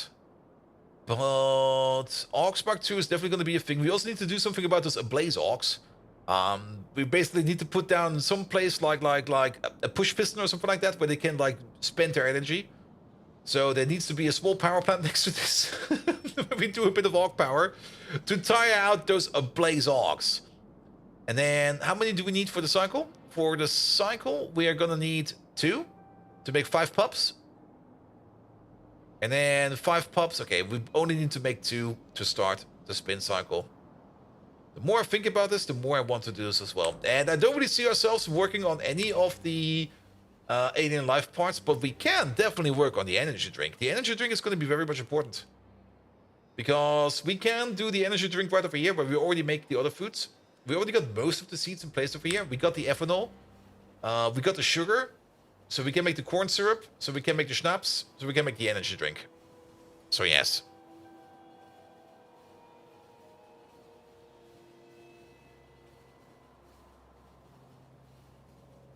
Good. The last pack of just dried salmon bits got ignored. But put salmon in a crunch shell and he's good. No, that cat got standards, man. That cat knows. No. We're only gonna eat the good stuff. Alright, we do have to be a little bit creative over here, because, well, there's not that much space. Then again, why is there not that much space? We can just pick up these. That can go away. That can go away. We're basically prepared over here. Good. Put you over there. And then... why is there another one over there? You're not required. Wait a minute. What do we have over here? 1, 2, 3, 4, 5, 6, 7. What? Is the station 1 too short? No way. 1, 2, 3, 4, 5, 6, 7, 8, 9.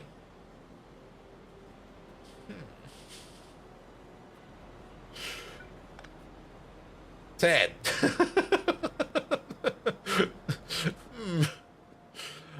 So why do we have this? Oh, we can easily. This is, yeah, we can easily turn this around.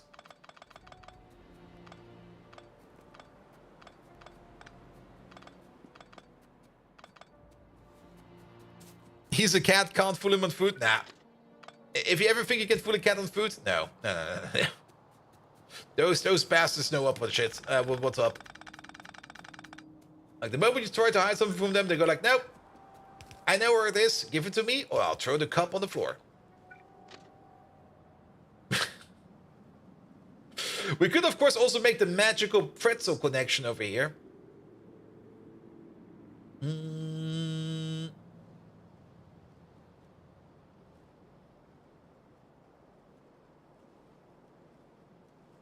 Yes.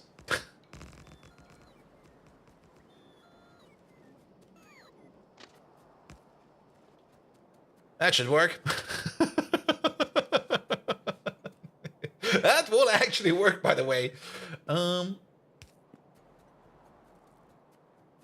That's enough space for a 2A train to turn around in. I think.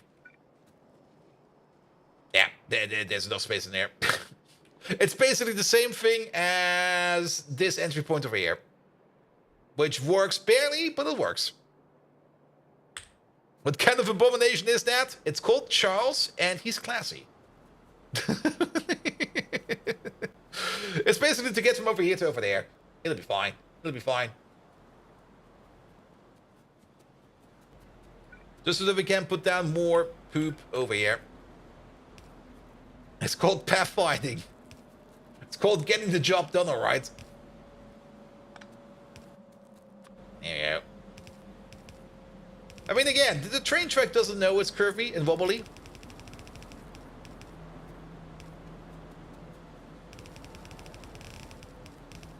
Here we go. Oh, we got one too many. And then... even better. We can pick up all of these. Put you over there. Pick up you. And we only need 2 over here. Even better. You over there. And you over there. Good. You are standing at the requester. Yeah, let's just finish up you over there for a second. Then we're gonna need some more fuel. Done. This over here is gonna be turning into a 2-8 provider. It seems we got another 1-1 provider for poop. Oh yeah, we do. In the old base. Flip the loaders. Oh yeah, that's maybe also something we should do.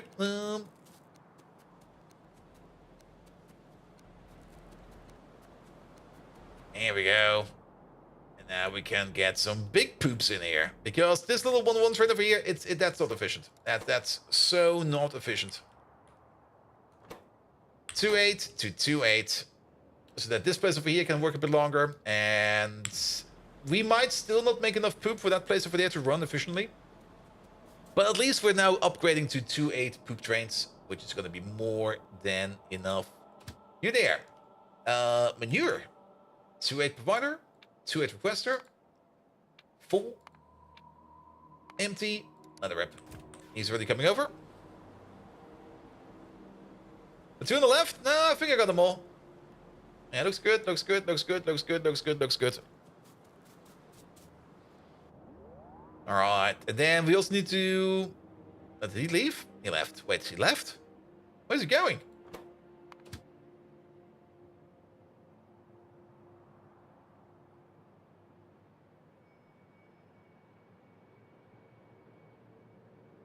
No, wait, what? Wait, where is he? Where's the 1-1? There he is. Where are you going? Oh, he's actually going to the old poop station over here. And there's still another poop requester there. Ah, you know what? Go over there. Park over there. It'll be fine. It'll be fine. Alright. Alright. But yeah, overall, there's not that much manure in here. And we might also need to upgrade you from 2,000 to... Is it 2,000? It's more than that, isn't it? It stacks up to 100. Yeah, it's gonna be. 16,000 poop. There you go. Yeah, there's 24,000 in here. As there's at least a little bit over here bleeding over there, which is fine. And then this train over here, once it picks up some urea, he can still leave. Would be lovely. Oh yeah, we broke that just now. There you go, fix it. Would be lovely to see this train over here coming in. Oh, wait a minute. Ah, he's going somewhere else. He's going somewhere else. Alright, that's the new poop train. Scoot all the poop up, please. And then at least we can provide the mushrooms with more poop at less intervals. This is more or less only going to reduce the amount of intervals when we bring over manure over here for these two to operate. But I think it will be enough. Also... Oh. Okay. Kind of surprised by that, actually. It seems we are chewing through foggies faster than I thought. How many foggy requests do we have? We got 2 of them. Alright. Because we're still making quite a lot of mukbuk's food. Which I guess is fine, because these cows over here... Yeah, they do want to be working. What are we missing over here? It should be baby cows. It is baby cows. And baby cow production over here is still working. But still... okay, they are eating so many shrooms over here. That's where they're all going. They're definitely all going into here, man. There's no stopping them over here. Alright, alright, alright. Yeah, those cows eat a lot of shrooms. But speaking of cows, we do got 10,000 cows free in storage. So technically, we could order some up and start slaughtering them. But that will probably be something we'll be adding afterwards. Oh. Because now we're driving the poop train, and that'll be fine. Good, but we should think about those energy drinks real quick. Because energy drinks are also good for us, because they help us move around. And we definitely want to improve our augs to make them better. And yeah, the only thing we actually need... Actually, we don't even need alcohol for this. We need sugar for this. That's the only thing. Aluminum plate, no problem. Water, no problem. Carbon dioxide for the fizz. Nice. And some concentrated seed syrup. That's made out of seed extract, sugar, and water. Sugar we have already done. We can import that. And the seed extract, that's just tree seeds, Renea seeds, grot seeds, and guar bean seeds. If you go over here, there's a guar bean farm right over there. And are we bringing down guar seeds? What's this belt over here? Oh god, what the fuck is this belt? That's limestone. Okay, we don't care about that. But did we not pull down another belt over here, or did we go like, nah, we do that via train? I guess we went with nah. But we got the grot over here already, so the grot seeds we can make. We're just not doing that yet, I think, because these seeds over here, I don't think these are grot seeds. These are Renea seeds. Yeah, these are Renea seeds. So what else do we need? Grot seeds, Renea seeds, and tree seeds. Tree seeds, Renea seeds. Just make some grot seeds. We're done. And then the guar bean seeds. For the guar bean seeds, I thought for sure that we are exporting them somewhere, but I guess not. But guar bean seeds, that's all of this over here. So we tap into this monster over there, probably from over here, and then I guess we're gonna belt them down as well. Make a long ass belt, so that we can assemble ourselves some seed extract together. Turn that onto energy drink. Bob's your uncle. Good. Make the guar bean seeds on site. We could also think about that. I mean, it's not that far away, and we're not importing guar. We will probably just belt it down. I mean, it's really not that far away. It's just over here. And making the seeds, you can already see the footprint for the seeds over here. Yay! So many seeds. Nah, I think we'll just belt it down. I'll be fine. Alright, that's a problem. There's some white poop in here.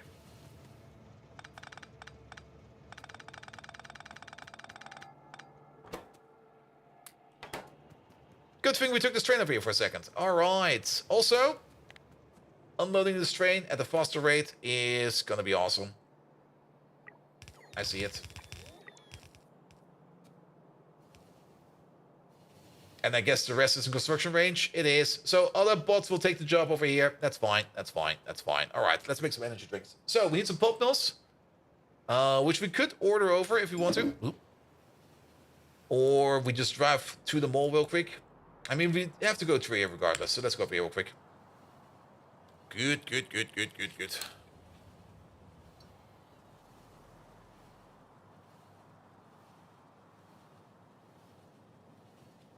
Ah. Yeah, itchy nose. All right. All right. Itchy head.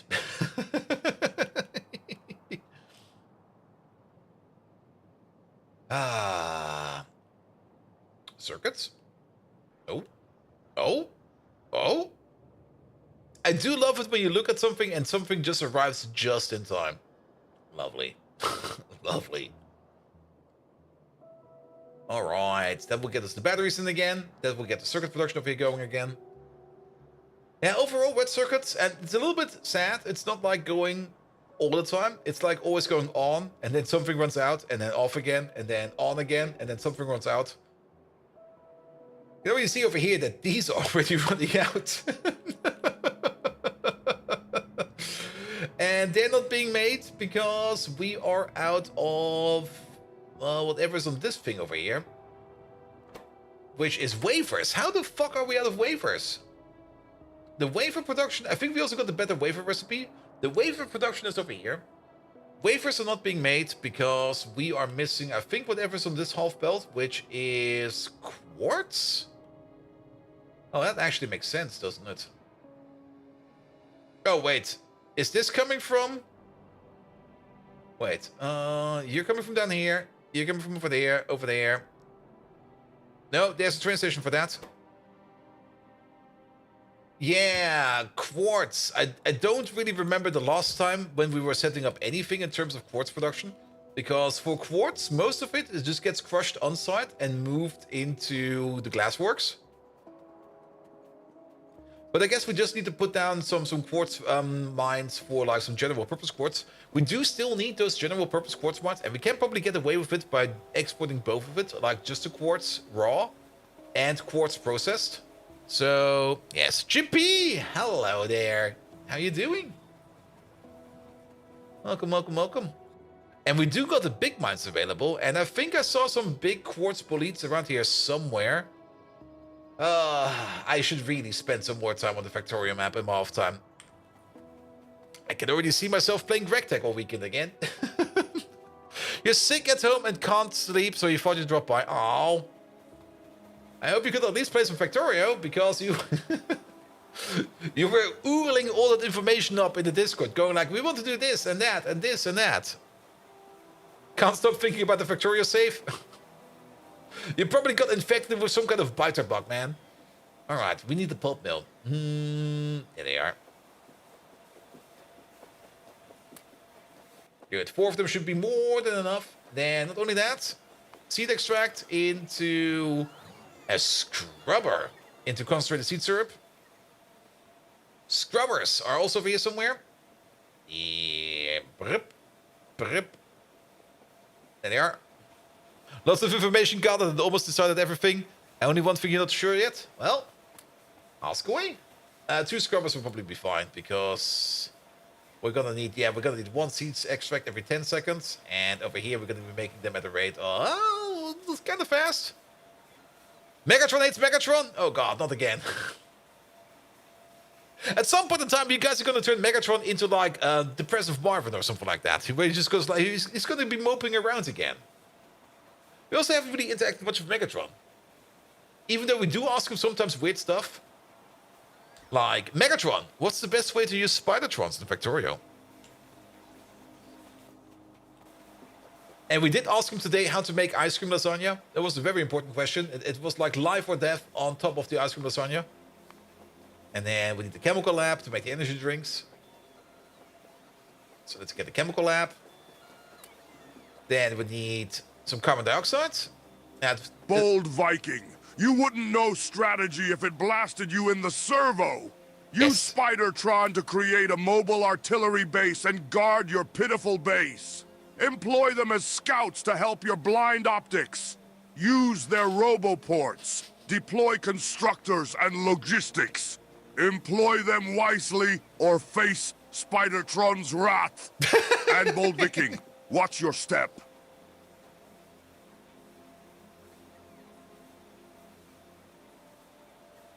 Did we run out of money again?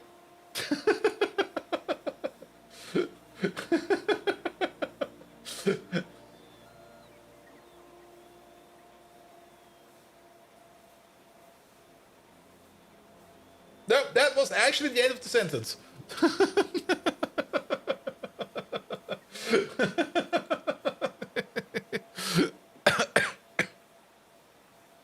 You're gonna make a 1K SPM base first to get infinite science started. That sounds like a good idea. Then you start working on the 10K SPM base, both city block. Only thing I do plan is a 10K SPM base, city block base already.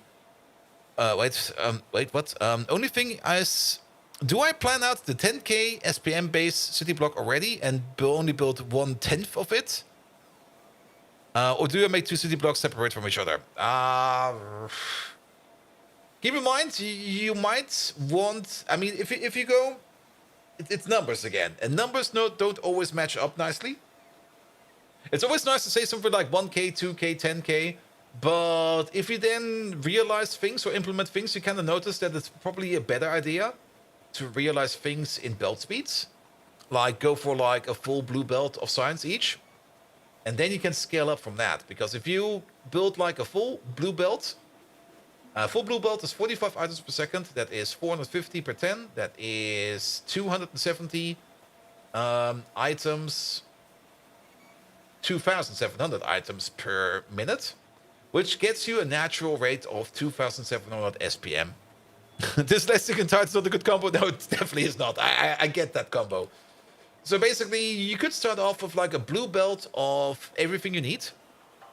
And then scale up from over there. At least that's how I did it. I just went for like, yeah, let's make like a blue belt of red science, a blue belt of green science, a blue belt of every other science. And then the only thing you need to do is bring all of the sciences into your science center and hit it off. Because you then also kind of will notice that most of these recipes will have like some kind of natural ratios for them. You're gonna do a full yellow belt and then 4 blue belts. But does it really make that much of a difference if you go for a full yellow first and then for a full blue? I mean, unless you play with Pi, it starts with 1 per minute, yes. I mean, some things that are gonna be caveats, which you probably definitely want to have prepared before, is modules. You're gonna need a metric ton of modules. Beacons are not that hard to make, but modules do take some effort. And you do need a lot of speed modules and a lot of productivity modules. Well, you definitely need more speed than prod, because you only need like a couple of prods for the machines themselves. And then, of course, every machine will be surrounded by like at least something like 12 beacons or something like that. You can beacon share, that will be fine. But you do want to maximize your beacon usage. Like, go in as hard as you can. You're already making 35 speed and 15 prods per minute. Oh, really? Yeah, that should be fine. That should be fine. So you're already set. Did that today with your sync time? Yeah, then you're already set to go. So why even build a yellow build then?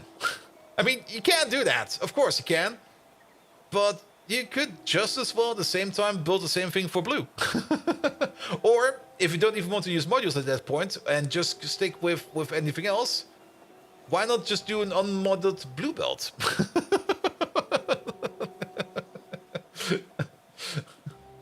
I mean, you can do it in yellow, of course, but why not straight go for blue? And then once you got that running, you can get everything else up and running. And then you can try to scale it up. At least that's how I thought about it. Like just go for like 1 blue belt and then move on. And isn't 2.7 thousand SPM a lot if you only have mining prod 6? Yeah, but you can grow into it.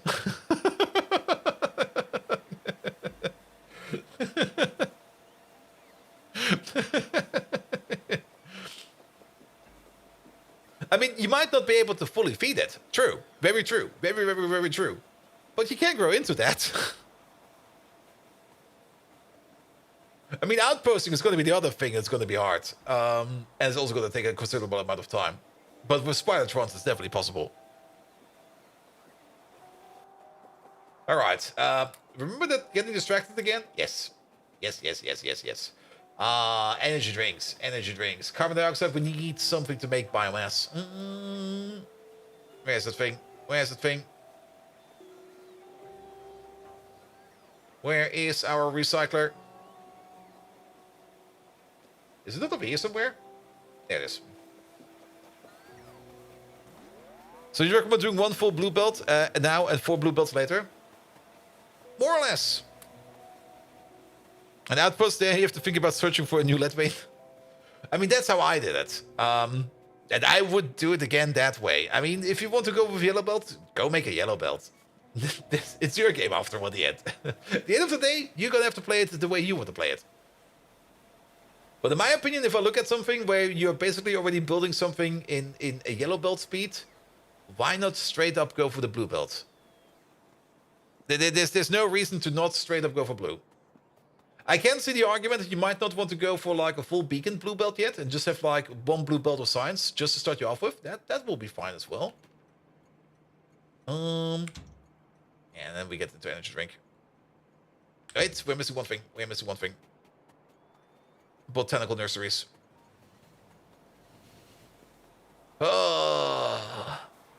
Yeah, it's also getting late over here, and we're starting to get even more inefficient. I love it, though. Good. If you do make the blue belt, you'll be able to do the city block design again, and then just copy it 3 more times. More or less. I mean, that's then also the power of the city blocks. Like once you design like a block for like 1 block for like red belts or red science, 1 block for green science, 1 block for whatever. Keep in mind, you can also do like half blocks. If the block gets too big, you can half it down and just make 2 of them. Might be easier. Oh. We don't have any because we're missing red circuits. I have to have these.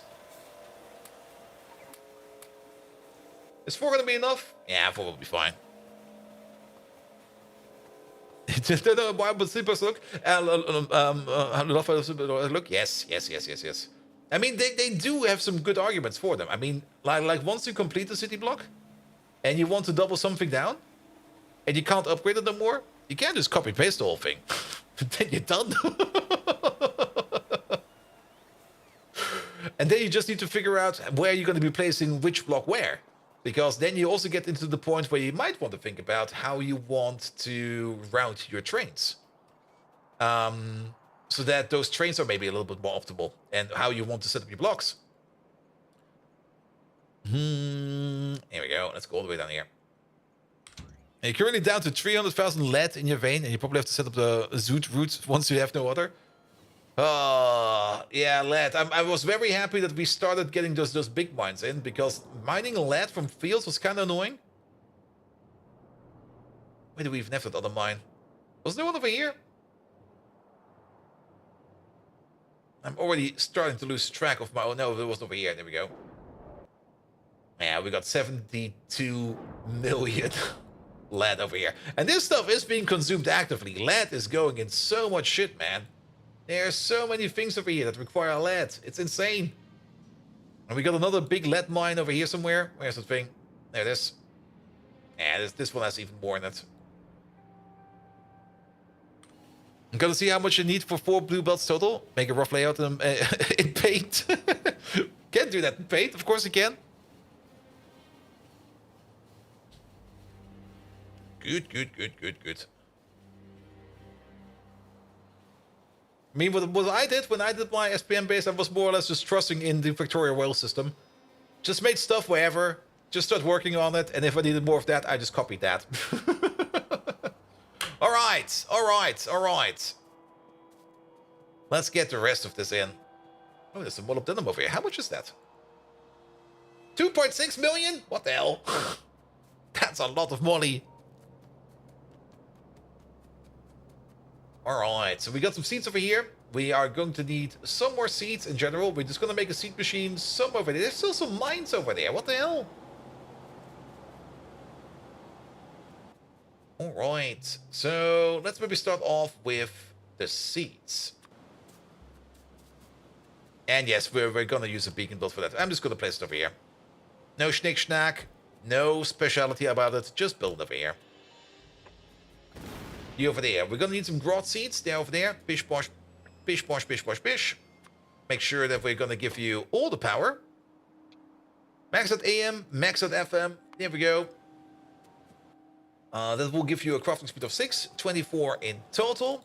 At the crafting speed of 24 over here, we're going to be doing this recipe about 5 times per second, give or take a little. Which will give us just under 20 growth seeds per second. That's going to be probably more than enough growth seeds, more than we will ever need. Good. Then, in over there, out over there. We can use some stack inserters for this. Actually, a stack inserter is going to be fun. If we do this 5 times per second, then we're going to need 10 growth per second. That's a lot of growth. Wait a minute. For this, we need some more hands. That's 10 growth per second. Okay, loaders. That's 10 growth per second in total. Wait a minute, 10 growth per second in total. Across all 4 machines. That's 2.5 growth per second per machine. That's still 2 stack inserters at this moment in time, because our hands are too small. Here we go. But that should do this. For the output, we're definitely just going to use loaders, because why not use loaders? Here we go. And then seeds go this way, seeds go this way, and out go seeds. Done. You know what we haven't even checked up on in a while? Power. But power is fine. Power is very fine. Alright. Put you over there.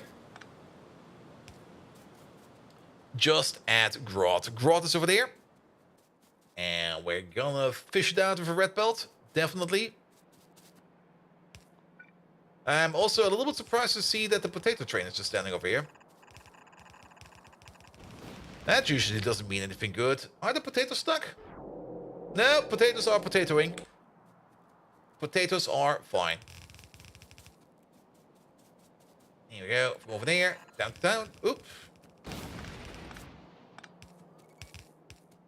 Alright. In comes the grot, out comes the grot seeds. Then we do need to get all the other seeds in there as well. I'm also not going to wait on these spots to come over. We're going to just build this by hand real quick. Alright. We could already put in the next thing over here, which is going to be the pulp mill. The seed mixture over here. We're going to need 2 seeds per second per pop to make this at the rate of 5. Sure. Let's get rid of some trees real quick. Oi! That was very close again. These at least survived. These didn't. I was just about to pick him up as well. But now we got some space over here to work with. Alright. You over there. You over there. Can pass you over. We're probably going to be power gating these as well. But that's something we're going to be doing afterwards. Is that sulfur? Oh, for sulfur-rich biomass, I see. But we are going to be doing the seed extract. There you go. Can we get prots in here? No, sadly we can't. Alright, alright. I don't even think this was required anymore, so let's pick it up. So, what do we need? We do need some tree seeds. Tree seeds are being made over here and over there. So we're still waiting when watching me stream because I have no clue what we're doing. That's easy. I also have no clue. I mean, the best part about not having any clue is just do whatever. I mean, who's going to question you? The person that actually knows what's going on? Nah, he doesn't care.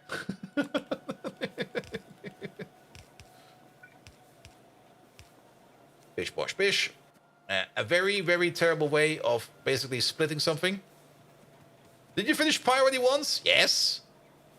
Does that mean I remember shit? Yes. It's still a ton of work. Alright, that's the tree seeds. Then the Renea seeds, all the way over there. Just doing it again for fun? Yes, because it is fun. I do enjoy this quite a bit, actually. Even though sometimes things are a little bit hard and sometimes things are a little bit frustrating. That's fine. That's fine. Sometimes things are just frustrating. There's nothing bad about things sometimes being frustrating. And sometimes I don't feel like it. And if I don't feel like it, I just don't do it. Then you just move on to whatever you want to do. And then you kind of realize you also don't want to do that. Then you realize you're basically only hungry. Then you go to your fridge and you eat something. Or something like that. Alright. We can pick up some of these miners over here. You know, just dig through here. We're probably going to be repurposing this belt down here over here a little bit. But we are kind of low on belt. That could be kind of troublesome. It's always kind of hard to gauge how much belt you need for like a distance like this. We could have enough. We could not have enough. Well, we will see. We will see. You must hate sanity? Nah. I'm just very well balanced. We're gonna lose all our sanity once the Rimble DLC comes out, because there's actually gonna be insanity in the game.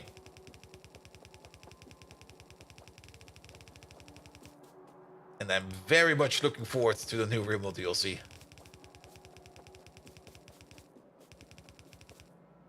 Alright. You can't wait? Same. It will be here in less than a month. Whatever that means. I mean, once it comes out, we're probably going to be like full-timing it for a week or something like that. And after that, we're probably going to be going to some kind of schedule. Not quite sure what it will be.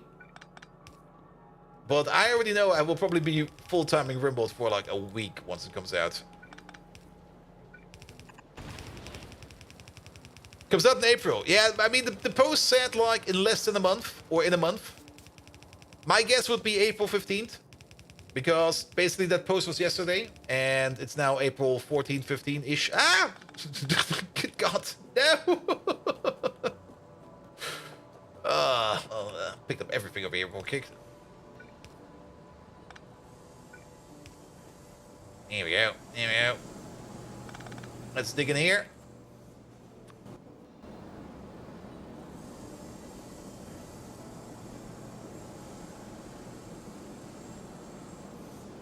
I see how this is working. Let's make this a little bit more elaborate. There we go. What's the faster belt? Red or yellow? Blue. Nah, the red belt is faster. But I'm not even quite sure if we can even use this fast belt now that I think about it. Alright, output priority over there will be at this place. You over there will be over there. Which means we still have a connection like this. And a connection like that. Then this stuff comes together. I guess over here for a second. Merge you together. Split of you, split of you. Underground this way. Good God. It actually fits.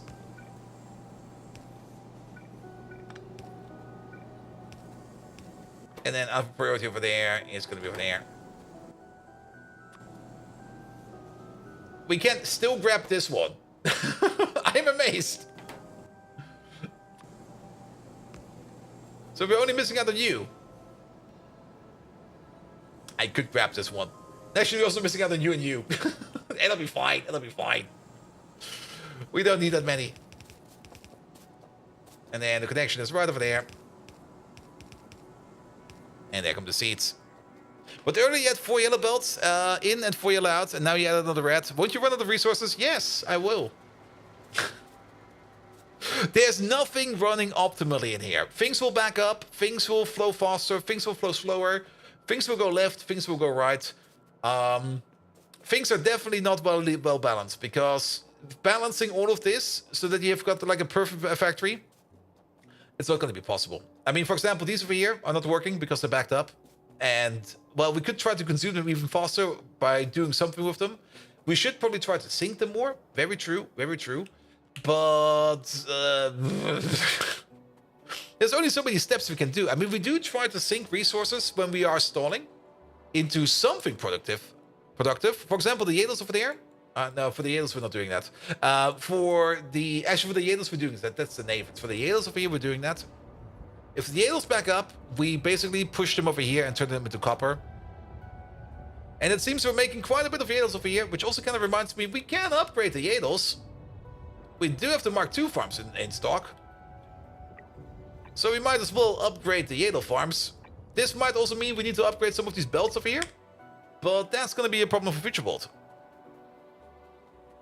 You're curious if it's possible to have an organized pie base? Depends on how you want to be organized. If you want to be organized in the way that you have like perfect ratio scaling across everything, no. Not, well, technically possible.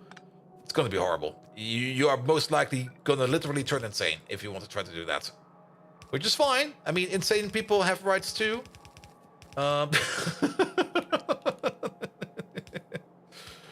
But you got to learn that things don't always scale correctly with each other. That sometimes you need more of one thing and less of another. And that you just need to make some trade-offs. You just need to make some trade-offs. Like sometimes things go fast over here and slow over there because, well, that's how things go. Same thing as in real life. Like you can't try to make the absolute perfect system. But the thing about an absolute perfect system is like one single impurity will break that perfect system down. Just like it's nothing. You feel called out? Trippy Triangle is only building in squares. He's not even building in triangles.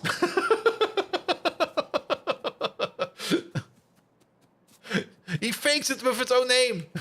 Those are not trippy.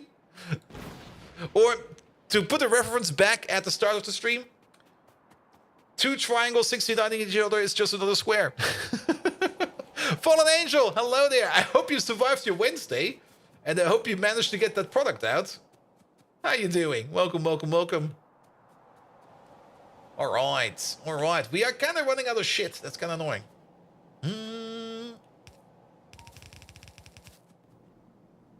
There we go. Everything went good? Perfect. Alright. In. There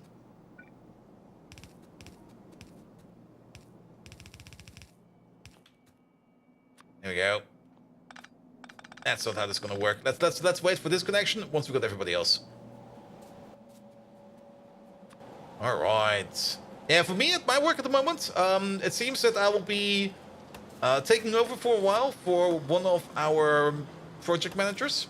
Or actually our project manager for the project we're working on. Mostly because, well, he kind of decided to have like a spawn of Satan. And he will be like on baby leave for like a couple of weeks. So somebody has to at least take over some parts of his work.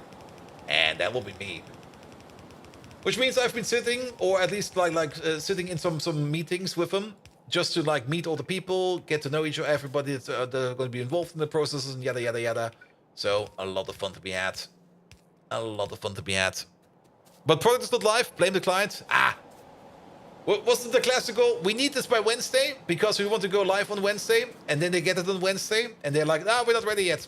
You just go like, you motherfuckers.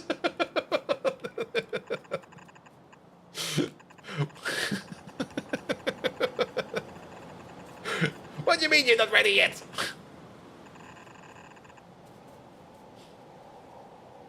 But it's the same in our project. Like, it's also like, yeah, every team needs to do like this process until like this date, and we're like, all right, we're gonna do it. We're done. Are you guys ready yet? And they go like, no, we haven't even started. And you go like, fine. Also, oh, that's fine. Wait a minute, that's right across over here? Perfect. Let's fix them real quick. We do need to go back to the mall because, well, we're missing a bit of everything. So let's do that. That train is unloading. This train is unloading. We could walk. They wanted to be live tonight, but something went wrong on the deployment part. They were probably just completely surprised that you guys were so fast. It was like, what, you're already done? Fuck! Shit, something went wrong. We're gonna be live tomorrow. There we go. Good job, everybody.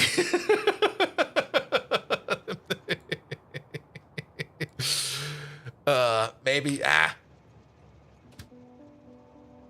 mean, at the end of the day, you can at least be proud that you got your stuff done on time. So, yes. And whatever the other people have planned after that, well, that's no longer your issue. It's also the way we're working at our project. Like, I mean, we do get a lot of information about the other teams, and, well, not really how they fail, but how they basically, let's call it miss opportunities. And we just go like, yeah, we did our part. That's fine. Goodbye. Have fun. Don't know, don't care, job done. Exactly.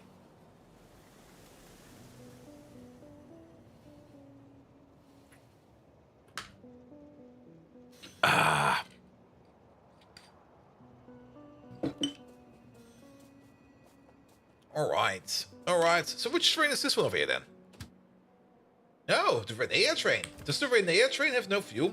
Do these count as fuel? No, they don't. Do they? We got some logs. We need some more logs. Can we chop some real quick? While we go by. Here we go. There's one. My arms are too short. Quick, we need some fuel. That doesn't work. Train's going too fast. We have some more fuel. We only got 2 logs out of that? Oh, what the fuck, man? Chop, chop, little man. Train's going too fast. And building 5 servers in 2 days, had to drink some beer to mark the end of the first step.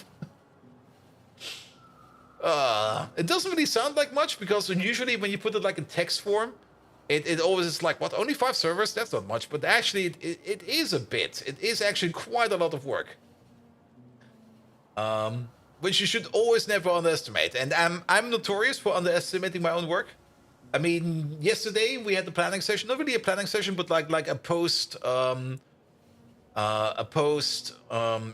grading session about the work I've been doing in the past, and I just like underestimated pretty much everything.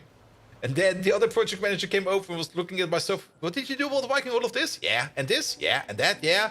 Yeah, all those numbers you've basically estimated, doubled up. I'm like, okay.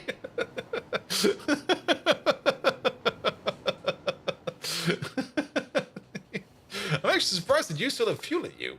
Okay, 2 more logs. But that's also always nice if you do like any kind of estimation or any kind of planning. doing it alone is usually the worst thing you can do, because you always have like your own skewed image of what you're doing, and having somebody else with you in the planning process, maybe even 2 other people, but usually 1 other person is more than enough, just to help you not really readjust, but to get the right perspective of everything, is worth so much. Absolutely.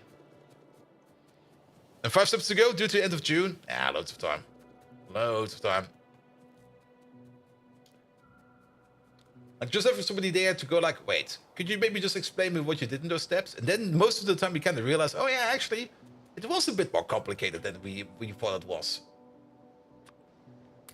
Here we go, and then you over there, and you over there. Good. And it also makes things just more accurate, which is really, really nice. Alright, so we were out of fuel over here. Yeah, because we have absolutely no refueling over there. We got refueling over here, but not over there. What the hell? Alright, let's get some fuel in. Good. At least for the Reneers. Oh, we even got bot coverage over here. We got everything.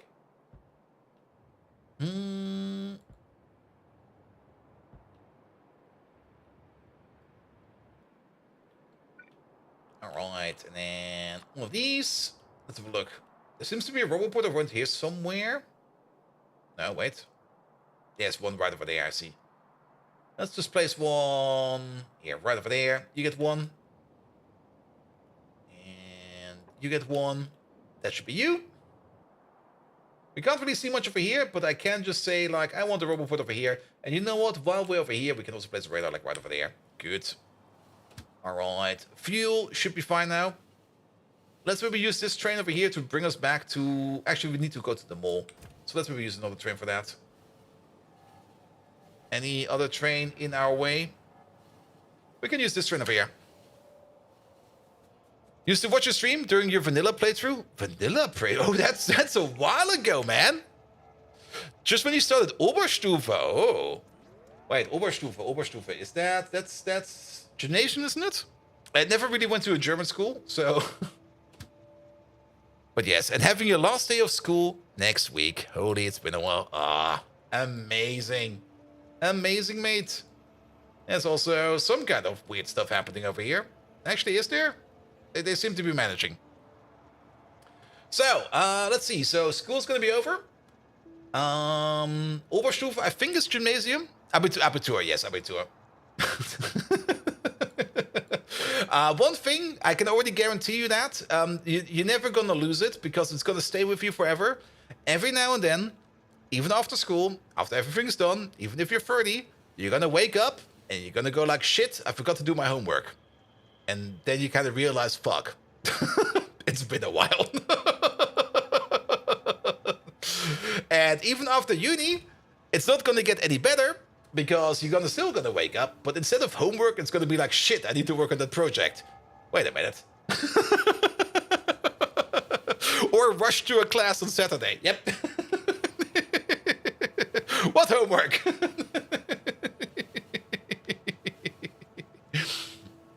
But first of all, congratulations on getting the Abitur.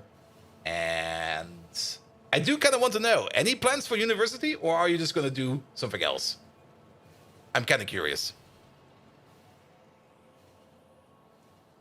Also, it's of course going to be like an engineering science, of course.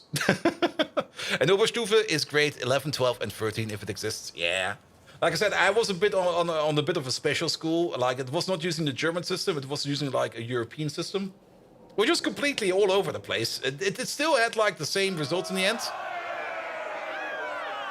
Gonna do an FSJ probably? Good choice. Good choice.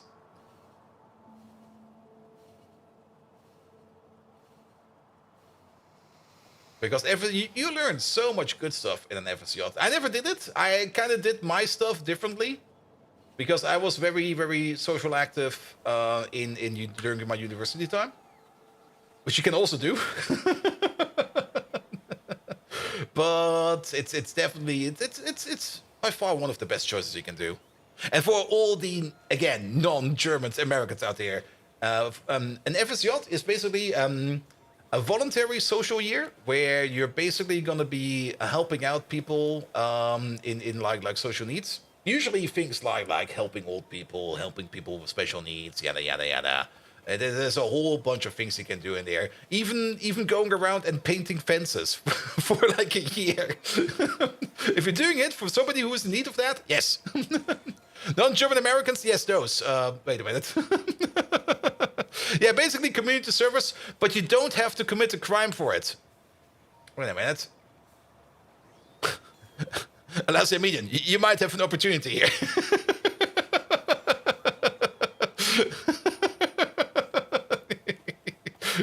You can get the same result and you can commit a crime. Don't commit crimes. Don't do that.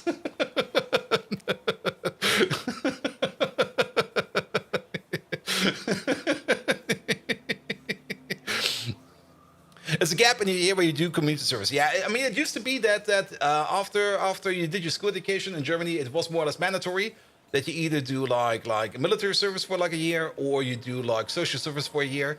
And then they basically dissolved the military service, and I think the social service also got dissolved, and now you can do it basically on a voluntary way. Haven't been charged with anything yet? That's probably for the better.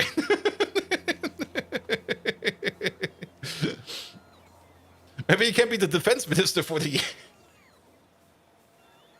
Now, maybe you can just like stand in the corner of a room where people are talking about highly secret military things and just like blabber on, just on and on, so that people who are listening in on that conversation can't hear shit no more.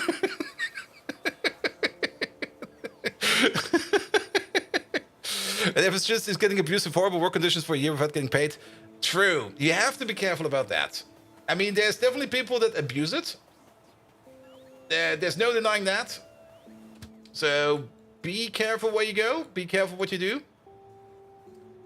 Don't trust anybody just because they say, trust me, bro. Especially if you're just out of school. But I've heard I mean, from my friends that did it, like one was just like basically driving an ambulance all day, like for a year. He has a lot of fun of it. He also learned a whole bunch about emergency treatments and stuff like that. And he also ended up doing like the 1 year Ersthelfer-Ausbildung, like the bigger one. And he was very happy with that because whenever somebody was like in a kind of situation, you could always ask him. Probably at the theater or something. Yeah, that will probably be fine. But there's definitely also places out there that well, not really abuse, but they definitely push you to the limits about what you need to do. And he heard the darkest jokers in present in humanity. Wait, what? Yes, definitely. There we go. Best tip, do not work for any church-sponsored healthcare-related institution.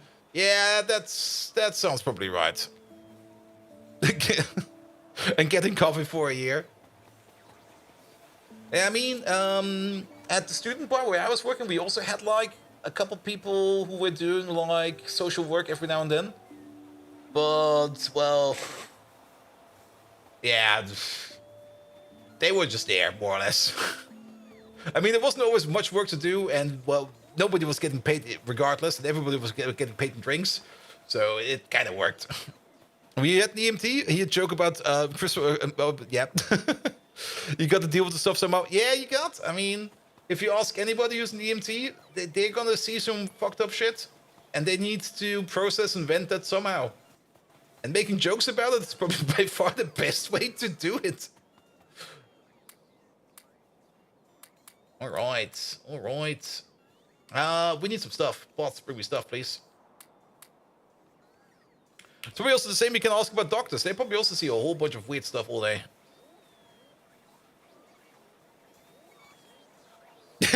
Fucked up shit like another person that slipped in the shower and got a bottle of shampoo stuck. Yes. Remember, in the emergency room, 9 out of 10 people say, I slipped. 1 person out of 10 says, I was bored.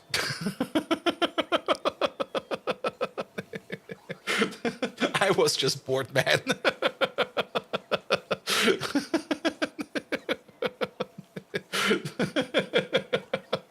And now I'm here. Sorry. Anyway, can you get this thing out of my bum? It kind of stinks.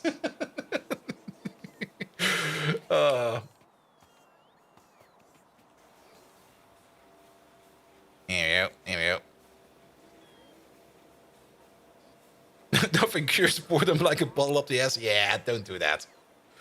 There is enough evidence on the internet, and I'm not even going to quote anything, but I'm pretty sure a lot of people already know what I'm referencing. Don't do that. You also don't want to end up on one of the sites as, like, as an example. Just don't do it. There we go.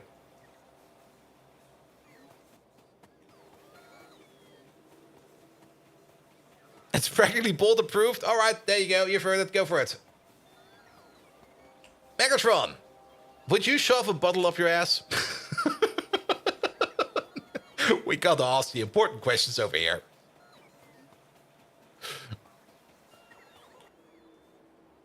Good. And the Measure 70 approved removes the reply and turns it into a ping. It does? I was also kind of surprised that you guys managed to... Only a simple-minded creature like you, bold Viking, would craft such a proposition. Your crass curiosity is as detestable as the sight of humans doing downward-facing dog. I'll store bottles in my trophy cabinet. Thank you very much. And teach that mouth of yours some dignity. Decepticons don't match your crude manner. Oh, these bots will disturb me. And that's a little bit the downside of having like a global bot network. Sometimes you order up stuff, and the only bots available are the bots all the way over here. And then you just don't get stuff. So, 1, 2, 1, 2, 3. That's, we got built. I'm just gonna leave. Downward dog is definitely equivalent. Downward dog is a yoga position, man. Don't you know your yoga?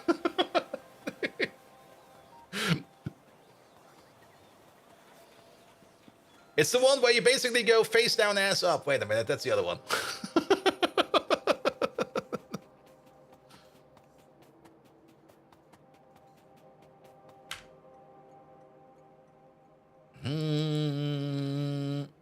Off we go.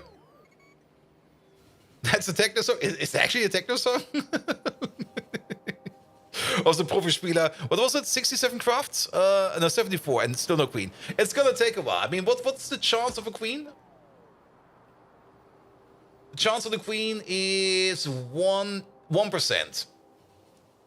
On average, you're probably gonna need something like 200 crafts to maybe get one. That's usually the average.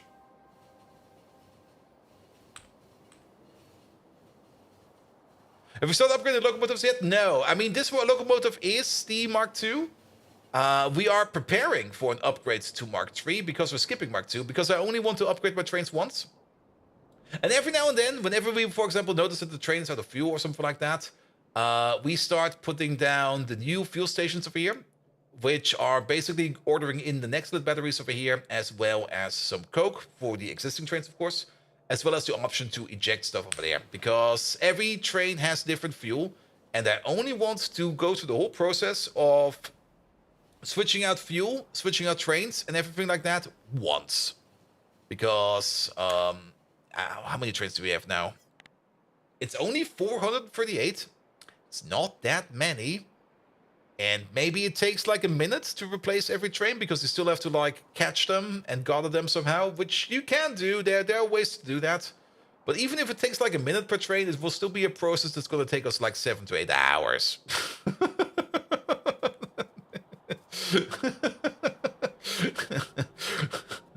And if we want to do it again from Mark II to Mark III, that's going to be another 7 to 8 hours. So I only want to do that once. And isn't there a way to automate upgrading locos? No. You have to bring them over, you have to take them out, you have to replace them again, and then you have to send them off again. Good. Yeah, there we go. Not like that. Wait for Factorio 2.0 will be so much easier. I would be surprised if Factorio 2.0 had some kind of train upgrade mechanism in it, because you don't get better trains in vanilla Factorio. Though then again, maybe we get better trains in Factorio. You never know.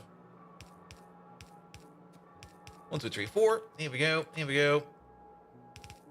Not like that. You over there. You over there.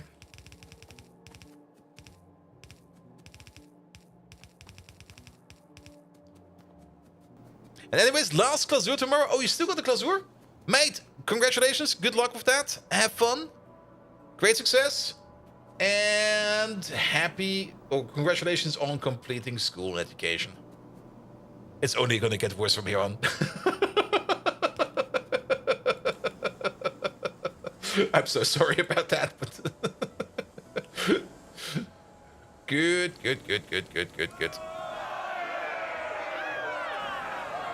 So wish good luck, wish bad, that's bad luck. All right, break a leg. Slip on your pencil. Maybe don't slip ass first.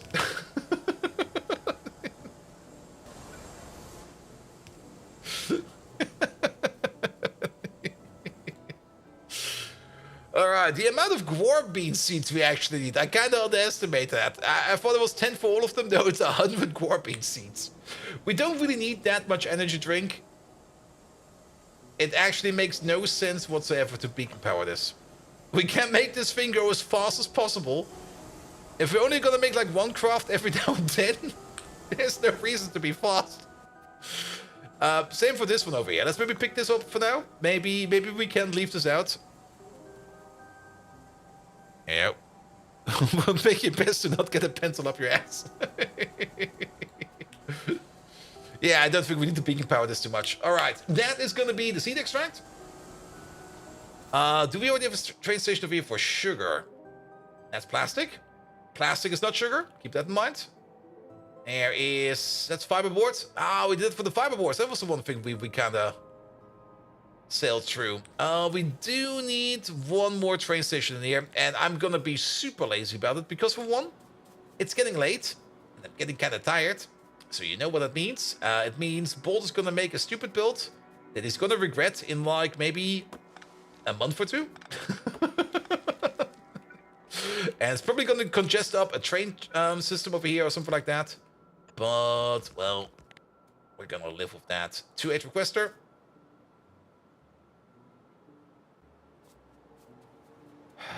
I'm already regretting it.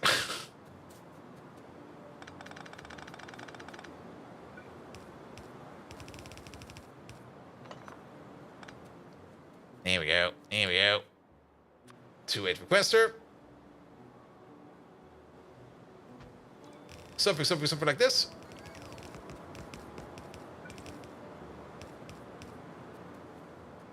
Here we go. Here we go. A month or two. Your request is next week for sure. Bolt, we trust in you. You can regret this faster. Dang. Alright. Alright. That will be the sugar. That's where the seeds is. Yeah, we're building this very, very impromptu over here. But then again, energy drink is not something you really need that often, so making it a little bit impromptu over here is fine. Alright, let's maybe call this station over here already, so that we hopefully get the sugar train. If we don't even have a sugar train yet, do we? The flutter guy. No. Sugar. We don't even have the names for that one yet. 2-8, well, any 2-8 will do. And it's not going to be the provider, it's going to be the requester. You over there. Sugar. Sugar cubes. 2-8. Requester. Here we go. And then all the way over here. There it is. Sugar. Provider. Do you have a train available? Probably not. No. Yeah, we're going to be overstreaming like a little bit. I do want to get this energy drink built in because we've been talking about this for so long. And it's going to be required for a couple of things.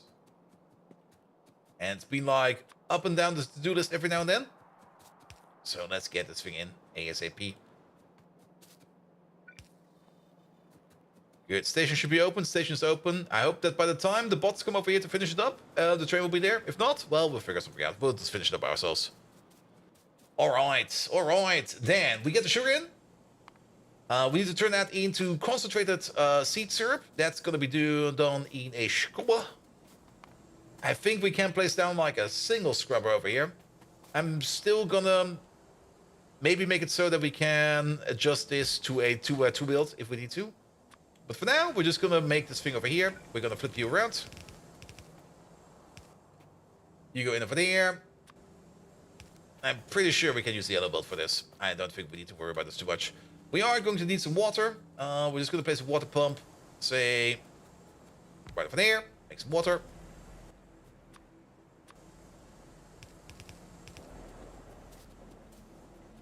What happened to dubstep? Well, Borderlands 2 happened, Borderlands 3 happened, and then Borderlands 4 never got made, so dubstep died. Pretty much. Here we go. We can prop mod you, so let's prop mod you.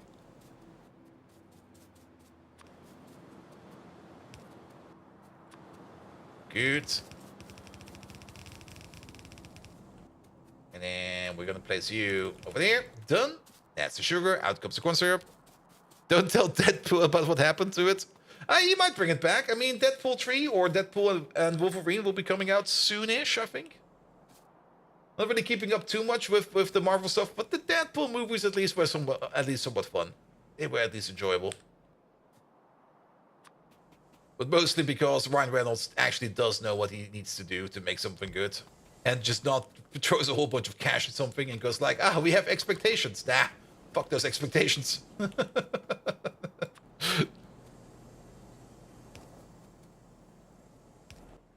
we go, here we go. Alright, then the corn syrup from over there.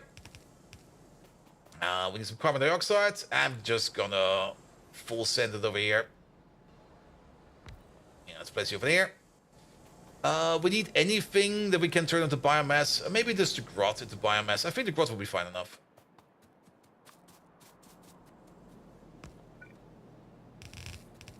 There we go. Drop you in over there.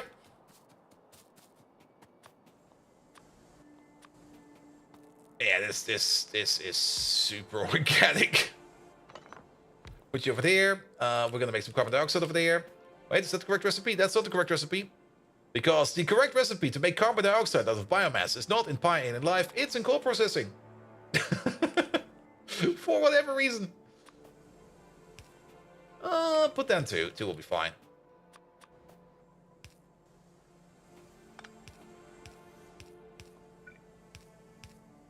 Here we go. We can prot these. We shall prot these. And actually, wait a minute. Let's do this a little bit better. I am going to put down the beacon over here.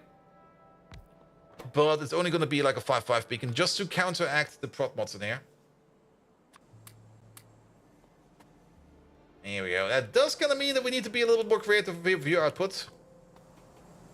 Let's go this way. This will be fine. Oh, we have to be very creative. Wait a minute. Yeah. Alright, we go topside. Topside is fine. Go there. Go there. Go there. Go there.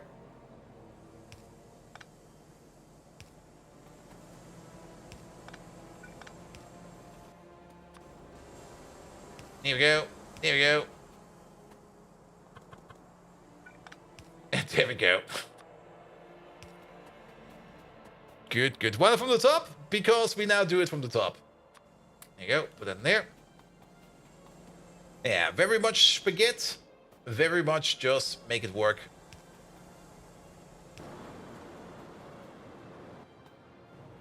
Alright, you make that. You're only waiting on sugar. You're waiting on aluminum. Do we have aluminum over here? We got tin. We got plastic. Is there nothing we made out of...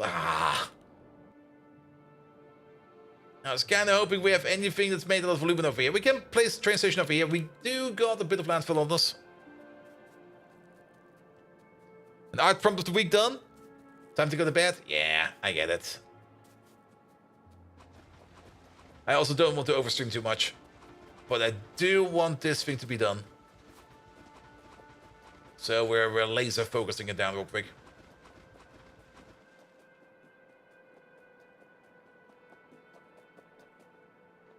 Nope, that didn't work.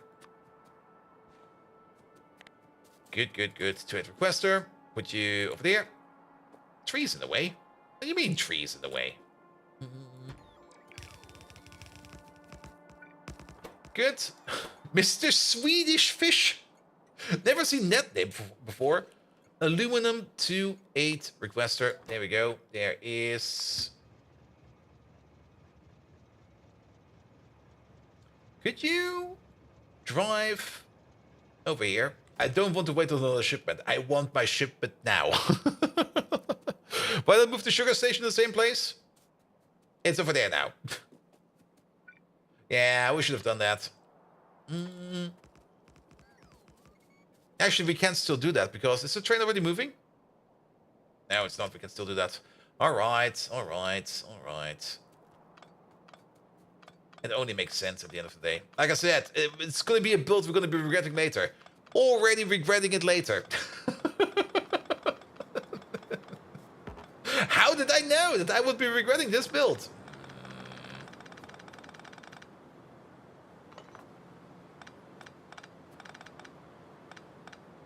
Yeah, it's one of those classic things where you're getting tired and you don't want to do things, so you start doing things bad because you just want it over with. Yeah. A classic mistake.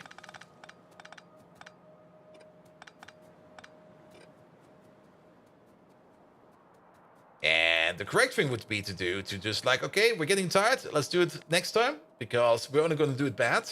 But then you got like this inner demon in you, go like, no, I want to finish this today. And it's going to drive you mad, but then again, if you do finish it by today, gotta be very proud. And that's usually how it goes.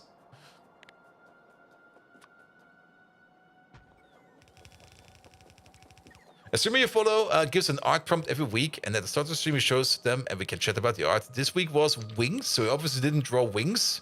And did the best impression of Tychus from Wings of Liberty. So basically, more or less, Gartic phone, but only with like one step. One very, very, not really obscure, but like yeah, have a prompt, make something. Today is still 23 more hours, should be doable. Yeah, should be doable, alright. Alright, no more regrets. Also, did that aluminum train already leave again? Well, we're gonna find them soon. Yeah, it's midnight. And I don't want to overstream too much. But I do want the energy drinks to be done. So we're trying to get these energy drinks over here done. Never played Gartic Phone? Yeah, Gartic Phone is basically Flusterpost, or just like, how do you put it in other terms? Like basically one person starts with like a prompt, they draw it, then the next person who does not know about the prompt gets to see the picture, and he has to guess the prompt. And then the prompt then goes to another person who gets the prompt and has to draw that, and then it basically cycles for a couple of times. And you can just see how things just kind of start to escalate, because, well, person A draws it. Something, person B doesn't understand it and puts in something entirely different. Chinese telephone but with pictures. Yeah, more or less, more or less. Didn't really know what the English term or the American term was for it. But yeah, Chinese telephone. And it is a lot of fun because it always ends up in some kind of ludicrous mess. Is the aluminum for the car, for the can, or for the beverage? It's for the beverage. Or for the can, in this case, for the can. Because you, of course, need some aluminum. Your name is Feline Biologist. Nice. Sugar 28. Requester. Good. All right. Let's get the final parts in. You there? Sugar, sugar. Honey, honey. Well, honey is somewhere else. Full cargo. Empty cargo. Let it rip. He's coming over.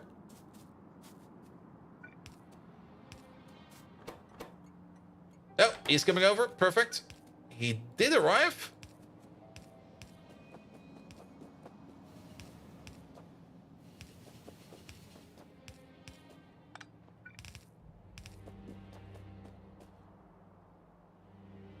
Isn't that recipe missing plastic, considering that aluminum cans are generally coated to prevent corrosion? Ah, don't tell the pie devs that. King Arthur, if you're here, no. Then again, no, the recipe definitely has plastic in it. I mean, there's microplastics everywhere. We got it covered. We got it covered.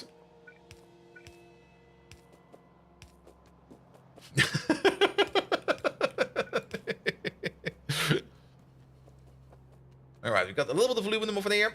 We still got a whole hecking load of belt available to work with. Perfect. Aluminum. Sugar. Well, my bot's building that because it is in range of this roboport over there. And bots from the main base are coming over trying to build this. So, yeah, all the bots are trying to build it. That's the whole reason why.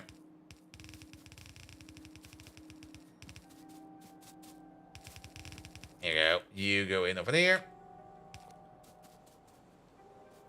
Might actually be some kind of resin instead of plastic, but that's details. And the fun thing about aluminum is it does self-pacify itself, but it can still be affected by acids if those acids are strong enough. Or if you expose them long enough. And, well, having like a drink in a can, that will be exposed for quite some time. It's also why you always get like that slight metallic taste from like a canned drink, which I do enjoy quite a bit, but yeah, you're basically drinking metal.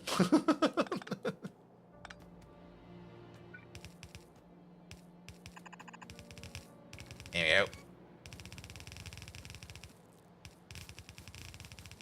Good old red belt.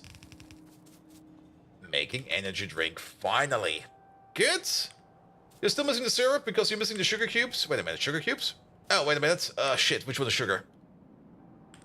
This one is sugar. There you go.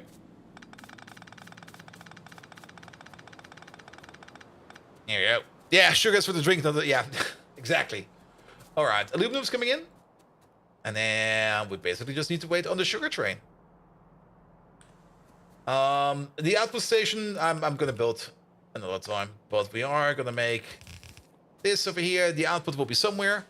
Why do we need energy drinks? Well, energy drinks, we can consume them ourselves. That's also going to be a lot of fun. But we do need them for the cats at some point in time when we get into the cats. We do need them for the ARC upgrade recipes, as well for the Fade upgrade recipes, as well as for the Ulrich upgrade recipes, even for the Arquat upgrade recipes. We are going to need the energy drinks. We could technically make a better power plant for orcs out of by giving them energy drinks before they start working. I do like that the description for a Blaze Orc is like, oh yeah, babe, bring it on. Whereas these descriptions over here is like shy night creatures known as orcs. Once you give them like an energy drink, they're gonna go like, yeah, let's do this.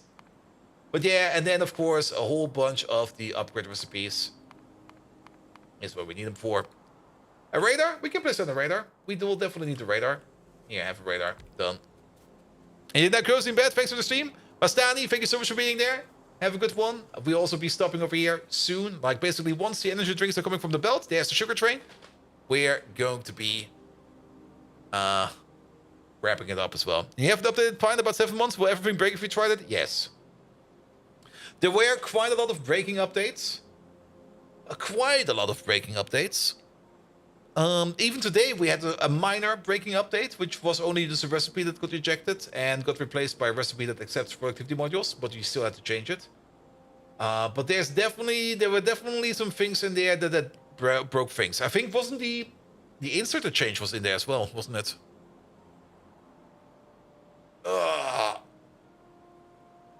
Also, yeah, I will probably also be going straight to bed afterwards. All right, here comes the sugar.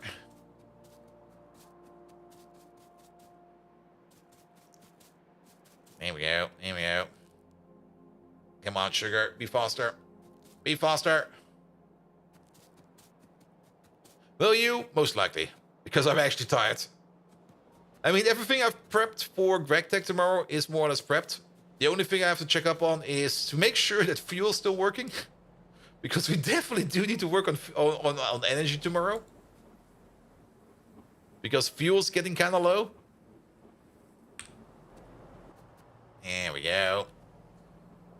Energy drinks. Bloop. Now, energy drinks you can also drink yourself. Here you go.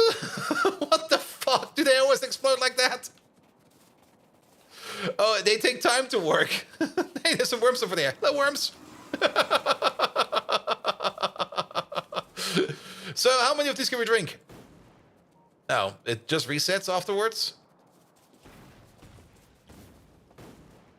There you go. Hope you got some fish. I got no fish, man. Do I need fish for this? Actually, we would need some dry meat for that. Oh, God. We're setting stuff on fire. This might be a problem. This is definitely a problem. Everything is fine.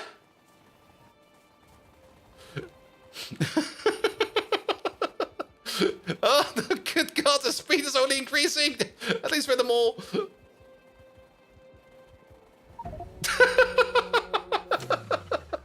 Did we get hit by a train? We walked under a train.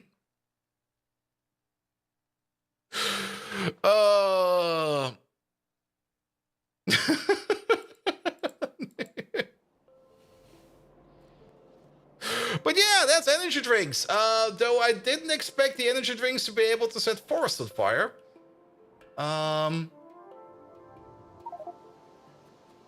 Is everything fine down there? A tiny forest fire that's gonna fuck up those power poles now. Are those important? Nah, we got a way around over here, so if they burn, it'll be fine.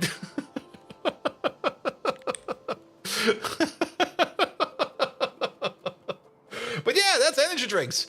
So that's gonna be fun. Good, but before we end the stream, let's recover our body real quick, and then we're gonna do fine. Sadly, we did not finish up the Bioreserve package for Smart Farms. We're gonna definitely be doing that next stream, which will be on Monday. Tomorrow's gonna be GregTech. Saturday's gonna be off. Definitely gonna be off. I mean, we're probably gonna be taking still a couple of days off over the weekend, the next couple of streams, because in like less than 4 weeks, less than 4 weeks, the next RimWorld DLC will be released, and then we're gonna be playing a hecking load of RimWorld. Probably like a full week at first, and then we're gonna have to make a schedule out of it. So yeah, RimWorld release will be, or DLC release will be very soon, so we're gonna be putting a whole bunch of RimWorld in there, because RimWorld is a bloody amazing game, and, well, we're definitely gonna make some time for it. We will probably also have to increase our streaming schedule then, because, I mean, I will probably be playing RimWorld on the side regardless. And I might as well stream it right away. Children with SMG reruns? Yeah. So that will be coming up soon. And then, of course, GregTech. GregTech is going along quite nice. We're still a little bit in the EV phase at this moment in time. And I do hope that we will be able to move up to the IV phase soon. Okay, there's too much shit in there. Yeah, press this button. Yeah. Good. Okay, we got our body back at least. Do you have the Ulrich Man yet? Then it's a monster, otherwise it gives you wings. Yeah, the Ulrich Man is the other thing we should do at some point over here. Alright. Oh, there, all the bots here. Yum. Yum. There goes all that shit. Perfect. Alright, but we're gonna be stopping it over here. Good, perfect. Last objective of the day. Who are we going to raid?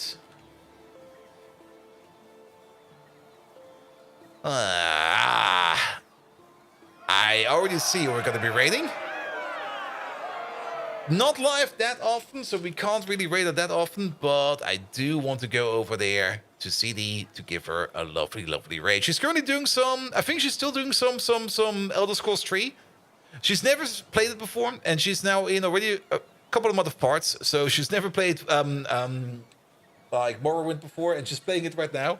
Which is kind of amazing if you think about it, you never really got exposed to Morrowind. But nevertheless, we're going over to CD, and we're going to have some fun over there. Nevertheless, thank you so much for all the lovely follows today. Thank you so much for Deboas for a gifted sub to Alasia Medium.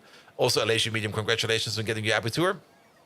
Fenring, thank you so much for the resub. Garrity, thank you for the resub. Simbrock, thank you for the resub. Deboas also gifted one to Tony Master. And then that was basically it.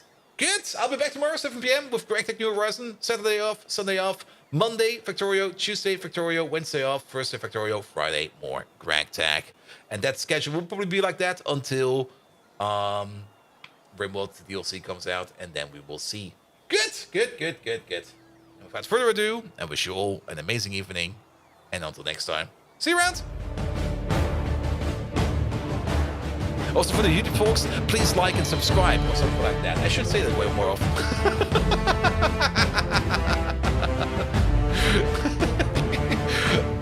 Have fun. Good night again.